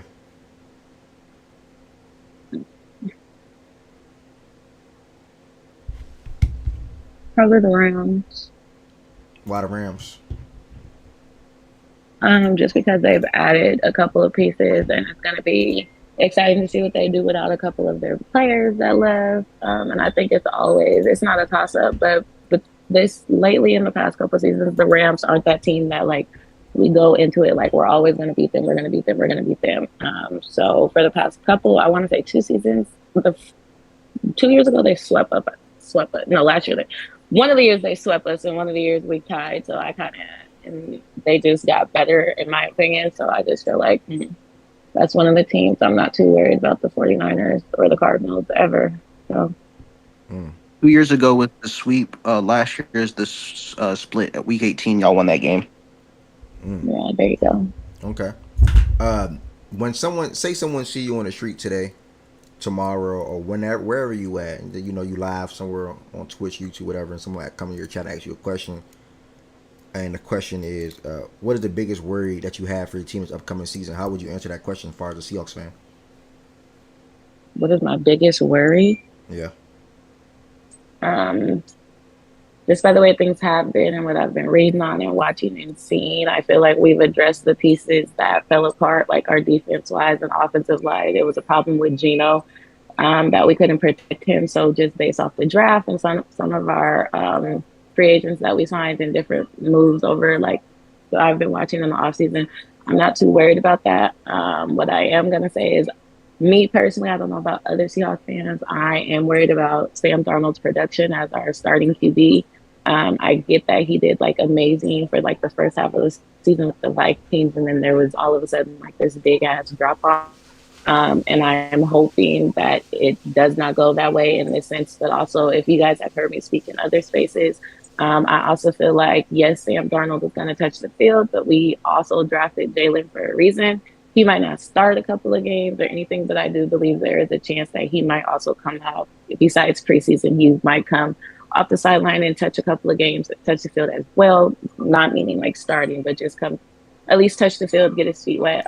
I'm not too high on Sam Darnold. So me personally, like Nay herself as a Seahawks fan, I think that's my biggest worry, is just his production and what he's actually going to do on the field. I hope it's not another like going up, and then a big ass drop and decline. It's like, what the fuck, you're a flop. So yeah, that's my biggest worry. Fair. All reasonable. And thank you for answering that question. A couple more questions, but I'm gonna stop to something that's probably was big news that just happened. I think, was it yesterday or today? Where y'all released Noah Fant. Anything in regards to that? Like, how you feel about that? And I've been seeing on Twitter some guy, you tight end named Elijah Arroyo probably going to emerge. And then there was another name that they said. Do you know anything about your tight end situation and what led to the release of Noah Fant at all? Or AJ Barner, what's his name? Well, just if you kind of just look at our tight end room, if you look at them, their numbers production wise, Noah Fant did amazing. But the one boy from, was it Barner? No, somebody from Michigan came in and kind of overstepped him. So I kind of felt like Noah was going to leave regardless. And then we have our other tight end. What's that boy's name? What the hell is that boy's name? Y'all just drafted? No, not him. He was on our team last year. I can't think of it right now.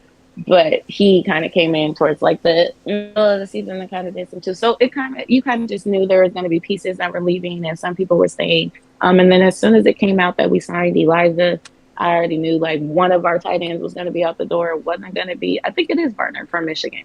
Yeah. It wasn't going to be him because of what he did last season as a rookie, kind of just the touchdowns and just being able to be placed in different pieces on the field, kind of when we needed him to.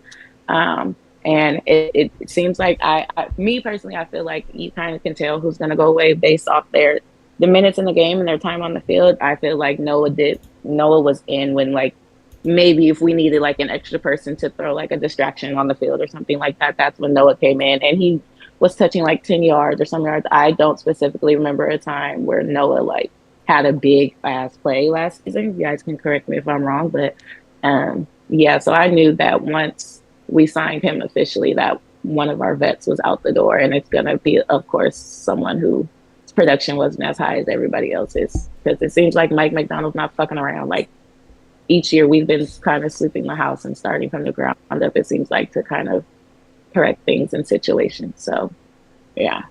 Well said. Go ahead, D-Mac. I was just gonna say real quick, like Elijah is somebody out of Miami that brings that receiving ability, and Barner is somebody that's a little bit more of an inline tight end. So the way in which they want to run the offense, it makes sense. The fact that Fant would be the guy that's on the chopping block as far as that's concerned, because he doesn't like to block, and obviously they invested draft capital into featuring Wario as a part of this offense. So it was surprising because it kind of came out of nowhere, but it makes perfect sense why they ended up doing it. You felt like it was surprising? I knew it was coming. Well, no, I think it was a little bit surprising for people that hadn't necessarily paid attention to the Seattle Seahawks roster, which I'll admit, I hadn't necessarily looked into that tight end position that heavily to see that he was a cut candidate, but yeah, it makes sense. Rudy, what's up, Rudy? YouTube back to not loading y'all comments. What's up, Rudy? We on Twitch, if that's Rudy, the Commanders fan. Yeah, you answering everything well. Thank you. You got questions in the chat real quick. Her expectation was 10-7. Do you have y'all win the playoff game this year? Like, how would you feel if y'all don't win a playoff game this year? Let me ask that. How would I feel if we don't win a playoff game? Yeah. Like, do you have y'all making the playoffs and or winning a playoff game? That's the question. I mean, every season I have us making the playoffs because at the end of the, like, whether people want to face it or not, we are a playoff team. We have been, like, very much have been. We have made it, whether we made it and lost the game or made it in whatever. Like, there was only like one off season where we really didn't make it. So I always think we're going to make it to the playoffs. It's just what we do in the season, whether we have one off game or whatever the case is. Last season there was a couple off games to the Giants, to the Rams. Like, there was a lot of times that we fell short. So I always feel like we're going to make it to the playoffs. If we do, amazing. I don't feel like with the rookies, the amount of young talent that we have with the rookies, and then just how pieces are meshing together right now, I don't feel confident enough to go far in the playoffs. But every season, I feel like we're going to make it. If we lose, we lose. I'm not going to go sit and cry about it. Like, I know my team, and I know, like, the range of my team right now. So I'm not expecting to go in, like, heavy slashing. Yeah, guys, we're about to go 13-4, and we're about to win the Super Bowl and some more shit. So I have real life expectations for Seattle. So, like, not that good shit. I do have a question for you, Nay, if you care to answer a question. Is there like specific things you're looking out of your team outside of a win count or a loss count that like you want to see improvements to it per se? Like, is there specific areas of your team you want to see improvement? Yes. So a lot of last season, I don't know if it was Geno as a quarterback or if it just genuinely was that our offensive line was butt booty ass cheeks. So I want to see with our draft and with what we've done with our offensive seven, our offensive front line, I want to see whether it's Sam Darnold's ass down there, back there, or if it's Jalen back there. I want to see if they're really going to step up and produce, and actually be able to, like, protect him. And then we also were horrible at, like, run defense. Our run defense was fucking ass, you guys. Like, horrible run defense, pass defense. Both of them motherfuckers was trash, honestly. So, like, in those areas, I do expect players to step up and pieces to hopefully be put together in that sense. Like, the LOB is well done and well gone, but I really hope to see, I said this in, I forgot whose space, but I do feel like with the pieces this season, our defense could be up there. I think I said top 10. I'm not going to shoot and say, like, top 5 defense or anything like that, but I do feel like strongly, hopefully, that our defense can be a top 10 defense this season. So those are, like, my personal expectations in, like, certain areas of the field. Okay. Well said. Great question, T. Snowman Sports, if you still in here, I want you to reach out to me at @FactAndStats_ on Twitter. Snowman Sports, if you are in here, I want you to reach out to me at @FactAndStats_ on Twitter. Please. And then Nay, I had think we had a question in the chat. Yeah, for the Miro thing, she said she's not too confident in Sam Darnold. She do believe that probably Miro can probably end up starting at some point this season. I believe she said. And my last thing, shout out some players that you think that we should look forward to knowing, or even hearing about from a Seattle Seahawks perspective. Players expected to you to make a jump or be more impactful this season coming up. Nick Emanwari. They are saying that. Well, in the draft, they were saying he is like the second-hand coming of Sherman, just in a safety position versus a cornerback position. So with them saying that, and with a lot of people and analysts being high on him from what I've heard, I expect to see him kind of break out in a way. Hopefully he does. So I'm hoping that goes well. I really hope what's that wide receiver that we got? I think his name is Torrey Horton. And then we also got Ricky White, I want to say. With the way that obviously you guys seen the way our wide receiver core went this season, we lost Lockett and we lost DK. I don't feel like those are like really two big old losses. As surprising that is to say, I feel like one's a deep thrower and one's a crash out. So, or a deep catcher and one's a crash out. So I don't feel like it was major losses to our wide receiver room, especially with JSN kind of stepping in and Bobo also stepping in when we needed it. And then we would just shoot to our tight ends. So I'm interested to see what those two wide receivers do, if they do touch the field, whether it's starting or just getting playing time on the field, things like that. And then obviously Sam Darnold, I'm going to throw him in the mix just because fuck it, why not? Let's see what he can do in a different environment, different coaching staff, different players, different team. Like, you know, if Mike McDonald can fix him up. So we'll see. I will add somebody here, and I do like that shout out for Torrey Horton. I think he'll have an opportunity to try and work his way up that wide receiver depth chart. I don't feel like MVS is MVS, and we'll see if Cooper Kupp stays healthy. But Byron Murphy the second was somebody that I was extremely high on coming out of the draft last year, and I think his underlying numbers were a lot better when he was given the opportunity to really do what he does best. Mike Dan McDonald, there it is, said that he was going to come out and use him more specifically as a 3 tech and not necessarily as a nose, which is not his best position.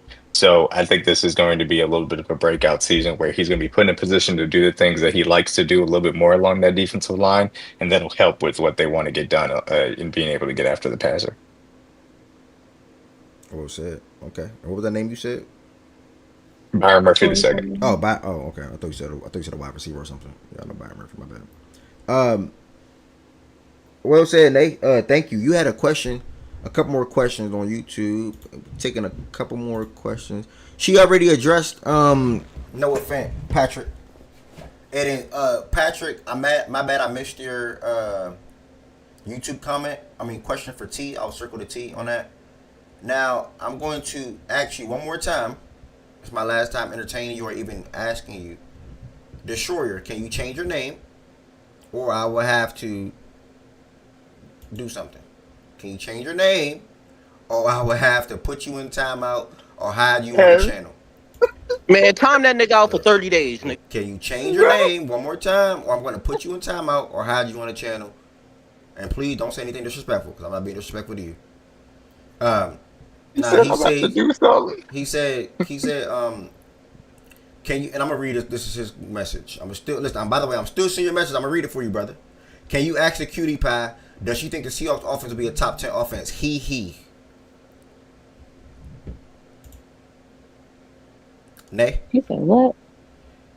He said, can you think they'll be a top 10? Yes. I thought I already. Okay, I feel like you. Okay, cool. I gotta listen more. Yeah. Now. I feel like they'll be a top 10. I'm not gonna push and say a top 5, but I have hopes to be in the top 10 this season. Yes. All right, appreciate that. Again, if there's anybody in here, first time in here, Fact and Stats is a daily sports show, Monday through Friday, 11 a.m. Eastern Time. This is my 4th week hosting the show on Twitch as the main platform. It used to be playback up until like November, December, shifted over to YouTube. And then now Twitch is the last one that we're attacking. I am also live on YouTube as well. So if you want to watch or prefer YouTube, you can watch on YouTube as well. And again, the YouTube is Fact and Stats. Make sure you all subscribe to Fact and Stats on YouTube. And then also make sure you all subscribe to Fact and Stats. Everett Jr., my Twitch page right here. I'm sorry. Where do I want to go here? Next, maybe we're going to take it to the schedule. I don't think you got another question. All right. We're going to take it to the schedule to close this out. Week 1, you start your season off at home against the San Francisco 49ers. What you got that game going being? Me personally, I feel like that's a win because there's going to be a point to prove, and it's also a division game. I don't feel like it's going to be like a blowout win, but I do feel like it's going to be a win. Week 2, you travel to Pittsburgh to play your old guy DK Metcalf and the new look Pittsburgh Steelers. What you got that game going?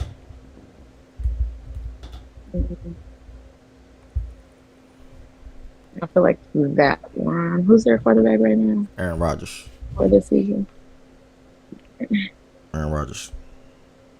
I feel like that's the potential win. Okay. Week 3, I travel to New Orleans to play the Saints. Oh, that's a win. Week 4, y'all on a short week travel to Arizona Thursday Night Football to play the Cardinals. The Cardinals Thursday night. That's fine. I think I had that as a win. One of them was maybe a toss up, but I think that was the one I had a win. Okay, hold on, y'all. Hold on. All right. Yeah, that's the final straw, brother. You're in timeout. All right, I'm done with you for today. All right, sorry. He made a wild comment to Patrick. It didn't even go into the YouTube chat because he said something ridiculous. All right, week 5, you come back home now to play the Buccaneers. What you got?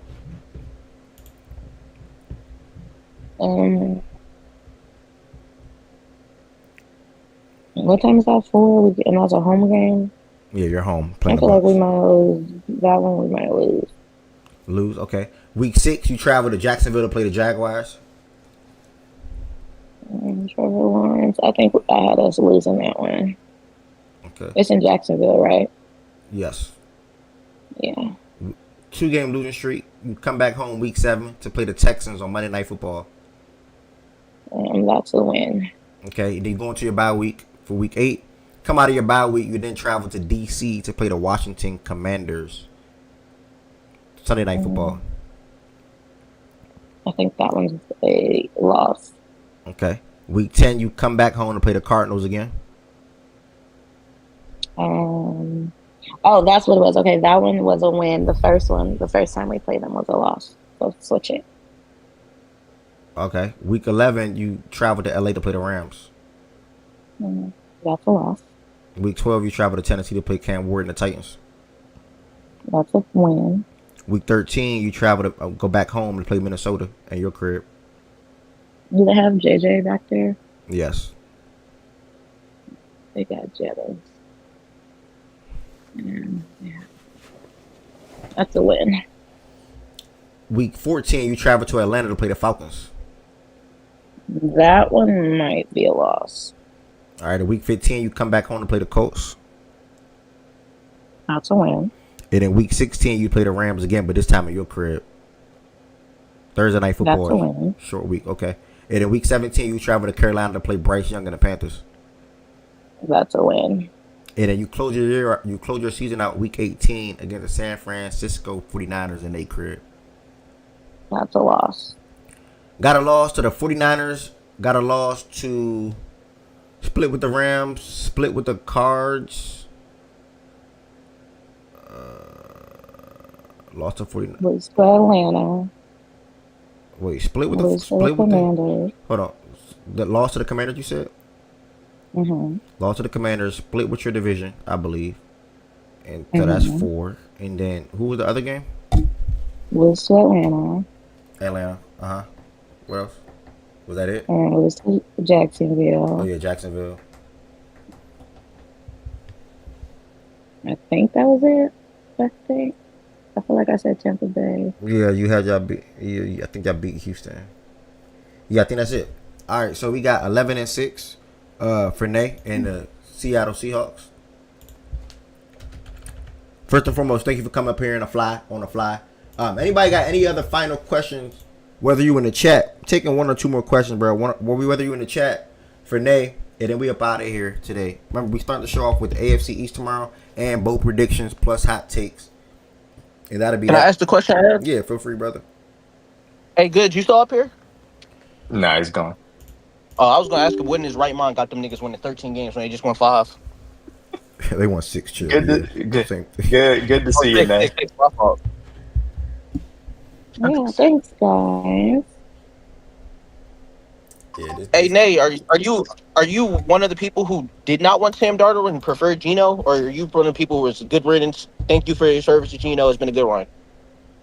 I'm kind of like in the middle. Like I felt like Gino could have stayed if he would have fixed like his like throwing end zone percentage, like how he throws in the end zone. Like I feel like the interception rate in the end zone was kind of fuck booty ass. So I was kind of in a stance where if he stayed or if he go, it didn't matter to me. What my problem was that he came into the office in the beginning of the season asking for like 45 million or asking for like something fucking crazy, and it's like your production did not match that. Like some of your numbers did, but Mookie, but like that's fucking crazy for the like what you're producing on the field. So with him leaving, it was like, okay, whatever, fuck it. But whoever we do get like to replace you, I hope it's like, and so when I found out it was Sam Darnold, I was like, oh fuck, bro, like here we go. Like no offense, but my team ain't been this white since Matt Hasselbeck, like real talk. So but I'm hoping like shit can go somewhere. So I'm kind of like in the middle with it.